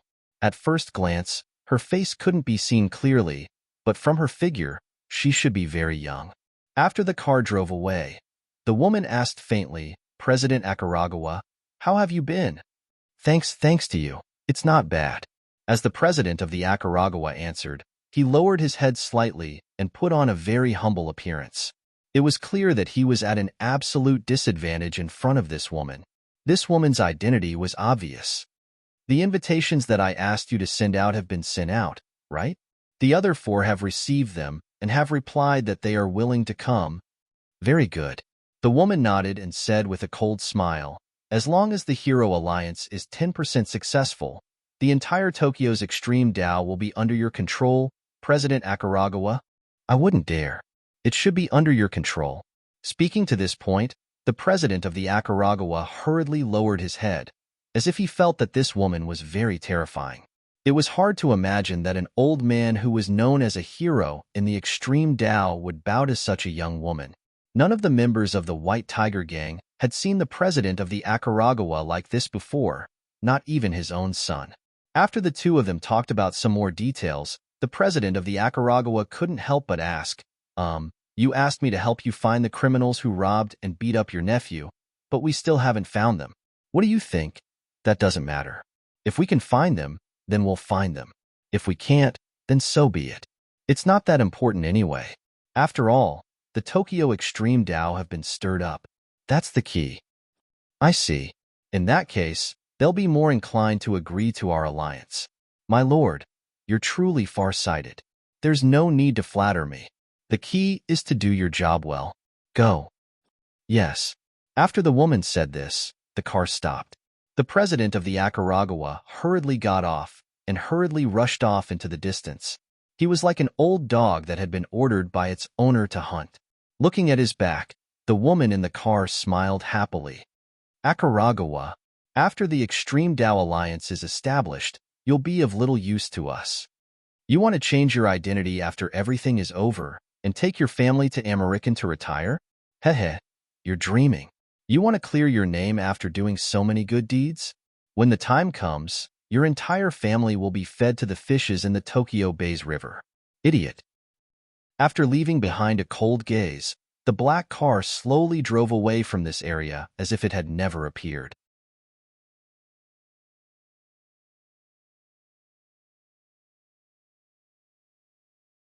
Chapter 183. That night, on a relatively remote street in Tokyo, two patrol officers in police uniforms were patrolling the street as usual. However, compared to these two weak patrolmen, the group of people walking nearby, who were either dressed in black, tight-fitting clothes, or dressed sloppily, were much more imposing. Wow, if you look carefully, there are a lot of ghetto on this street. After walking for a while, the young patrol officer on the left couldn't help but say so. This street is an area sandwiched between several ghetto disaster areas. People from various gangs will appear here. It can be said to be Ghetto Street, but the task of patrolling here is quite easy. The patrol officer on the right, who looked older, shook his head and said in a relaxed tone, "Easy? Why is it easy?" "Because there is an unspoken rule on this street. Gangs can't make trouble here. Even if there is a dispute, they can only use their fists and can't use any weapons. Otherwise, they will be attacked by the ghetto world." "Oh, I see. They have such a rule. There is an apartment over there. It looks quite harmonious." As they walked, the young patrol officer looked at the seemingly ordinary apartment in the middle of the street and couldn't help but reach out and point there. It was a 20-story, ordinary-looking residential apartment. Because it was already nighttime, there were sparkling lights all over the place. "Idiot, don't point your finger." But at this moment, the older patrol officer reached out and pressed down the young man's hand, hurriedly pressing him down. What's wrong?" "That is the Star Python apartment. It is a place bought and managed by many ghetto leaders in Tokyo. All ghetto members live there. It is a completely lawless area. You can't just point at it." When the Star Python apartment was mentioned, a drop of cold sweat fell from the old patrol officer's forehead. Anyone who had stayed on this street would know how terrifying the Star Python apartment was. There were more than 4 digits of ghetto members living in this apartment all year round. They were from the Rulon Group, White Tiger Gang, Psychedelic Saburo, Big Dipper Alliance, and Black Snake Alliance. Therefore, it was not as simple as a mix of crooks and honest folk. It was a complete underground world. The patrolmen working in the surrounding area all knew that no matter what happened, they should never enter the Star Python apartment. This was because once they entered, there was no guarantee that they would be able to walk out alive. What a terrifying place. Just as the young patrolman who had just been transferred here was trembling as he looked at the Star Python apartment, the old patrolman's eyes widened slightly as he looked at the vehicles near the apartment. Was it my imagination? Why do I feel like there are a lot of cars around the apartment today? According to the experience of the old patrol officer, there shouldn't be so many cars parked near the apartment every day, but today, it was already full. However, this was to be expected. After all, in room 408 of the Star Python apartment, which was also the private room of the White Tiger Gang's president, Akane Arakawa, a grand banquet of the Extreme Path world was slowly unfolding. As the host of tonight's banquet, Karakawa Chinori had already changed into a majestic kimono and was waiting in the room. The interior of the room was very simple. Other than a round table and 6 seats in the middle, there were basically no decorations. The decoration of such a spacious room was mainly to prevent certain people from installing some bugs or pinhole cameras in the room. After all, what was about to happen here was not a conversation that could be seen in the light of day. Creak. As the room door was forcefully pushed open, a pair of very hip-hop-looking young brothers walked in. Of the 2 men, one was tall and fat, the other was short and thin.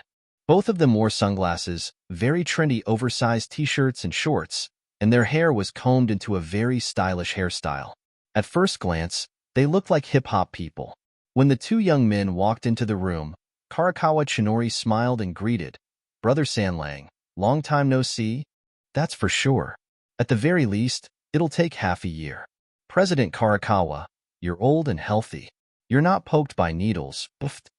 Compared to Karakawa Chinori's formal greeting, the Sanlang brothers replied with a very messy rap-style speech.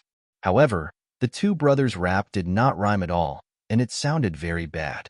It felt like there was something wrong with their heads. In fact, that was indeed the case.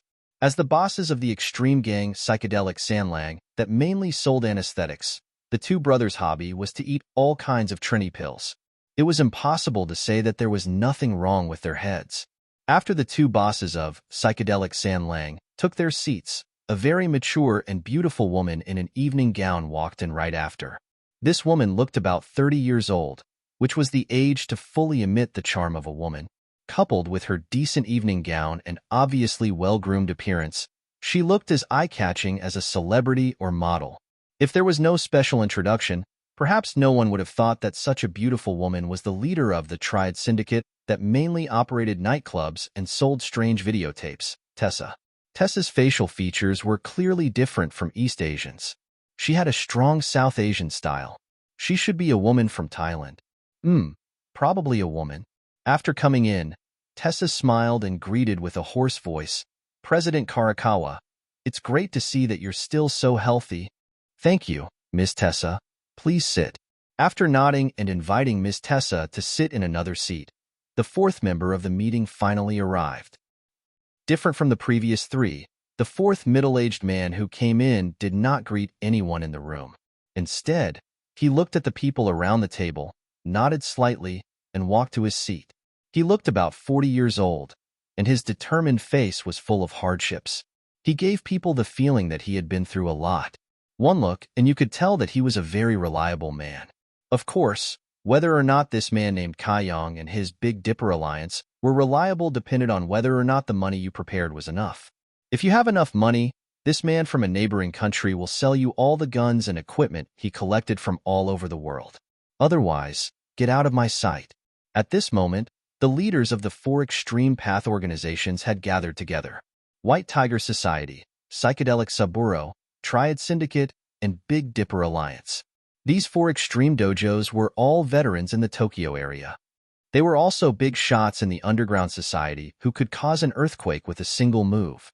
But after waiting for a while, the last participant still hadn't arrived, which made the Saburo brothers a little unhappy. There's still one person left.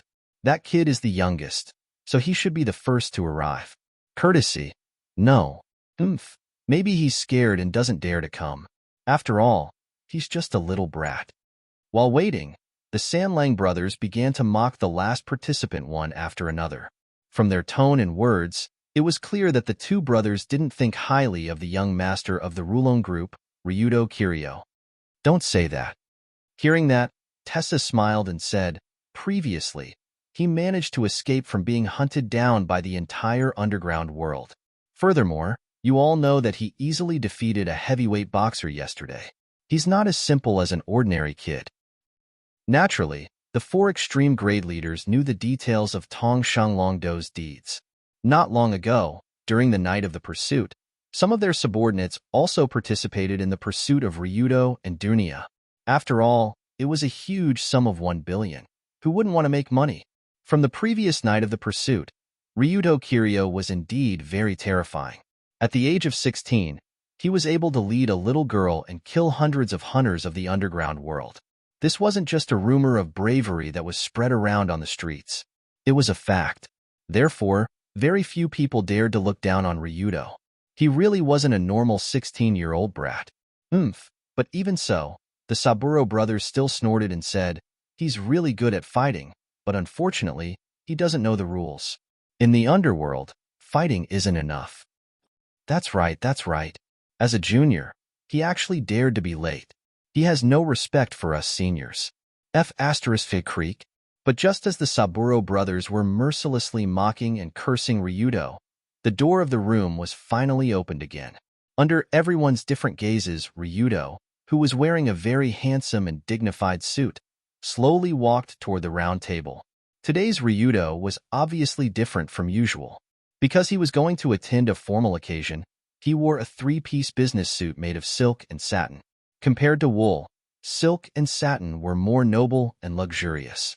Together with the wide collar and cross tie, it could create a three-dimensional feeling of facial features, making him look more robust and stable. With this kind of dressing and his strong aura, Ryudo didn't look like a 16-year-old high school student at all. He even looked like a super big boss that could suppress the four extreme bosses. This is Ryudo Kiryu? Is he really only 16 years old?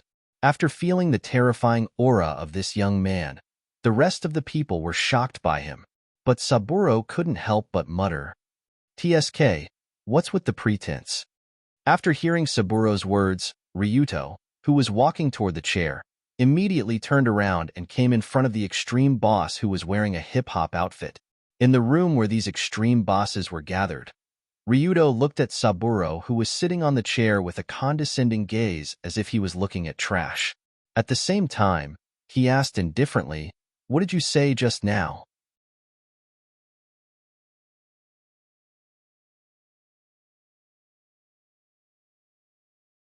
Chapter 184. In fact, Saburo was just casually saying that. He didn't think that Ryudo would actually directly look for him. And from this guy's expression and tone, this young master of the Rulon group seems to be looking for trouble. For a moment, the originally silent atmosphere in the room became even more austere. It was as if even the sound of a needle dropping could be heard clearly. Saburo was stared at by Ryudo's sharp eyes, and a drop of cold sweat fell from his forehead. He had to admit that this guy dressed like a godfather standing in front of him and looking at him with contempt, this feeling was quite intimidating, especially when he knew that Ryudo Kiryu was a monster with at least hundreds of lives in his hands. This pressure was even more exaggerated. It was simply enough to make people pee their pants. Seeing that Saburo didn't dare to reply, Ryudo stretched out his hand and knocked on the table in front of him. He continued to ask, "I seem to have heard you say something about me. I didn't hear it clearly. Try saying it again." Although he was momentarily intimidated by Ryudo's imposing manner, Saburo was still the leader of the extreme Tao organization Psychedelic Saburo. He had more than 1,000 brothers under him. Naturally, he couldn't continue to be bullied like this. So he stood up and said with a fierce tone, "Stinky brat, you're looking for trouble, right? Who's the one looking for trouble, don't you know? Don't look for trouble first, and then pretend to be innocent.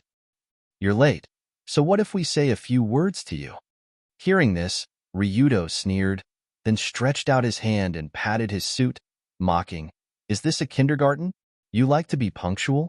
Then if you're here on time, should I give you a little red flower as a reward? If you hurt your brain from taking drugs, go get it treated. Soaking in these things every day won't end well. Sooner or later, you'll die from eating, stinky devil. You're fucking tired of living." When Fatty Subaru heard that it was not a sarcastic remark, but an insult directed at his brother's nose, he, who had never been ridiculed like this, suddenly jumped up from his seat. Unlike Pang Sanlang, although Pang Sanlang looked fat, his body was very strong. It could even be said that he was strong to the point of being unnatural. In Psychedelic Saburo, Skinny Saburo was in charge of making all kinds of plans and managing the gang. He was the leader of the Brain faction. Fat Saburo was in charge of killing the enemy. He was the leader of the Fighting faction. This combination of fat and thin was one of the main reasons why the organization had developed to its current state. At this moment, Pang Sanlang was like a leopard hunting its prey as he pounced towards Ryuto, who was not far away. His palm suddenly grabbed the little bastard's head. His widely open palm was like a huge fan, almost able to wrap an adult's head within it. Then, with just a little bit of force, he could crush the skull. Of course, Pang Sanlang's strength was not completely from his innate strength and training.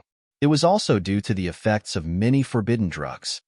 Psychedelic Saburo was in the business of selling drugs. Naturally, he had the means to buy many high-grade steroid drugs and forbidden drugs that could release the human body's limits. Although the side effects of these drugs were huge, Pang Sanlang, who lived on the edge of a knife, naturally did not care about these small matters. Instead, he usually ate all kinds of forbidden drugs as if they were jelly beans. The result of taking medicine like this was that Pang Sanlang's physique, which was already different from ordinary people, became even stronger. He was as strong as an ox, and he once tried to stand after being shot by a pistol 7 or 8 times. He was even able to rush over and crush the gunman's skull. But no matter what, the fact that Do Long and Subaru Long had suddenly started fighting was completely out of line for President Arakawa, who had called for this meeting. Wait, you guys. Thus, Arakawa hurriedly stood up and wanted to stop the two, but it was all too late. Ryudo, who was attacked, flashed with an even faster speed. In the next moment, his figure appeared 2 meters high in the air. Immediately after, his left hand formed a claw and accurately landed on Pang Sanlang's hand. This scene, at first glance, looked like an eagle hunting its prey, but also like a fierce tiger brandishing its claws. In short, the two people's hands tightly clasped together with 5 fingers. This little bastard's speed is so fast. After Ryudo closed in on him, Pang Sanlang was shocked by his lightning-like movements, but he immediately showed a disdainful smile. But what's the use of being fast? This idiot actually wants to compete with me in grip strength? Who doesn't know that Pang Sanlang's strength is the strongest in Tokyo? So painful. Before Pang Sanlang could finish this confident thought in his heart, a voice suddenly rang out. He felt a heart-wrenching pain from his right hand. It was as if someone was using an iron clamp to clamp his bones. In terms of hand strength, how could Pang Sanlang compare with the demon child Saitu from Saitu Guild Hall? Saitu was a genuine martial arts master. His kung fu was unparalleled in the world. His grip strength could crush steel.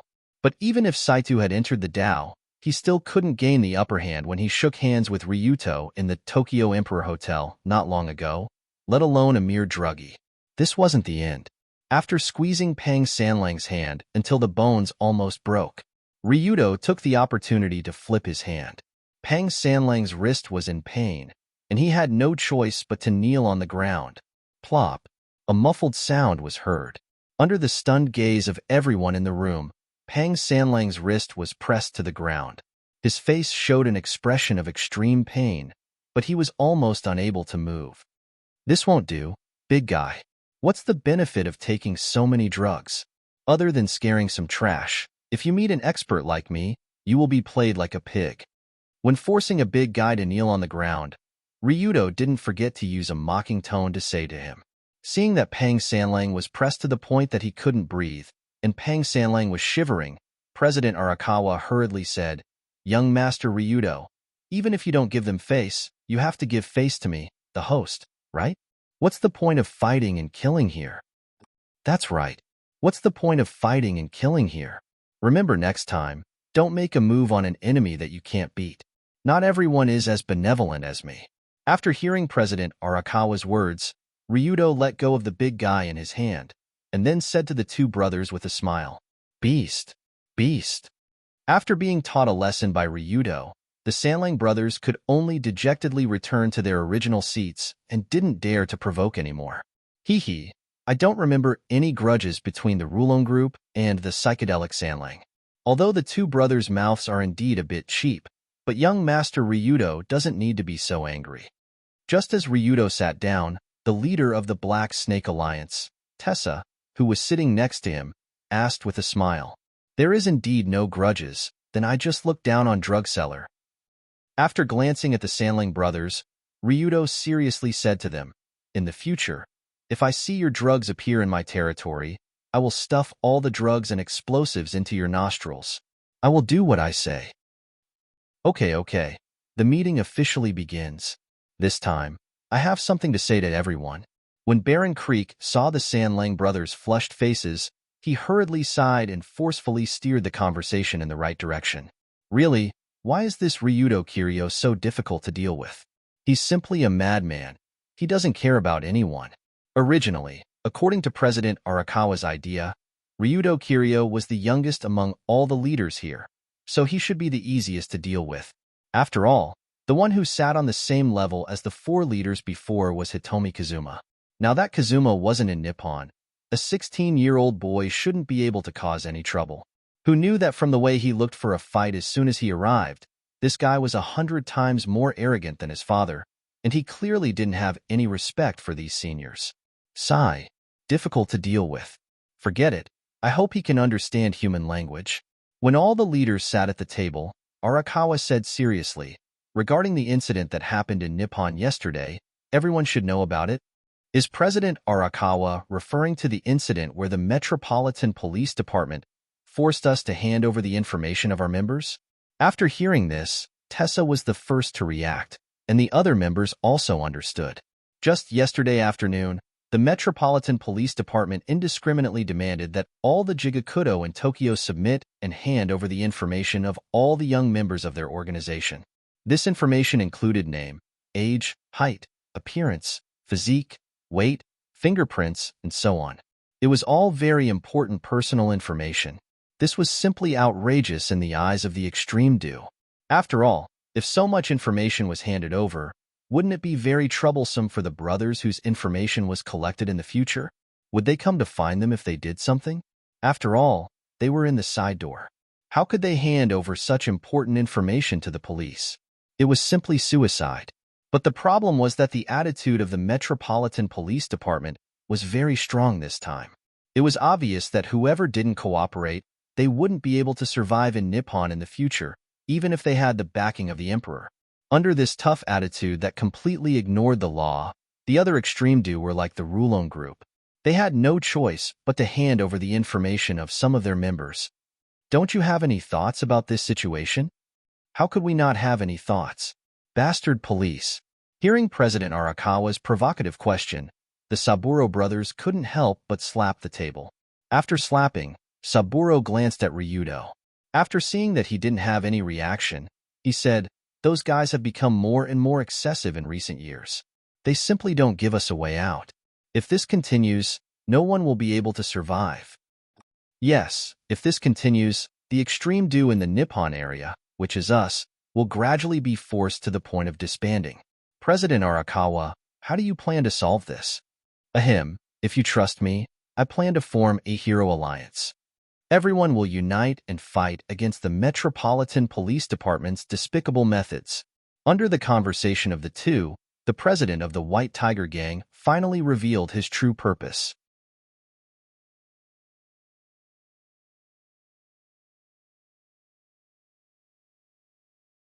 Chapter 185.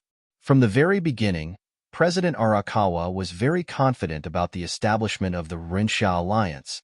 After all, at this critical juncture, all the extreme organizations in Tokyo were in a state of panic, and they urgently needed a stabilizing force to stabilize themselves and the mood of the organization.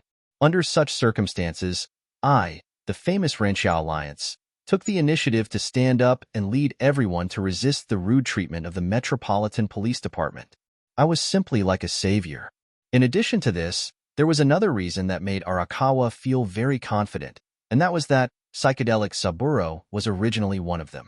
Although most people didn't know this, even Saburo didn't know.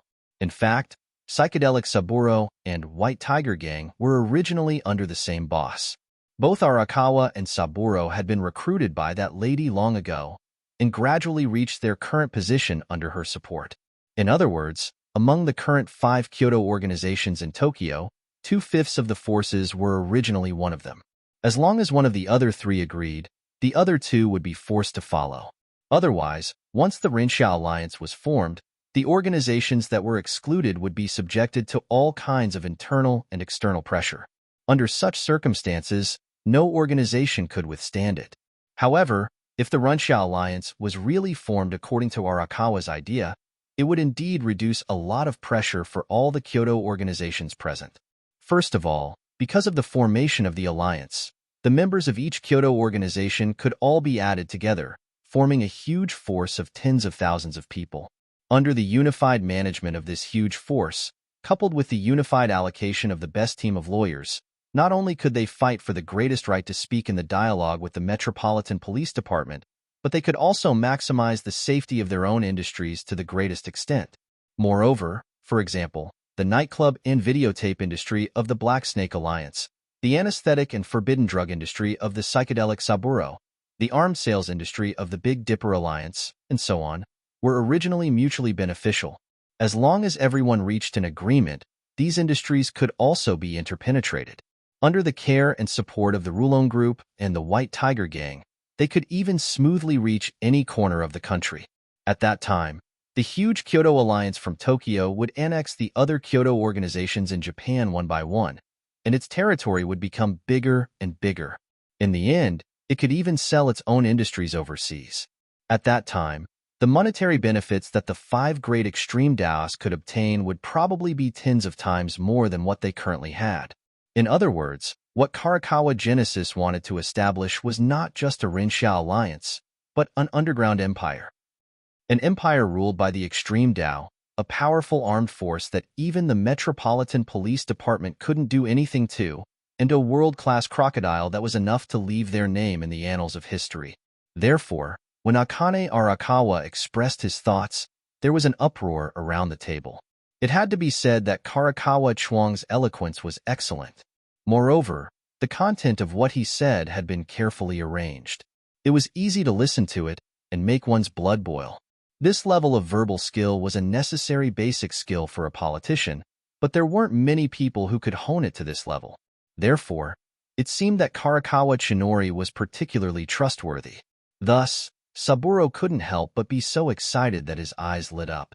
He waved his hands and used his sharp voice to shout, "Great! This is exactly what we want. Ha ha ha ha." Indeed. Tessa from the Black Snake Alliance also laughed and said, "In this situation, it would be great if someone could come out and take charge of the situation. After all, my territory is also in trouble." Indeed. If we can make more money and secure more sales channels, I won't object. The leader of the Big Dipper Alliance, Kaiyang, also nodded and used the simplest words to express his support. Indeed, when Karakawa Chinori made this suggestion, logically speaking, no one should disagree. After all, there were so many people targeting the extreme Dao out there. If everyone fought on their own, they would be nibbled away one by one. This was especially true for organizations like the Black Snake Alliance and the Big Dipper Alliance, which focused on profit-making. The stricter the laws of the world were, the more disadvantageous it would be for their business. They also needed a strong protective umbrella. Moreover, after forming an alliance, everyone would be able to make tens of times more money. Who wouldn't want to do such a good thing? Of course, thinking about it was just thinking. Whether or not he could actually do it was another matter altogether. Karakawa Chinori described a huge and beautiful blueprint for everyone present, but he knew that it was just bait to attract these idiots. Just like all professional politicians, when they made some promises, their goal was to get the votes in other people's hands. As for what would happen after they got the votes, who would care? After all, what was done, and it was up to them to explain or not to explain. At that time, as long as the Rinxia Alliance was formed, Karakawa Chinori and Saburo would quickly clean up the other 3 extreme Dao with the help of their boss and replace them with their own people. At that time, that person would be the uncrowned king of the entire Japanese underground world. In addition to the forces that she already controlled, it could be said that she could control the existence of this country. Very good. Looks like Tessa and Kaiyang have no problems. Only this kid is left. After hearing Tessa and Kaiyang's support, Karakawa Chinori smiled in his heart. Then he looked at the only one who didn't say anything, the young master of the Rulon Group, Ryuto Kiryu. Since Karakawa Chinori expressed his intention to form the Rinxia Alliance, Ryuto didn't say anything. It wasn't until Karakawa Chinori looked at him that the young master slowly raised his head. Very good. Ryuto showed a happy smile and clapped. President Karakawa can have such a bold idea and broaden your vision. You are indeed a senior in the underworld. You're too polite. We're all here to make a living. We just want to eat our fill and wear warm clothes. This old man is just taking advantage of the situation. After replying to Ryuto with a smile, Karakawa Chinori looked at Saburo next to him. Saburo suddenly stood up and said seriously, "But although it's an alliance, we still need a leader. After all, soldiers can't move without a general, and snakes can't move without a leader. Someone needs to be able to coordinate everything. Yo-ho, I didn't expect a drug addict like you to be so cultured. Not bad, not bad." Ahem. Ignoring Longdo's mockery, Subaru continued, "To be the leader of this alliance, you must first have enough experience in this industry. Only then will you be able to convince the masses. Secondly, You must have enough ability to do things well. That's how it should be. Kaiyang nodded. Since that's the case, I'm sure everyone here knows who the leader of the alliance will be, right? At this point, Subaru cast his gaze towards President Arakawa, who was sitting upright and ready to stand up and speak at any moment.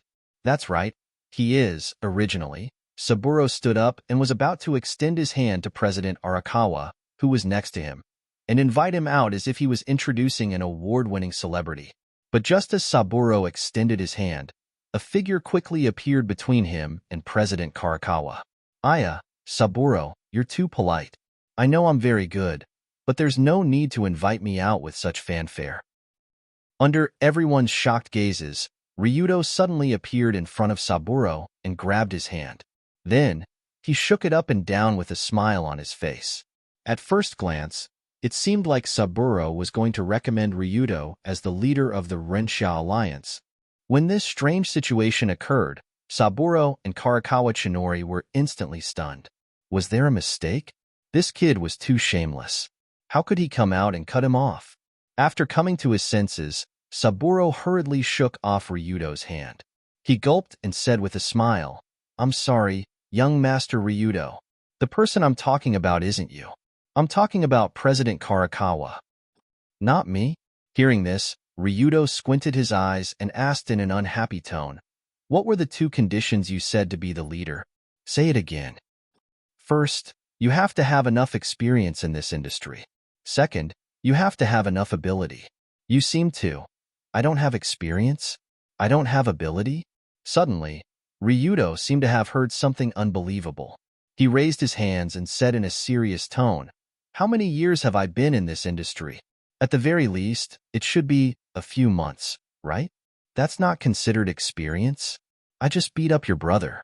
Isn't that ability? A few months? A few months?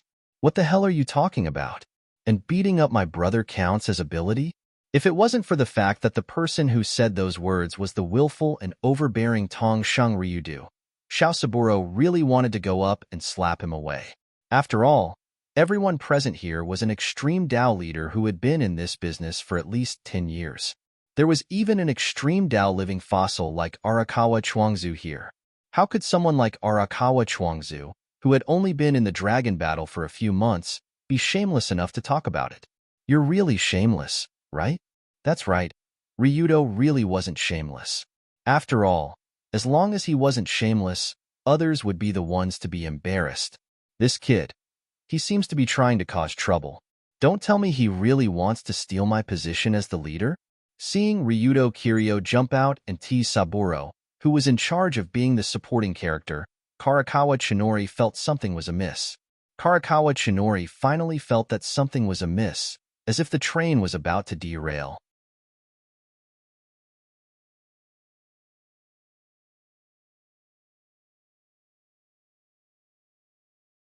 Chapter 186. This Rendezvous alliance might not be that important to other people, but to Karakawa, it was his life. This was not a metaphor, but a reality. If Karakawa couldn't complete this mission and gather all of Tokyo's Extreme Dao into an Extreme Dao alliance and offer them to that person, then this Extreme Dao alliance would be destroyed. Then, the life of this Extreme Dao living fossil would disappear along with the failure of this mission. He was very clear about this. Karakawa was over 70 years old, but he still didn't want to die. Not only did he not want to die, but he also had a son, a daughter, and a grandson. Karakawa didn't want his family to die. For this Rendezvous alliance was willing to sacrifice all of Tokyo's Extreme Dao without caring about other people's lives. Anyway, I'm doing this for my family, so they should forgive me. Arakawa Chinori had seen in some movies that no matter how many bad things the villain did in the movie did, as long as he did it for his father, mother, son, or daughter, he would be able to clear his name immediately. Humans were such simple creatures. In other words, sympathy was such a cheap and useful thing. However, compared to clearing his name, Karakawa cared more about his mission. First, he had to complete the Rendezvous alliance and become the president. Hence, when Baron Chuan saw Long Do suddenly appear to steal the limelight, his gaze instantly sharpened. Sensing Karakawa's anger, Saburo hurriedly said, Young Master Ryudo, I don't care if you want to make fun of me, but you can't joke about being the president. What? Ryudo sneered. You think I'm joking? You think I don't deserve to be the president? You know what you're doing, right? If Xiaosaburo had enough confidence, he would have shouted this out, but he didn't dare. Therefore, the leader of the psychedelic trio had no choice but to look at the other two leaders, Tessa of the Black Snake Alliance and Kai Yang of the Big Dipper Alliance, as if he wanted them to say something. In fact, from the very beginning, as long as the real chivalrous alliance was formed, there was nothing to discuss about the alliance leader. Everyone was well aware of this. Psychedelic Sanlang and his brother looked sloppy, so it was hard for them to convince the crowd. Although Miss Tessa from the Black Snake Alliance was capable, she was in the nightclub business and didn't have enough presence. Although Kai Yang from the Big Dipper Alliance had a strong presence, he wasn't good with words and didn't like to communicate with others. As for the Rulon group, if Kazuma Kirishima was still around, he would be qualified to become the leader. However, it was not Kirishima who came, but his son, Ryuto. Please, a 16-year-old kid leading the entire Kyoto and Tokyo and becoming the leader of 10,000 people. No one would believe it. If he really did that, wouldn't the Rinxia Alliance become a joke? Thus, Xiaosaburo felt that as long as Kai Yang and Tessa weren't stupid, they would definitely not push the position of leader to Ryuto. And if the two of them wanted to sit in this position, it would be impossible for them to do so under the joint efforts of Xiaosaburo and Shirakawa Chinori. It had to be said that Xiaosaburo's thinking made sense. After being glanced at by him, Tessa couldn't help but cover her mouth and laugh. Young Master Ryudo, choosing a leader is a serious matter. It doesn't seem good to make such a ruckus. Indeed. Also, you guys won't be able to come up with a result. Why don't we use the simplest method, an anonymous vote? Other than Tessa, Kai Yang, who was sitting at the side, was silent for a while. Then he made a very constructive suggestion. Voting.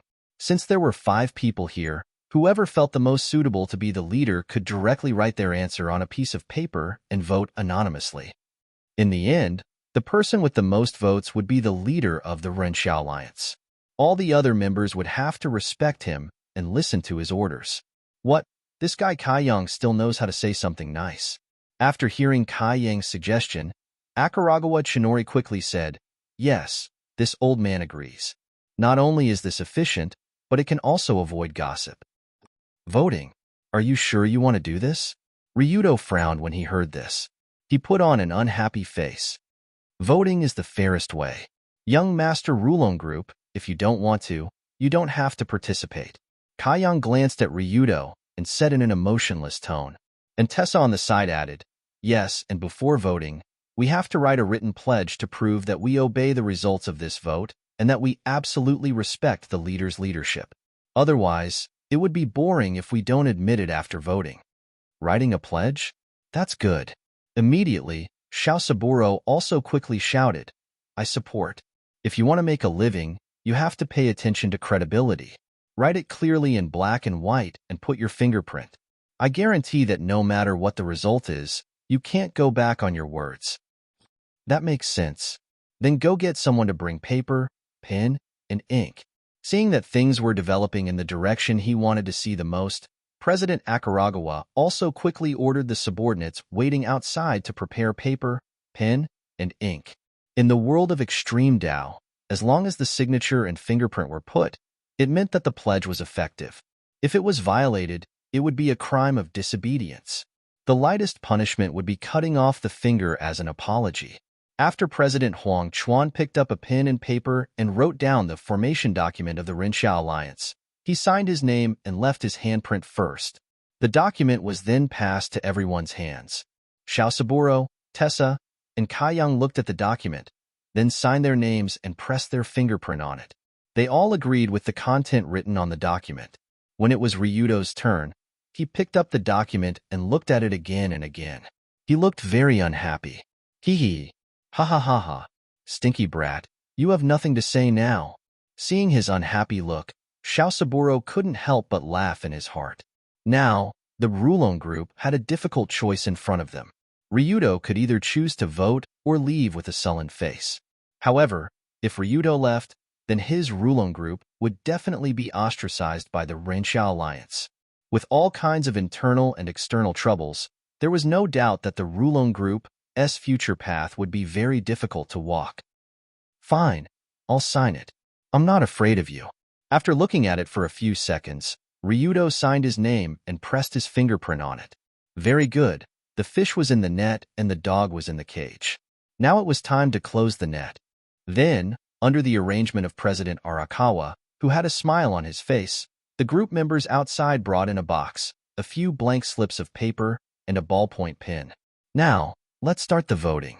No matter who votes, you can't complain about the final result. This is written in black and white.